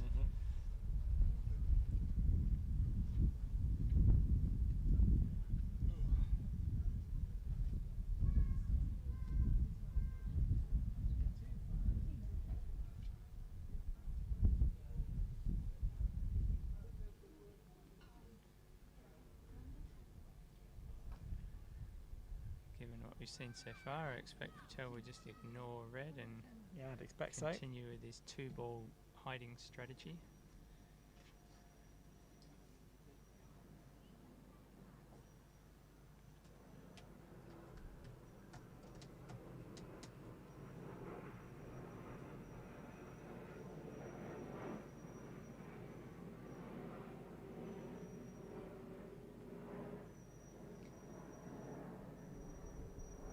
we're looking at here? He's looking at a wide spot or a spot with a rush to red? I think he's thinking rush to red, yeah. I think where he had his mallet was the spot where he was envisaging black finishing, Okay. so that he can knows where to place blue, and in the end he just put blue the other Yeah. side, yeah. Which is what I thought he would do in the first Yeah. place.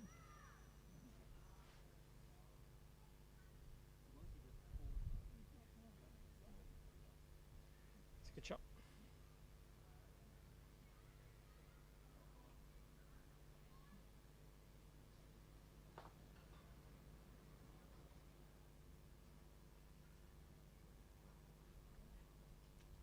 It's a good enough shot. I think he'll Yeah. approach 3 back from there. Definitely worth going for.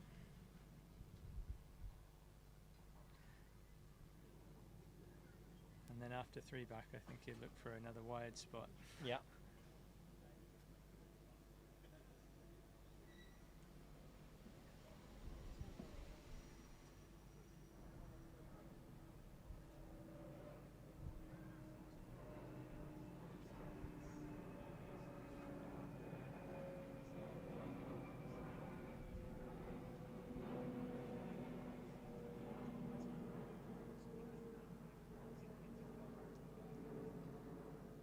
Yeah, it's going to be a nice wide spot in there behind hoop 4.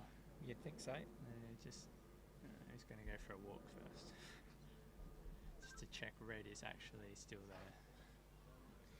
Deeth is on his way as well to To also check that red Yeah. is actually still there. help him decide which bowl of grass he's going to aim for.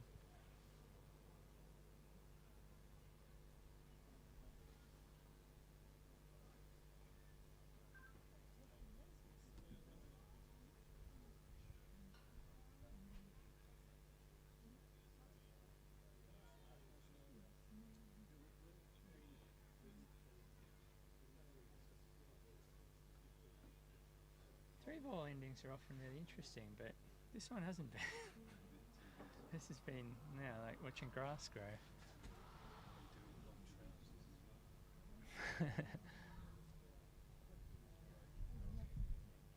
It's forced to taking croquet since yellow was pegged out. Yeah, he hit in from hoop 2 down to corner 1 ages Oh, yeah. ago before lunch. Yeah. And he got his rush to halfway between 6 and 4 back. Yeah. And then just over approach 4 back Yeah. coming from the side. Hid behind 4 back from the oppo ball near the north boundary. Yeah. And then I think that was James's ball. And Deeth then paired up. Forster took his hoop. And then that was the last time he's had a chance. So they were debating whether to sit behind hoop 4, but must have decided that they didn't fancy the wide option there, so he's going to play the big roll shot to corner 3. Difficult to land on a wide spot there, but I guess the logic is they don't need to get it wide because it would be a suicide shot for him to take. But Sure. yeah, and then Deeth has his foot there on the spot that's wide from red. The standard wire, the boundary ball logic. So if you were forced, did you start to think about maybe shooting at these things now? He's going to have to take a shot at some point, isn't he? I guess maybe he thinks his best chance might be after the lift.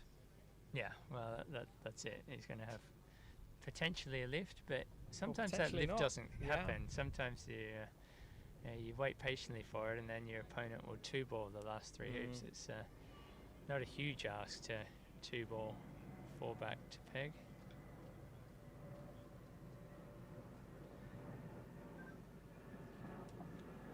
Yeah, those are the things he's going to be weighing up. You never like your last shot in a match to be a corner. Yeah. So he may well take this shot, but if he misses it, it's game over. Down on lawn 1, Birch continues with his TP. He's just about to run 3 back. Blue, his partner ball, is currently stuck in the jaws of Penalt. So I imagine he'll peel that through before he runs through 4 back and then finish with a straight rover peel. That'll be his plan anyway. Is it in the jaws of Penalt or the jaws of 6? That's a good question. Because it was his 2 back pioneer, so I don't quite know how it got there. So Forster's looking at the middle of the east boundary. Right, now he's looking at us. No, he's looking for his partner. Yeah, so we can't give you any advice. I'm not sure what advice I'd give him. What No. advice would you give him if you could, Adam? It's the stage now I'm probably thinking I have to take a shot. Mm. Like, Samir is a good player, and, you know, is not unlikely that he finishes from that position with 2 balls. The conclusion is it's unlikely No. enough, it seems. Yeah.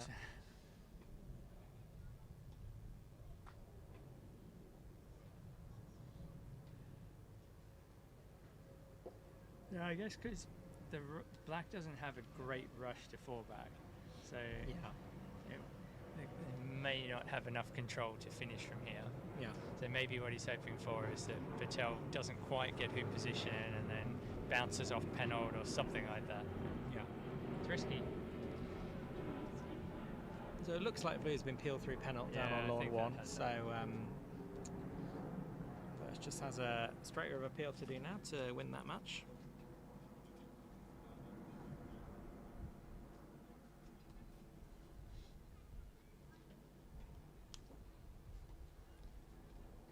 Nope. Going to look at exactly where red is.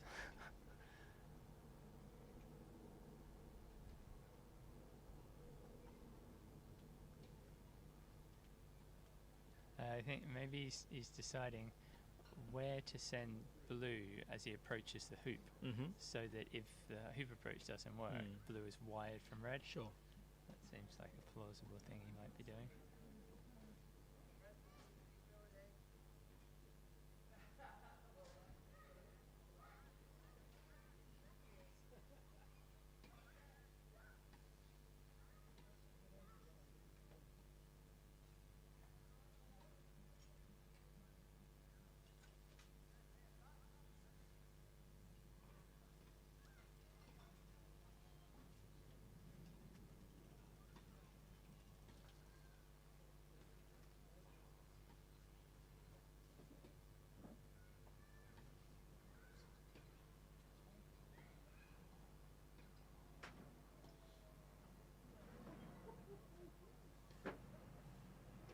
Good standard of tennis game going on the next I was court. just thinking that, yeah, just behind lawn 3 there's some quite good tennis being played. Yeah, all those tennis courts that you can see in the background there used to be croquet courts. Well, yes, all the way down to the end. inside the clubhouse is a big display put up for the market. They have 12 croquet lawns, it says, back in the day. Yep. Yeah, behind these courts, across the north boundary, are all tennis courts as well, and they also used to be croquet courts. That's where all the 12 came from. Good approach from Patel there, and looks like he might have a rush to penalty. See exactly Can't tell how how the deep location blue of is. blue, yeah. So blue might be just a bit too deep. So something's going on down on lawn 1. Blue is currently in the jaws of Rover. That's handy. He croqueted into the jaws of Yeah. Rover from up near penalty. Yeah, it doesn't look like he has a...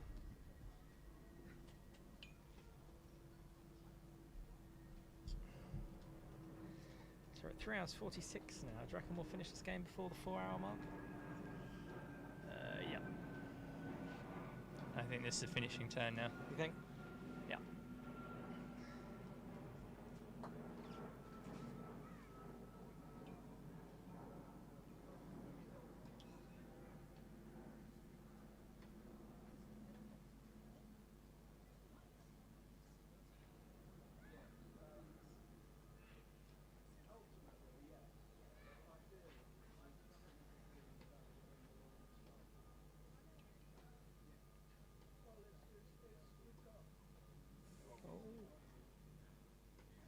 Wow. Okay. Well, this is my prediction of this being a finishing turn may be slightly wrong. This is a big shot now, isn't it? This is a shot to win or lose the match, or the game at least. Yeah. Assuming black is in a position to run the hoop, which I can't quite tell from here. doesn't matter, does it? Yeah. Could blue and black be crosswired and black not Yeah. able to run the hoop? Yeah, I mean, if so, that's even worse. In which for, case you could just Patel. lag to just north of penalt. Black and blue are wired from you, Yeah. and then they can't move both of them. Yeah.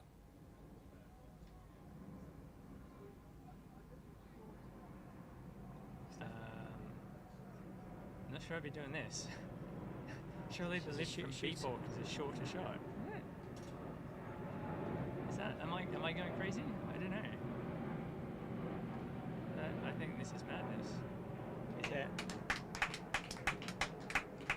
It's always a good choice when you hit it. And Birch pegs out to take game 2. And I think 11 TP.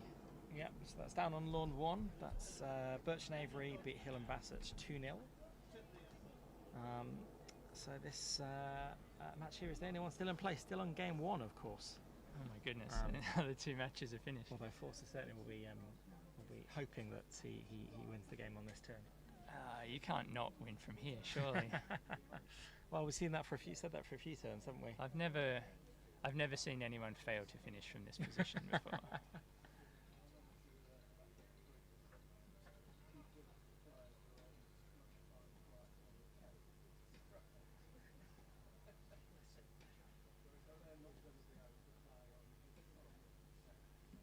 Now, Forster, of course, is the pegged out ending hero from the World Championships last year. Oh yes. Yeah, well, it's a game that we didn't see on the live stream because we were busy watching Avery make a boring break to fallback. But he had a 2-ball ending against Zach Watson in game 5 of their best of 5. And So 2-ball ending. 2-ball ending. Wow. And all sorts of crazy stuff was going on that we never saw. But he ended up winning it. Yeah. So yeah, he has prior form in this kind of situation. All he needs to do is not rush this into the peg, which he has achieved.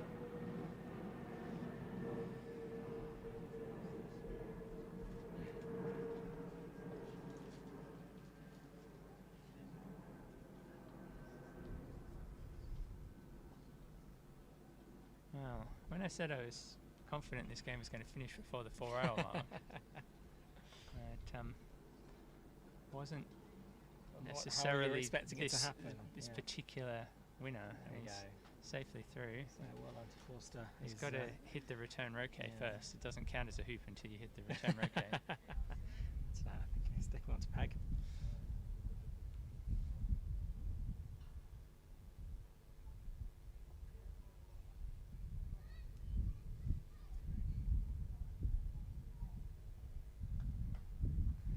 He snicked it, so that should be the game. Will he try and peg out blue?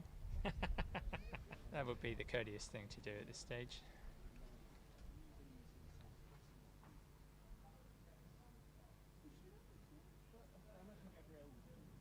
No, he's not going to try and peg out blue. That's disappointing. Well, his patience has paid off. He's going to leave black alone though. That's courteous. There we go. So 1 +4. 2 3 4. Yep, 4.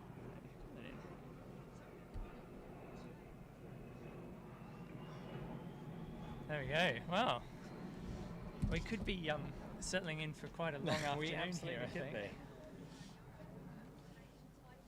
Let's hope that the batteries and all our camera and computer equipment can survive. So I assume they'll be straight into their next game now. The manager certainly won't want them to dilly-dally. Yeah, so just a casual 4-hour game 1. Yeah. Yeah, if there are 3 4-hour games, then we should be done around about 10 o'clock. Plus the lunch break. That's the lunch break, and presumably a dinner break as well. Yeah, at that point. I'm not sure that's not in the tournament regs, the dinner break. That's unlike true, the very well specified lunch break. Yeah, that does start to look like a bit of an oversight at this stage. So, yeah, we may well.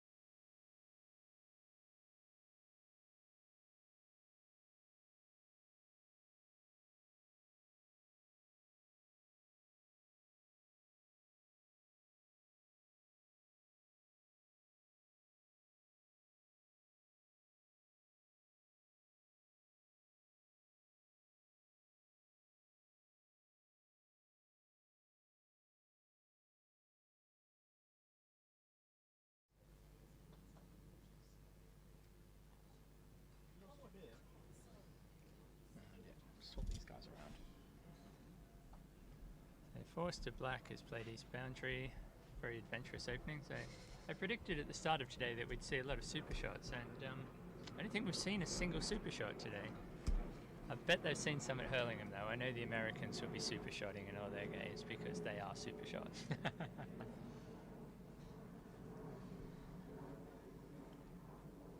There we've got the traditional East Boundary corner 2 opening. Black is very south there, Yeah. and that's problematic for 2 reasons. What do you think those reasons are, Adam? You put him on the spot here, Joel. I suppose you're leaving a shorter shot. Shorter shot. Yeah. Yeah. And the other one's not so obvious, but the other one is if you hit black, what you then as blue or as yellow? As Right. blue. Then typically you would take off to red. Mm. And when you take off to red, you have to push black off the yard line Mhm. so that when you come back to Mm. it, you can leave the rush Mm. with the ball you've just been playing. But if you push it off the yard line, you're pushing it even closer Yeah. to the end of A-ball, and you can end up leaving a really quite short shot.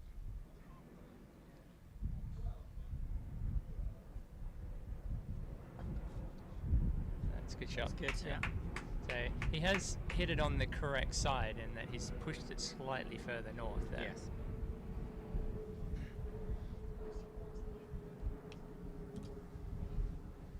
But yeah, now he'll take off to red, and in doing so he will end up pushing black closer to the end of A-Borg. Yeah. And it's difficult to control exactly how far you push it, but And here he'll be looking to push red to the max distance position on yeah, the boundary. Yeah. not necessarily, just get it in the court Yeah. somewhere, yeah.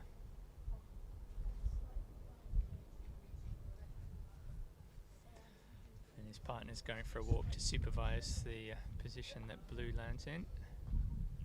This is Pierce's first shot since before lunch. Yes. So see if he remembers the speed of the lawn. That's pretty good. Yeah, I'd say he's done all right. We'll take that. Yeah, for a guy who hasn't hit a ball for the last 2 hours, he hit in and then played an almost perfect Yeah. takeoff. So yeah, I don't think we need to worry too much about his form at this stage.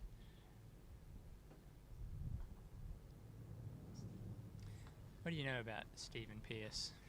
Don't know anything about Stephen Pearce. All right, well let me I don't know much about any of the Australians, really. let me tell you about Stephen tell me. Pearce. Yeah, I've been doing my research here. He is the 4th ranked of the 6 Australians, D grade of 2,327 before this match and also after this match. He is originally from Melbourne, which is obviously the best city to be from. And I can confidently say that because all the people from Sydney will have gone to bed now. But he now lives in Canberra. Mhm. And the reason you would want to live in Canberra is because there's nothing going on in your life. But that's what he's doing. He's presumably playing a bit of croquet there. I don't know what the croquet scene is in Canberra, but I'm guessing there is some. Mm-hmm. There's a lot of civil servants in Canberra. Yeah. It's like kind of like a whole city of Whitehall for our English viewers. He has played 414 games in his career and has a total of 17 peels. 17 peels or 17 peeling Peels finishes? is in peels that go in the rankings. Okay. So that could be a TP or a TPO Okay, sure. or anything else. I don't believe he's got anything beyond a TP, but I didn't actually look at all of them. So that's a total of 4% of his games are won with TP. And he is almost at his career high D grade. Yeah, 50 is below his career high D grade, and he's never played outside Australia, so this would be a novel experience This for is him. his first match then? First match outside Australia, at least according to the rankings. Yeah. And his first MAC as well, or has he played in Australia before for the MAC? No, he didn't play in the last MAC. Yeah. Yeah. Now Australia have changed their team massively since the last MAC. In fact, only one of their current players played in the last MAC. Oh, wow. So they've decided to drop Fletcher, other Fletcher, Wilson, and then they could have potentially picked Hockey and other Fletcher. That's Greg Fletcher. But they've decided to go with the less experienced lineup. But the one thing, and we saw this in this turn, in fact, Pearce, judging from his results recently, may well be the form player of the Australian team. Absolutely. Earlier this year, he has beaten Hill, Forster, Bassett, and Berryman in all his most recent matches against all of them. So he's recently beaten pretty much the entire team that he's playing for. So good sign for him. And well, I didn't get to see much of his first game because we didn't really tune in until after he'd done his break. But he had a ball to fullback. So Yeah, he had a ball to fullback. He then ran fullback to penalt. I think then ran penalt and then was peeled, and then he was done. So yeah, interesting choice here from James, taking the long lift shot that way. Interested to know what his logic was there. I can't see the angle that blue and black have for that rush, but it may be that rush is pointing more at corner 3 than corner 2. And he didn't want to take the short shot to allow them to improve that rush. But yeah, that I'm guessing that's the reasoning going on there. I'll see when Pearce stands over the shot quite what direction it's going in. a good crowd of spectators over on lawn 3. Yeah, what's that, like 8 of them? Yeah. Is that a record for croquet? We also have the Roehampton big screen, which has been put up for Wimbledon. Is now still up and showing a live stream of the Mac, only 20 metres away from the lawns itself. But I suppose you can go there, sit down on one of the deck chairs and have a drink. He's played that rush perfectly. It's actually gone into the corner. Wow, that's very impressive. Yeah. So that gives him all the options in the world now. He can play a cannon, sending. What colour is he playing? I lost track. Black. He's playing. Yeah, he's playing blue. Yeah, blue. so he can play a cannon, sending black to 2, and then rolling yellow down the west boundary towards red, which he can then use to set up his rush to 1. So I would expect this to turn into a pretty straightforward break for him, but things can go wrong. Yep. This boundary is okay, so he should be fine rolling down towards red.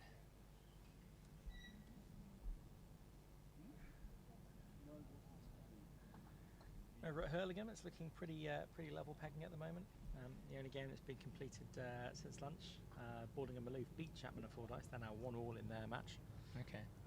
The other two matches are 1-0 Essex and Watson and 1-0 Westby and Webby. So all to play for over at Hurlingham today. Yeah, it could be a tight one in the end. We'll get to see them here tomorrow and Monday. So I look forward to that.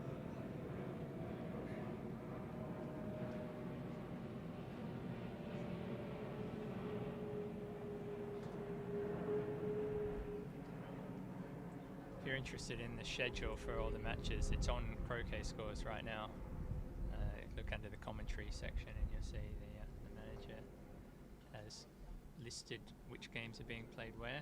And you've got Australia and England here today, obviously, and then those two countries are going to Hurlingham tomorrow to play singles, and the other two are coming here tomorrow to play doubles. And then they're going to swap around, and America and New Zealand are going to Hurlingham to play singles, and Australia and England are coming here to play doubles. And then they'll swap around again and again, and we'll end up with all the doubles being played here and all the singles being played at Hurlingham. So if you like doubles, tune into Roehampton for the rest of the weekend. And who doesn't like seeing players standing around talking to each other instead of getting on with their turns? Dinky little takeoff there by Pearce. He's got good position at 1. The balls aren't quite ideally placed here, but blue is pretty much ideally placed, which is the most important one. You can stroke this through to somewhere near red, and he's in good shape. There we go, lovely hoot run. Round of applause there from the crowd, who I'm guessing are mostly Australian supporters, because I've definitely never seen any of them before.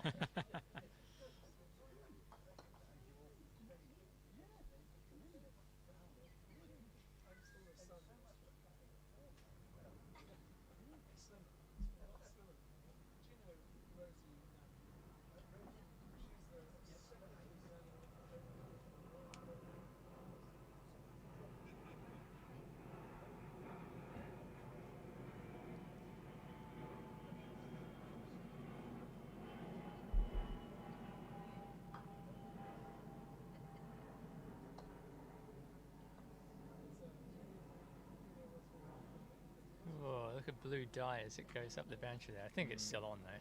Good length with red. Just slightly overrolled with blue though, which makes this a little bit more awkward.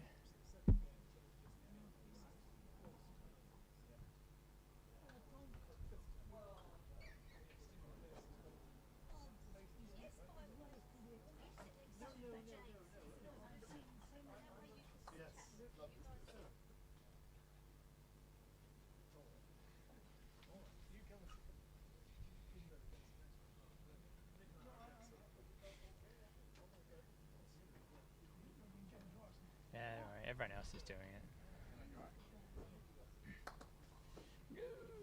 Jack's broken down the 3-back on his practice break. Okay, so Pierce has played a pretty good length takeoff there. He's just he's dialed into the speed of this lawn, isn't he? Yeah. And it looks like his rush is pointing straight at 2, so it's all looking good. Hasn't quite caught that the way he wanted, but it should be fine. What's that? It's a Dreamliner 7879.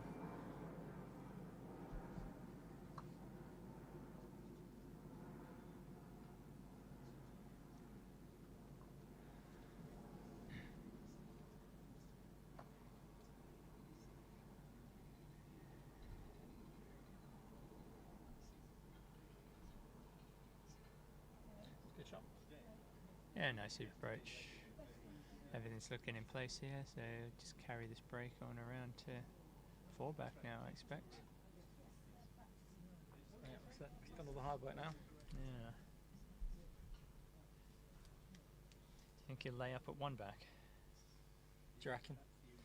Forster has 6 career sextuples, Yeah. so no, I don't think he will lay up at 1-back.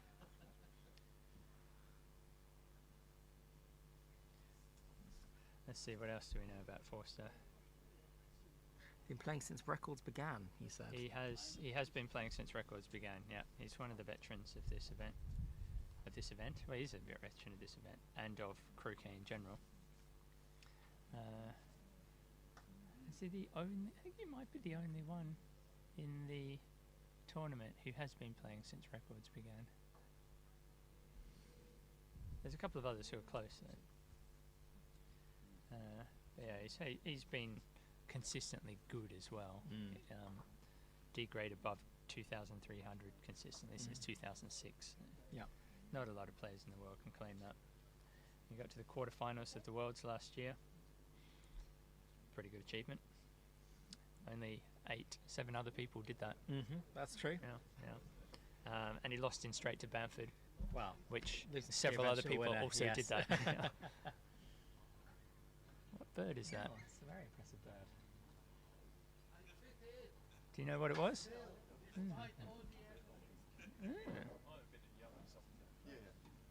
Oyster catcher? Yeah. They have long beaks.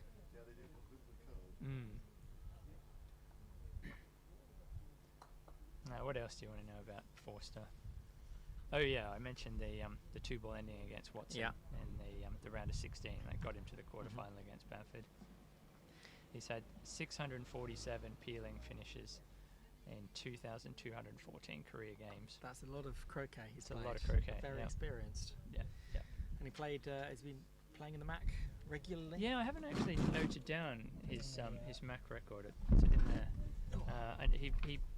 I've got his last year record, which was 4 wins, 2 losses in the singles. His in little bio in the program, I remember getting my first croquet set when I was 5. I think I was using the rubber mallet at the club to hit the ball beforehand. My mum played up to 2 days before I was born, so I was taken to the tournaments as a baby, and she played in them. I've played all my life, so there we go. You've got to start young. That seems to be the secret.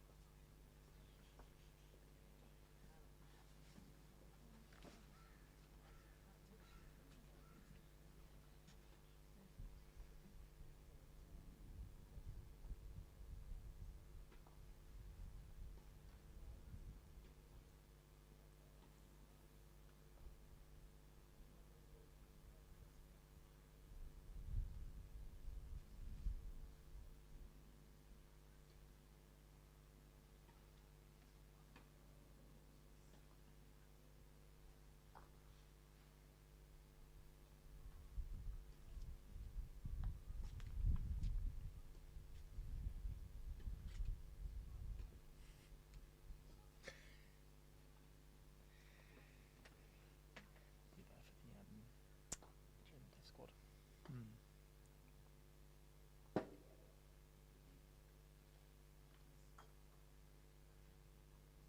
Yeah, Red's gone a little bit wayward there, and now he's managed to rush black in between yellow and red, which is definitely not where you want him. So he's messed things up a little bit, and it shouldn't be fatal. I expect he'll cope, but it does just put a little bit more stress on the break, because now he can't get a good hoop 5 pioneer. I don't think. Maybe he can split black enough. I'm not sure he can from there. Yeah, looks like it's just a little bit too far east for that.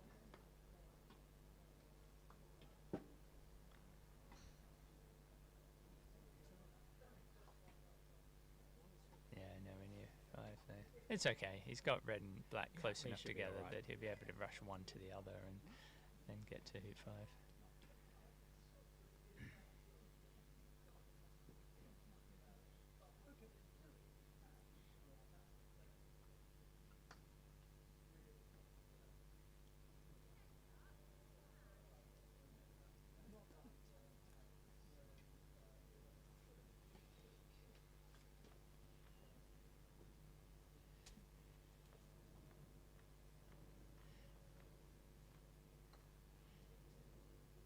Do you think it'll make any difference to Pierce that this is the only match still going on, and therefore have the focus of everyone in the venue? Well, the pressure's on him to win this game, right? And then we can all go home. Maybe that's his If motivation. England win and take it to a third game, we could be here till 10 in the evening. Yeah. Luckily, the club is open until 10. It's 3 o'clock because the planes have switched, so we'll have less interruption from plane noise. On the chat, Rich Hilditch tells us that the rankings go back from 1985, but there are rankings on Stato's pages from 1919 onwards. So Yeah, I saw a link to Yeah, those plenty actually of when I data was to doing some crunch. research, but yeah, I haven't actually investigated them yet. I don't know what the difference is between the current rankings and the old rankings. Maybe Richard can inform us.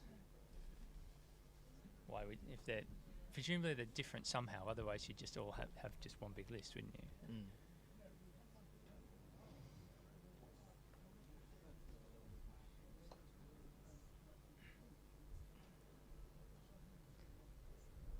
The current D grade system is all based on Bayesian probabilities.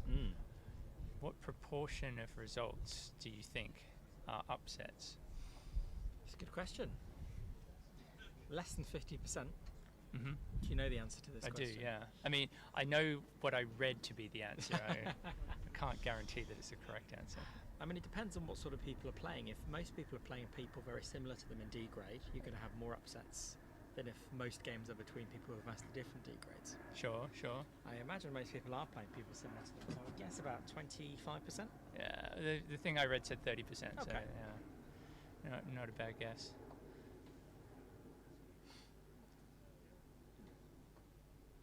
Yeah, I I got that from Ian Plummer's excellent Oxford Croquet website, Absolutely, which has yeah. a lot of detail on anything about croquet, including how the rankings work. Most of the statistical details in that article I just glazed over, but Well, I shall go and take a look. yeah, it's all in there. Yeah. So black going to an early two-back pioneer, so that suggests he's got NSL in mind. Yeah, absolutely.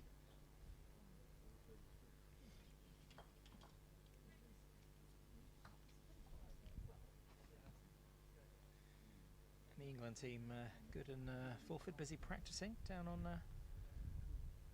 ones 1 and 2. Yeah, never satisfied. Getting ready for their singles games tomorrow at Hurlingham.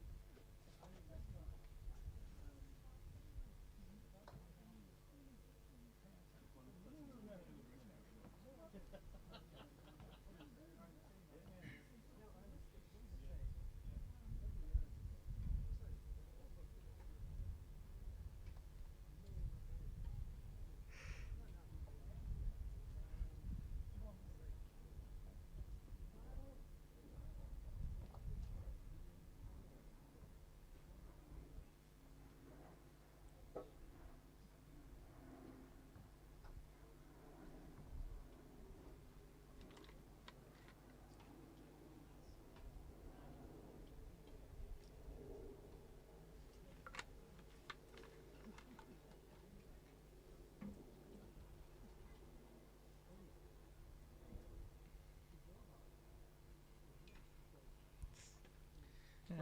Quite a bit of wire. That hoop has been problematic so Yeah. far, hasn't it? Troubled Patel twice today.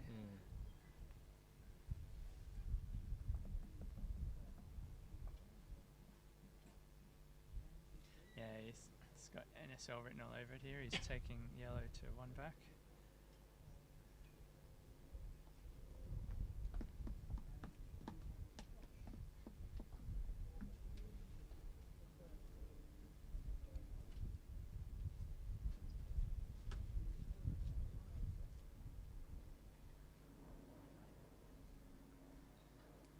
With red and yellow both for one, he will be indifferent as to which Indeed. colour he leaves on the wire.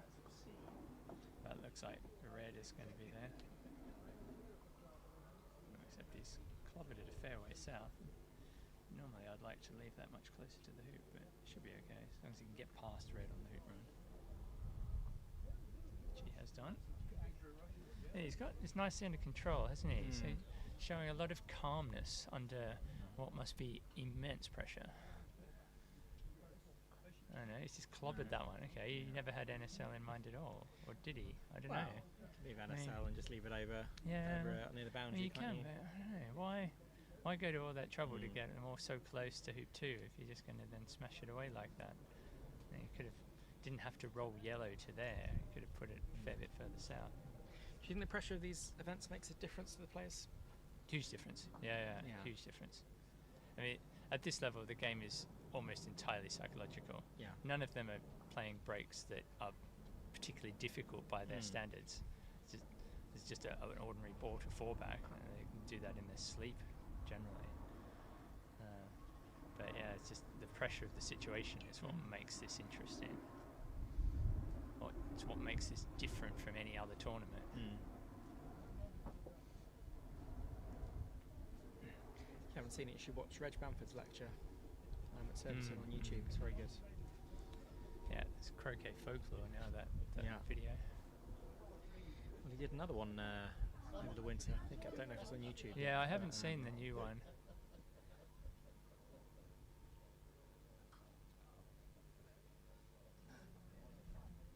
Lovely croquet. I'm guessing that's going to be the final resting place of red over there. Yeah, looks like it. So that it's more... it's an alright spot, I don't know. Don't know why you'd want it there rather than on the wire of 2 though. You can work with it there though. Does it make it more or less likely that the opponents will lift it if it's there rather than on the wire? I suspect... Oh, he's got a couple of options when he gets to 3-back, but It can either leave the rush to 1 or the rush to red.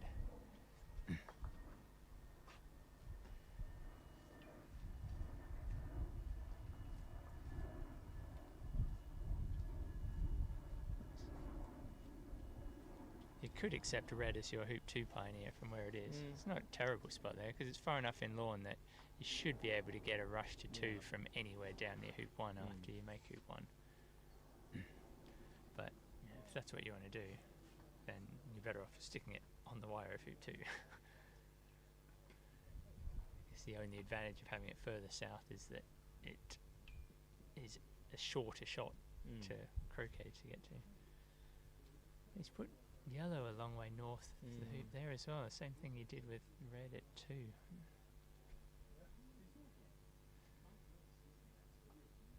He has to get past yellow here. I think he's snicked it, has he? No. No, he got past it. Yeah. Just.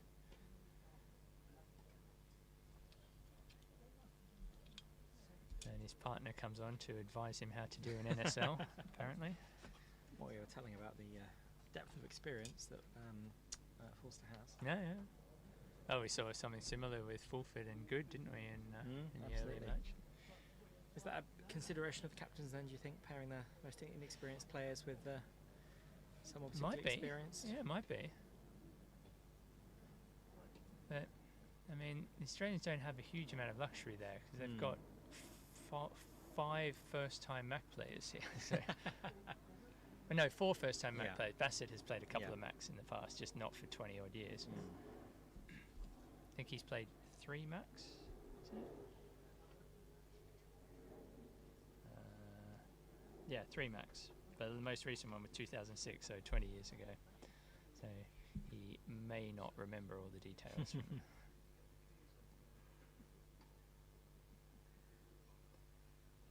So Forster comes on and says, put yellow in a spot where it can't be hit from the end of A balk, but still rushes to hoop 1 and allows you to then hide from it over near the east boundary.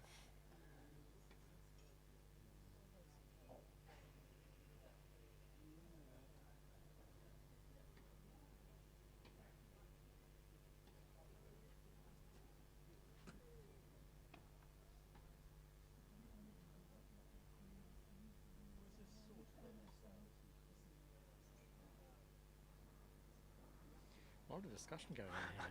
I'm not sure what about. This is just a bog standard leave. He's probably done, well, he's played 414 games. He must have done probably at least 200 of these, I'm maybe not sure more. that ball rushes to hoop 1, you know. I think it might be okay. Okay. You can pop out and check in a sec for us if you want. I'm predicting it does. He didn't look particularly disappointed by where it stopped. It's the main reason I think it's okay.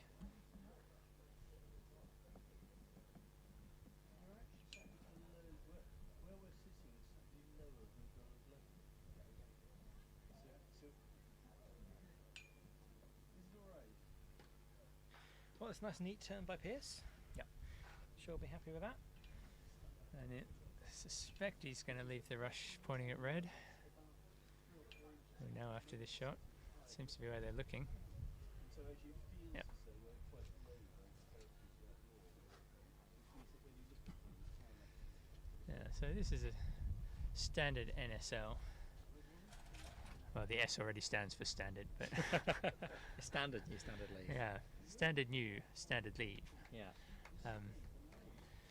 But yeah, the standard, well, I was saying standard in the sense that he's leaving the rush pointing at red. So if the Englishmen take the long shot and miss into corner 4 with yellow, which I think they almost certainly will, then the first shot for black will be at red, and then they'll be making hoop 1 off red, therefore hoop 2 off partner, which makes it difficult to get an on-time triple, as the Americans would call it. So yeah, and that's exactly what they've decided to do. Obvious shot. So this is Deeth with the lift shot then. Yeah, I'm guessing.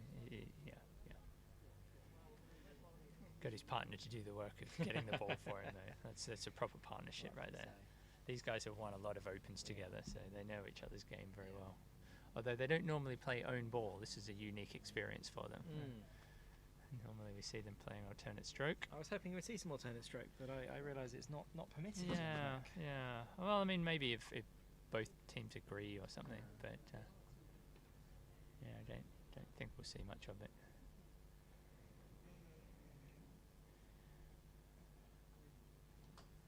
Smooth swing. He's watching it and looking at it like it was hitting through a lot of the way.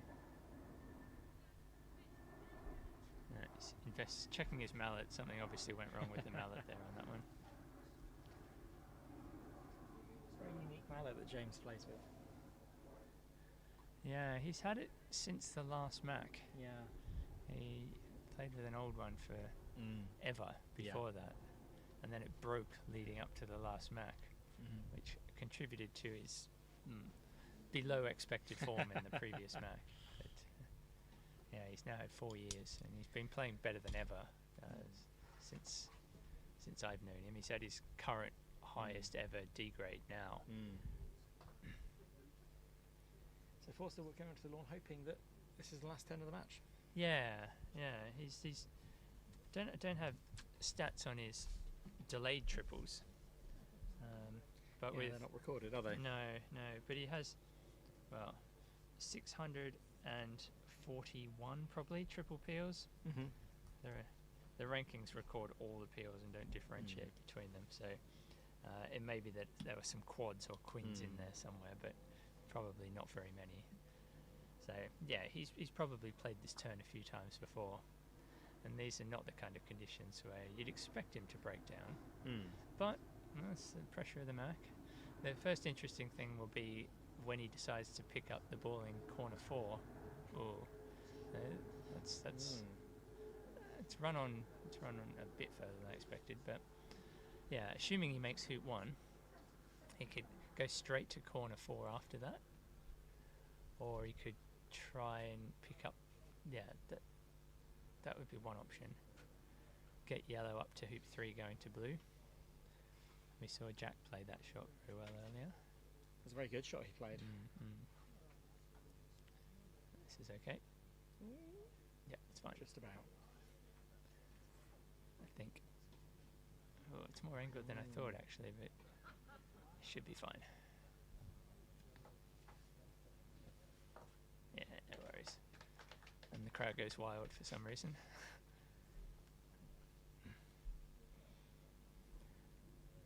For a 15 centimetre hoop run. Maybe not even that. He's got a rush pointing at blue though, so that's useful. So we won't see him going anywhere near yellow yet. So the next obvious place to pick up yellow will be before hoop 4. Yeah. I mean, if I come on and see a lawn like that, that's usually where I'm planning on trying to pick it up. Yeah, it's the easiest spot to pick it up from. And it makes a difference if you're trying to finish on that turn with a triple or not.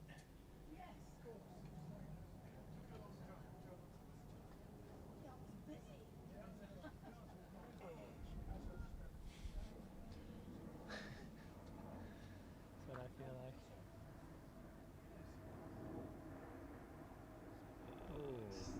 Good.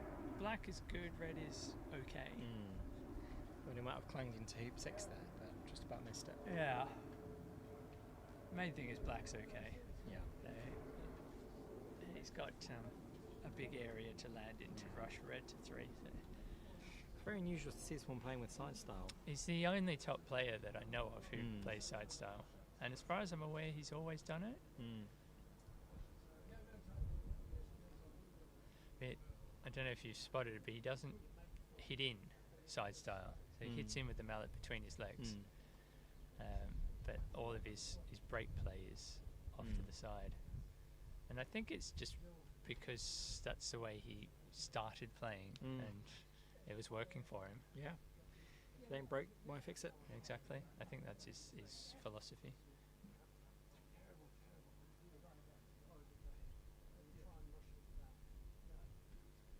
Not sure what he's looking at here. I think tapping blue and sending it to 4 would be a good choice. There we go.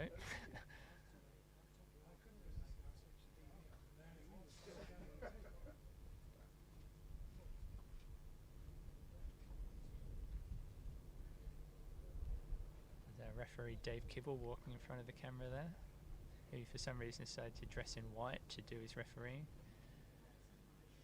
Oh, that's not a good shot there. So blue is desperately short. That makes picking up yellow very difficult now.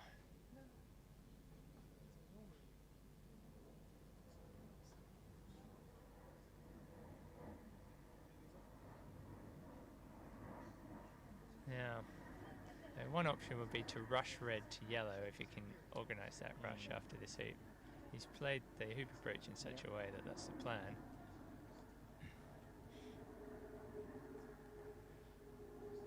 But yeah, this is... he's going to go past red here. So this is... Yeah, this makes things rather awkward now. So typically what you do is tap red and then take off to yellow.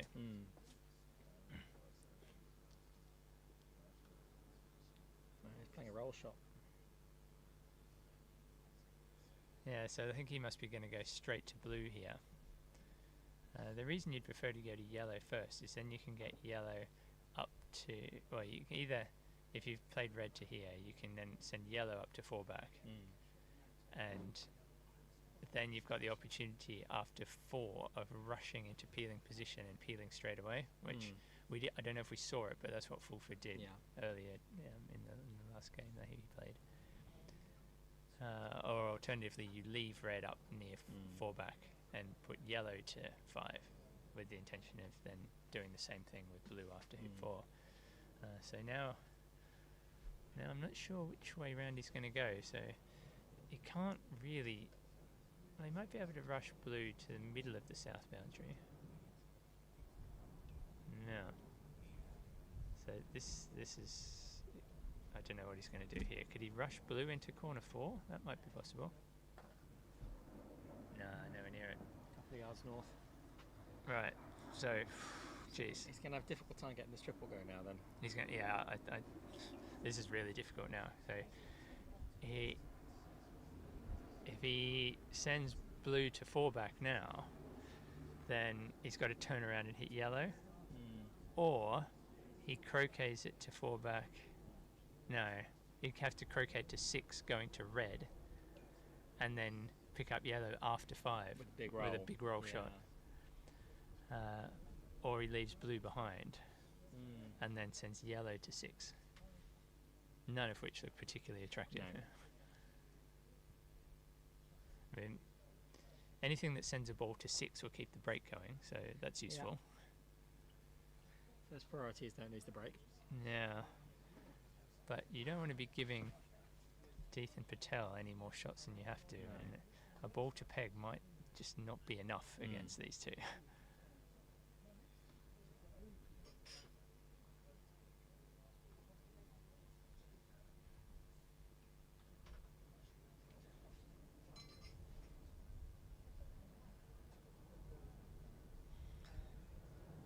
Looks like yellow's going to 6 here.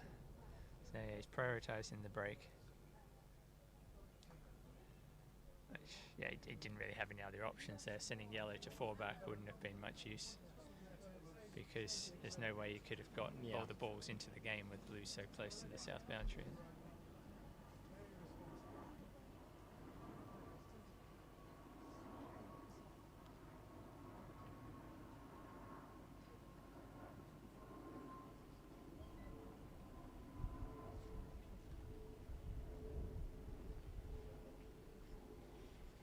I'm guessing he'll try to leave a rush back to blue after this.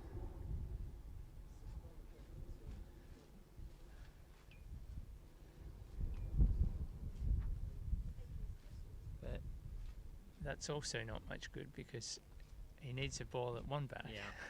And he can't get a ball at 1 back and get blue into the game here.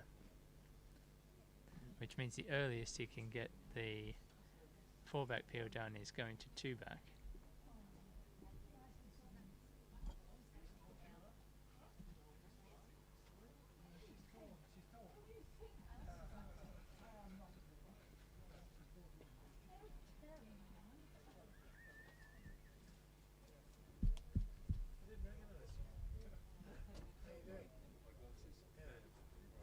certainly, isn't it? Certainly, it's quite a sight. So he's played for the rush to blue, which makes some sense, I guess. But now blue is going to have to go to one back. Yeah. So I think this might be abandoning. I don't think there's Yeah. an easy way. There's no easy way to get a triple. There's not even a particularly difficult way. You've got to play some kind of set of miraculous shots to get anything earlier than a straight. Well, you get 4 back before 3 back. It's still available. Yeah, I think so. If you make 1 back off PLE, then Yeah. going to 3 back is the earliest you're going to be able to do it, unless maybe you miraculously rush from 1 back across to 4 back.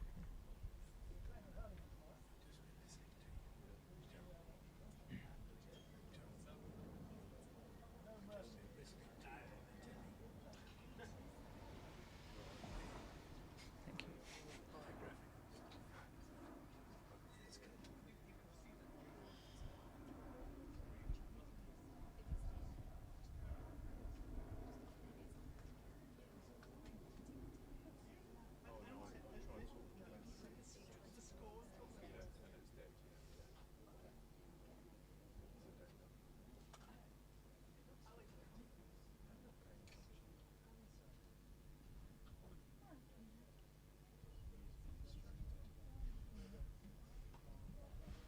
Yeah, come on, Andy. What are we paying you for here? So yeah, blue to 1 back, red's left at 3 back. So yeah, this has all the hallmarks of a ball to peg. It's looking like it. What kind of leave do you predict?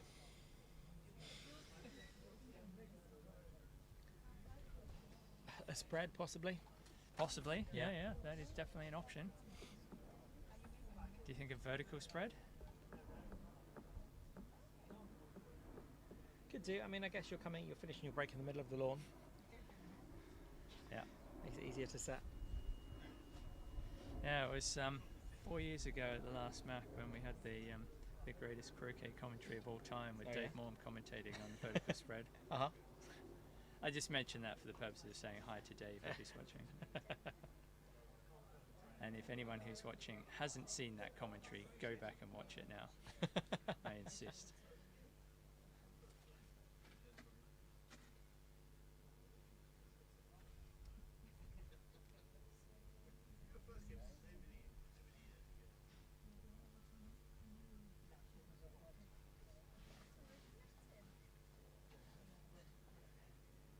Interesting, he's decided to leave yellow there.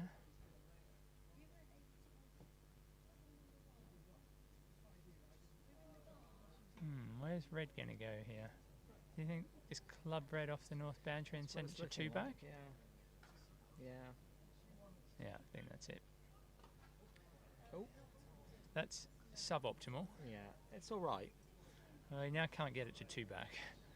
I think you can get it most of the You way. think?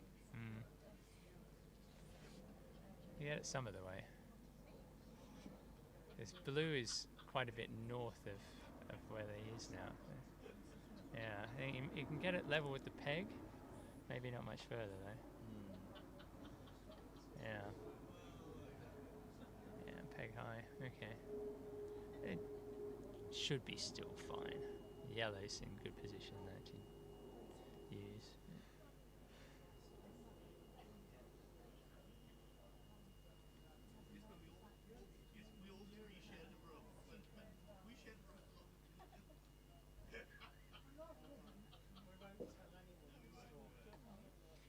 Will he play for the straight triple, do you think?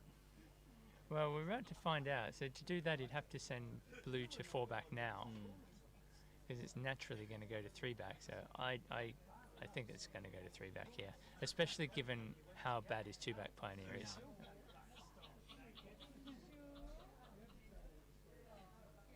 Oh, he's almost sent that too far. He's okay though, because he needs to rush yellow back northwards, so yeah, it should be fine.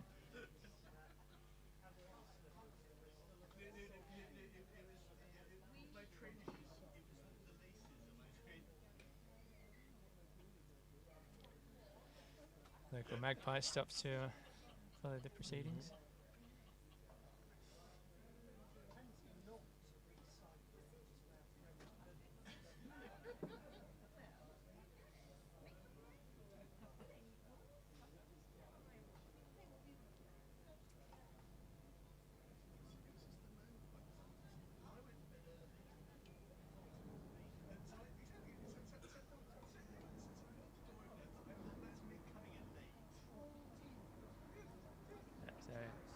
Blue to 3 back. This is just going to be a ball to peg with Yeah. probably a diagonal spread. Mm-hmm. I'm going to predict diagonal spread.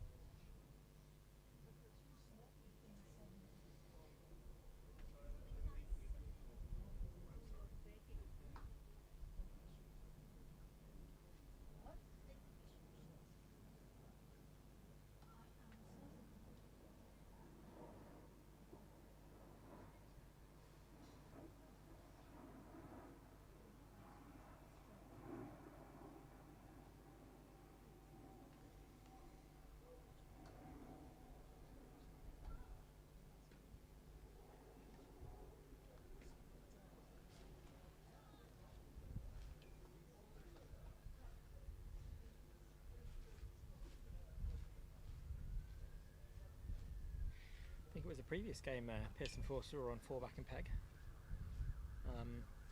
When Okay. What happened? was it 4 back and this is when Was it a Deep missed peg, lift? Peg them out. What Or was it a hit lift, or did they miss it and then one of them broke down somehow? Is it, yeah, I 'cause can't remember. Yeah, I wasn't really remember, watching yeah. that game at that stage. We were watching court 2 then. But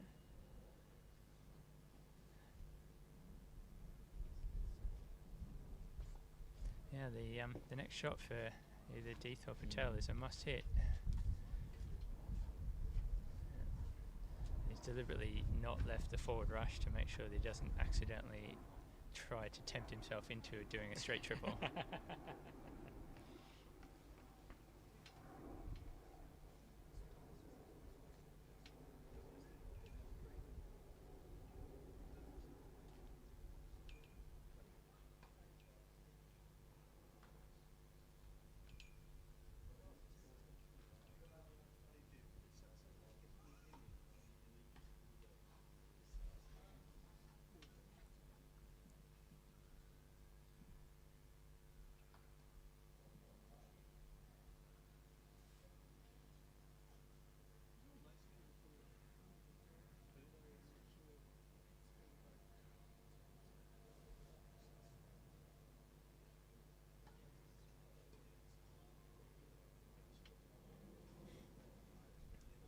What are the viewer numbers looking like at the moment?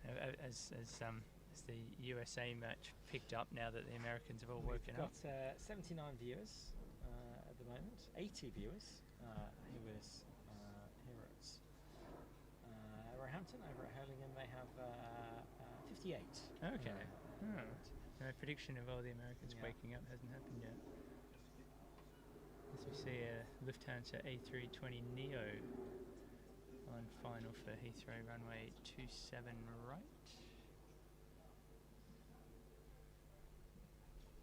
Of course, the Hurlingham coverage is lacking your excellent scoreboard, which I'm sure is making all I the don't think difference. people are tuning in for that. They have their own excellent scoreboard.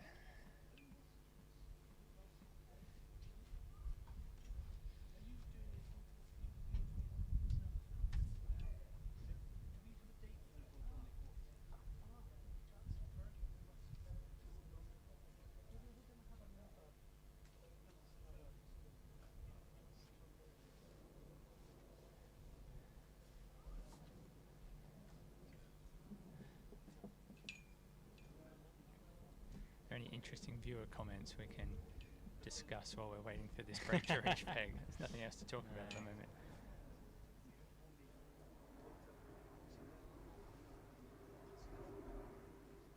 321 Neo going past now.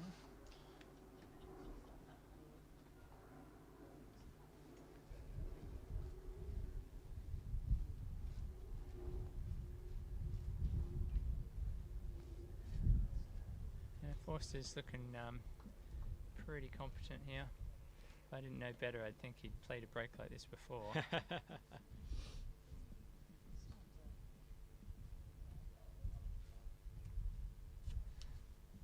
think I've run out of interesting facts to talk about with him. Yeah, I've said everything that I've written down.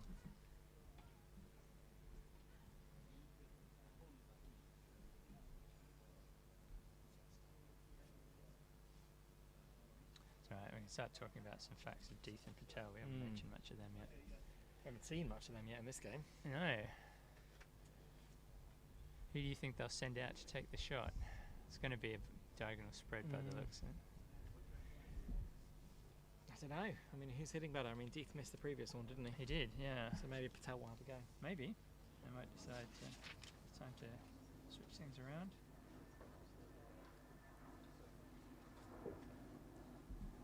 The top 3 England players, James Deeth, Jamie Birch and Samir Patel. You've heard of the snooker class of 95? I've not. I'm not No. a snooker fan, I'm afraid. No. Mark Williams, Ronnie O'Sullivan and John Higgins all turned professional in 1995 and are still almost, not quite, but almost the top 3 in the game. Some like 30 years later. Well, Croquet has its class of 2013, which is when Deeth, Birch and Patel all played their first Mac. And they're still the top 3 in the country. Yes.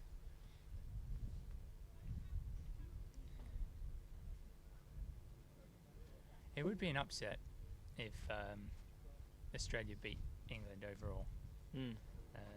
I mean, on paper, the England, D grades are the England a fair bit higher. average D grade is 2,569, and the Australian average D grade 2,325. Okay, so we've got 244 difference. It's quite significant. Yeah, which corresponds to about a 75% win probability for Australia. For Australia? And by Australia, I mean England. Yes. That's for each individual game, not for the test.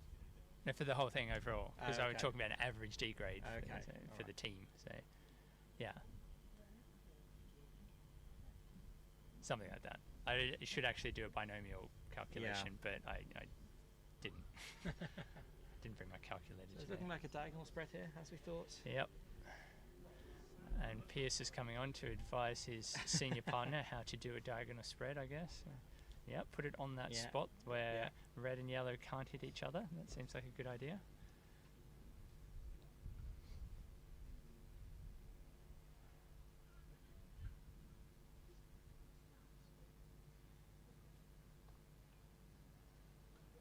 Seems to be playing it as a roll, which seems a little bit unnecessary.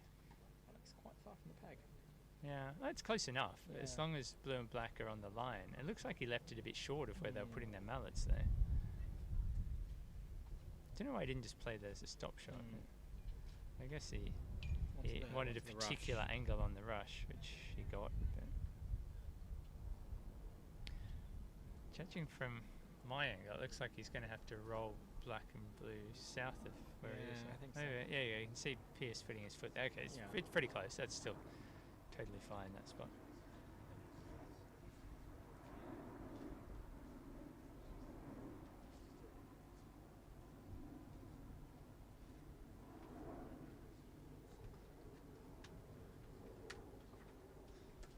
So, Virgin Airlines 7879 Dreamliner comes past. Coming in from Antigua by the looks of things.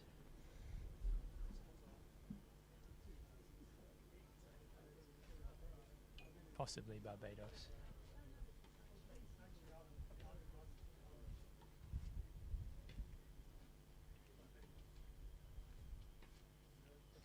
Delhi. Delhi? Virgin Atlantic? Flies to Delhi? Apparently so. I thought they only flew across the Atlantic. Well, learn something new every day, Joel. Oh.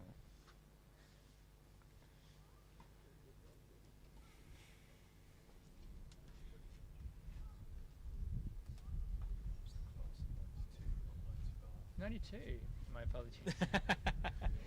I was close. Just I was correcting close. our snooker record here. Oh, I didn't see that at all. So again, they're making sure they get this exactly on the right blade of grass, it looks like. Yes, now that you say class of 92, it comes back to me.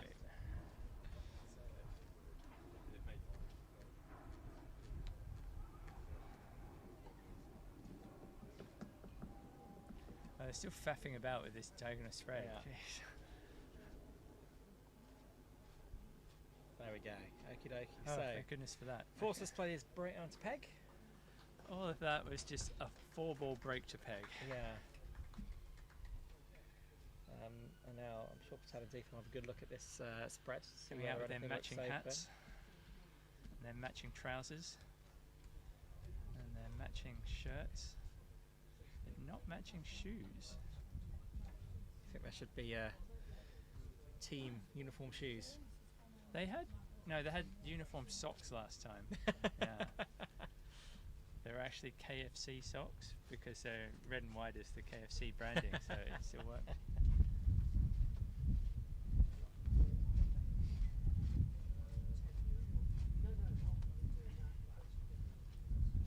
Now they're going to look at all of the angles like they've never seen a diagonal spread in their life. Some would call you a bit cynical here, Joel. I mean, it does get a bit much sometimes. Doesn't it? just go and play it. Well, looks like Deeth is playing the shot. Yep. Playing with red this time. Did he play with red last time? I thought Deeth was yellow. Yeah, that's what I thought. I was just looking. Oh, he's Oh. going to get the ball for He's- Patel because Oh. Patel got it for him last time. Yeah, That very, makes sense. very good doubles partners there. Yeah.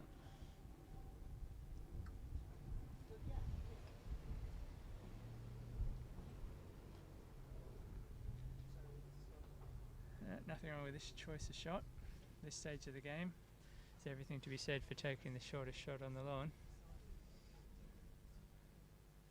He's going to spend a couple of minutes reminding himself how to swing a croquet mallet. He's under a lot of pressure on his head here, I imagine. Yeah, yeah. Get to a nice calm headspace before you take the shot.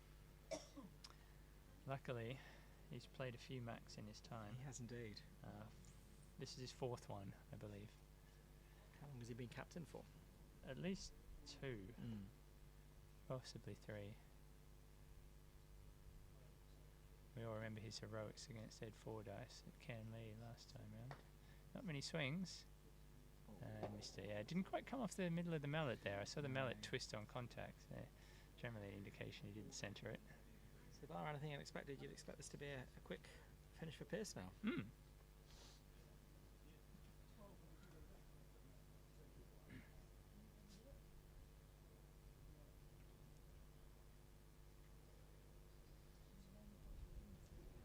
If we had the resources, we'd keep track of missed shots. And then we could get some probabilities of hitting by the end of the tournament. That would be quite cool. If anyone would like to volunteer to come down and keep those stats, you'd be very welcome to join us here. Over at Hurlingham, it is 1 match all between the United States and New Zealand. Okay, 2 matches are finished now. And the remaining match has gone into the 3rd game. Awesome, So, awesome. Oh, we might have time to get over there and watch it Yeah. after we finish it. So Essex and Watson 2-0 against Branson, McCorkindale for the US, Westerby and Webby 2-0 against Morgan and Rothman for New Zealand, and then it's 1 game each between Bording and Maloof and Chapman and Fordyce. Okay. Chapman and Fordyce. That's the experienced and inexperienced pairing going on there. Although looking at the live stream from Hurlingham, it looks like Chapman and Fordyce are on a. Oh no, they've just come off the lawn. No, I'm wrong. No, clips a penalty and 6, but 6 and penalty. Okay. but the USA are on the lawn, so Okay. What are their clips? 1 and 2. Okay. Alright, so still a bit of Yeah. life. Yeah, we might be able to Yeah. get over there before the finish.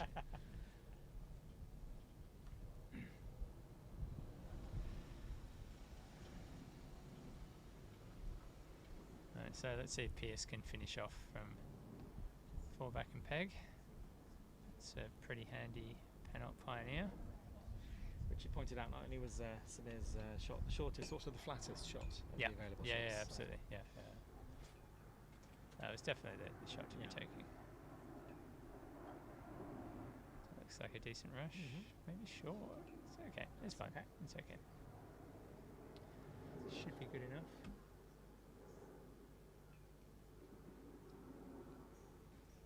The Turkish A350 900 going by.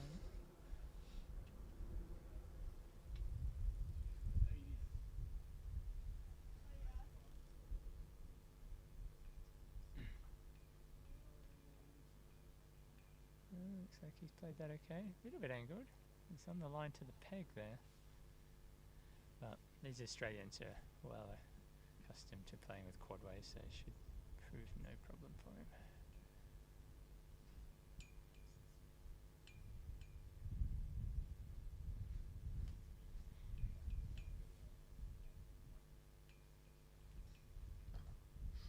No worries. And the crowd applauds that fairly average hoop approach.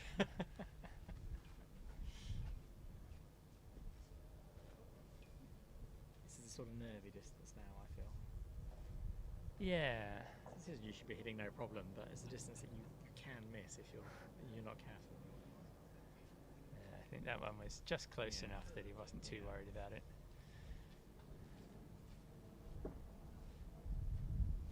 Don't want to accidentally crosswire yourself on this next one. No. That would be embarrassing. If you do, you might just be able to run the hoop. It's possible, yeah. It's also possible that black's as close as it looks that you could hit black without running the hoop and then have to take off from the peg or something to try and get hoop position.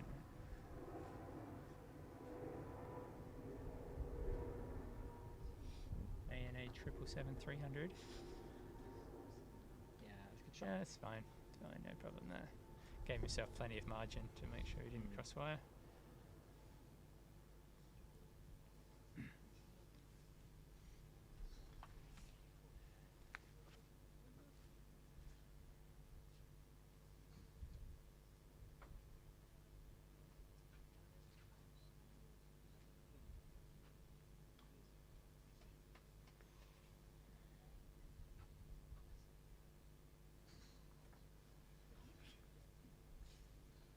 See if I can get an interview with the Australians after they peg out here.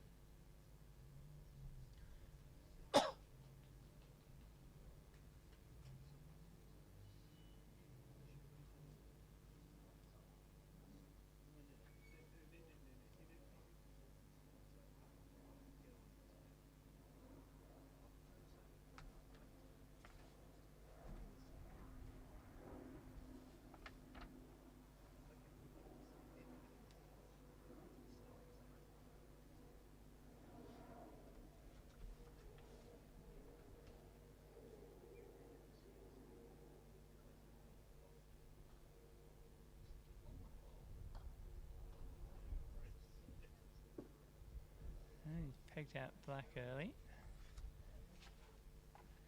He's using the peg as a bit of a stopper on the roll shot.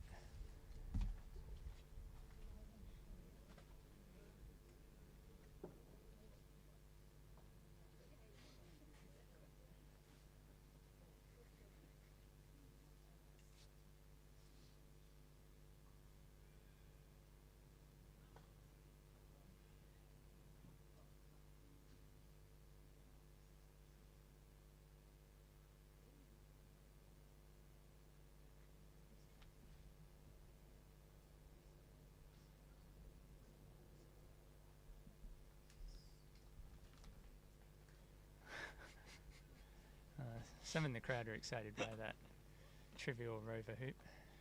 But anyway, it's a certain win to the Australians now in this match. So it makes things a little bit interesting. 2 matches to 1 after day 1. And still a bit of hope for the Australians, who maybe weren't feeling quite so confident looking at the D grades going in, but they'll be pleased to get at least one win on the board. Leading into the first round of the singles tomorrow. 6 games up tomorrow, so lots to play for. Yeah.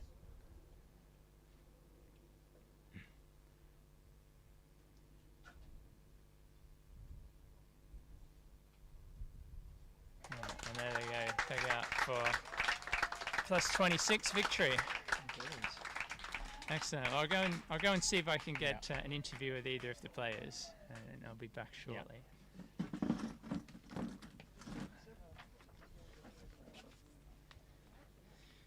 In the meantime, just to mention, we are of course very grateful to all our sponsors. We definitely couldn't run such a great event without them. So the Roehampton Club, Chris and Gail Barley, Mike Sandler, Louise and Michael Nelligan, and Alliance Witten. We are, as always, very grateful for their supports. But a good win for Australia there, plus 26, nice and tidy.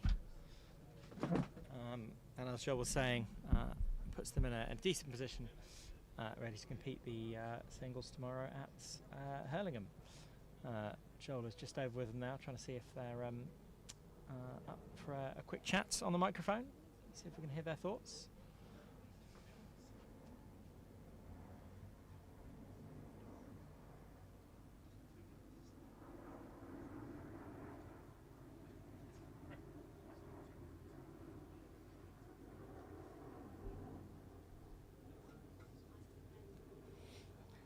Certainly a much quicker game, the first one. 4 hours for the first game and about an hour for the second game. So much more efficient from Australia in that second game.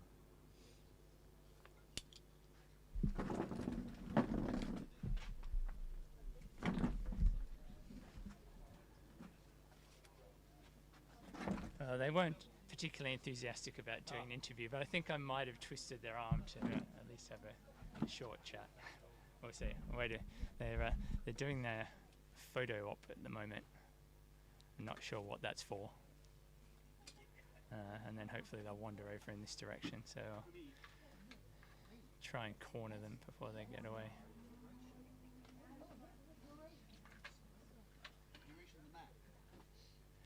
Give them a chance to catch their breath briefly.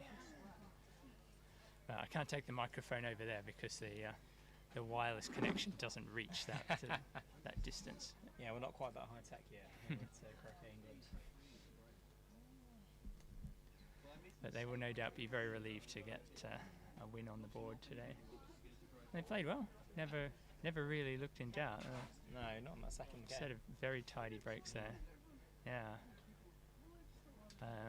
Be interested to ask Forster about how he was feeling on that last shot that he took in the 3-ball ending there.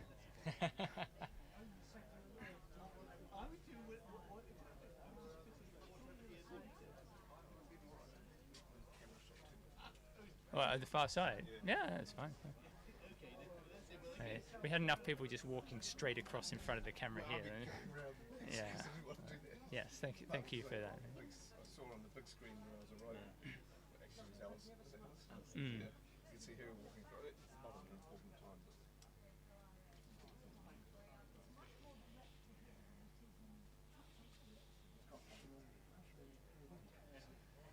Beautiful day for croquet.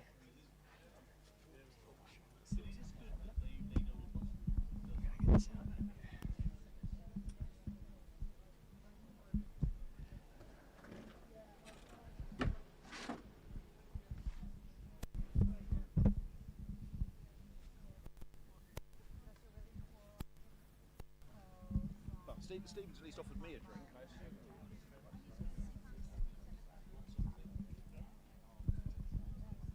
Stephen, I'd love to ask you about how you're feeling on that shot in the 3-ball ending that you hit to win it there. Yeah, looking from the middle of the east boundary across the ball by the peg. Yes. What thoughts were going through your mind there about options to take? Just hit it. That was the only option. I said to Steve, I'm just going to hit this ball the peg because if I hit down, and I would still want black at the hoop.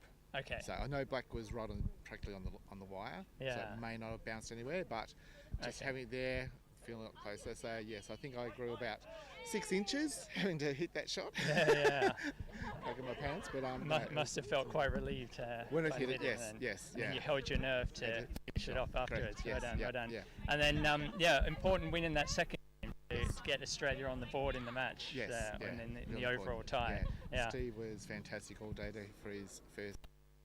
So his Yeah, his really debut, calm, sorry. didn't he? Yeah, he did. So he went well in the first game, and then the second game he put that 9 out once again, and went, I've just got to sit down and just do what I know what I can do, and Absolutely, get yeah. the team Any across. thoughts of a triple in that nil break in that last game? My main thought was just get to the peg, Yeah. but if they had been there, If I the would have tried, opportunity yes. came up, then But go for no. it, yeah. It was a There bit was- tricky once you put your hoop 4 Pioneer closer to hoop 5 than hoop 4, wasn't it? Yeah. And couldn't get to the corner Yes, ball. yeah. So I after I came through 4, hopefully get a cannon into corner 4. Yeah, But I yeah, didn't you get played that. for it, didn't you? I Yes, could see yes, you, yeah, trying to rush trying it to there, get- but you just got a bit too final. The chance of maybe after rushing 2, after making 2, rushing across, saying, let's see if I have, chance my make 2, make 3, and peel it, and then down. You're thinking about it. I saw so you standing there thinking about something. I was wondering if Yes, that's what it was. yeah. So that was thinking Okay. that. No, I'm just going to the. We've decided that don't give the balls up. Exactly, yeah. That's what- and so that would have been giving the balls up. Work for it Make it rather work, than yeah, handing they it had to them. and they Excellent. did. Yeah, so it's all good. Very good. Congratulations today, Thank you and so good luck much. for the rest of the tie. Thank you very much.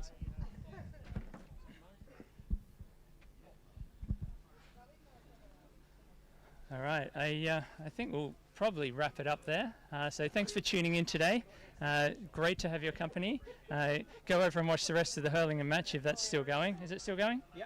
There we go. Yeah, go check out the end of that one, and we'll see you back here for New Zealand. We'll see you back here for New Zealand versus USA tomorrow at 10 o'clock start. See you then. Bye bye. You've been tuning in.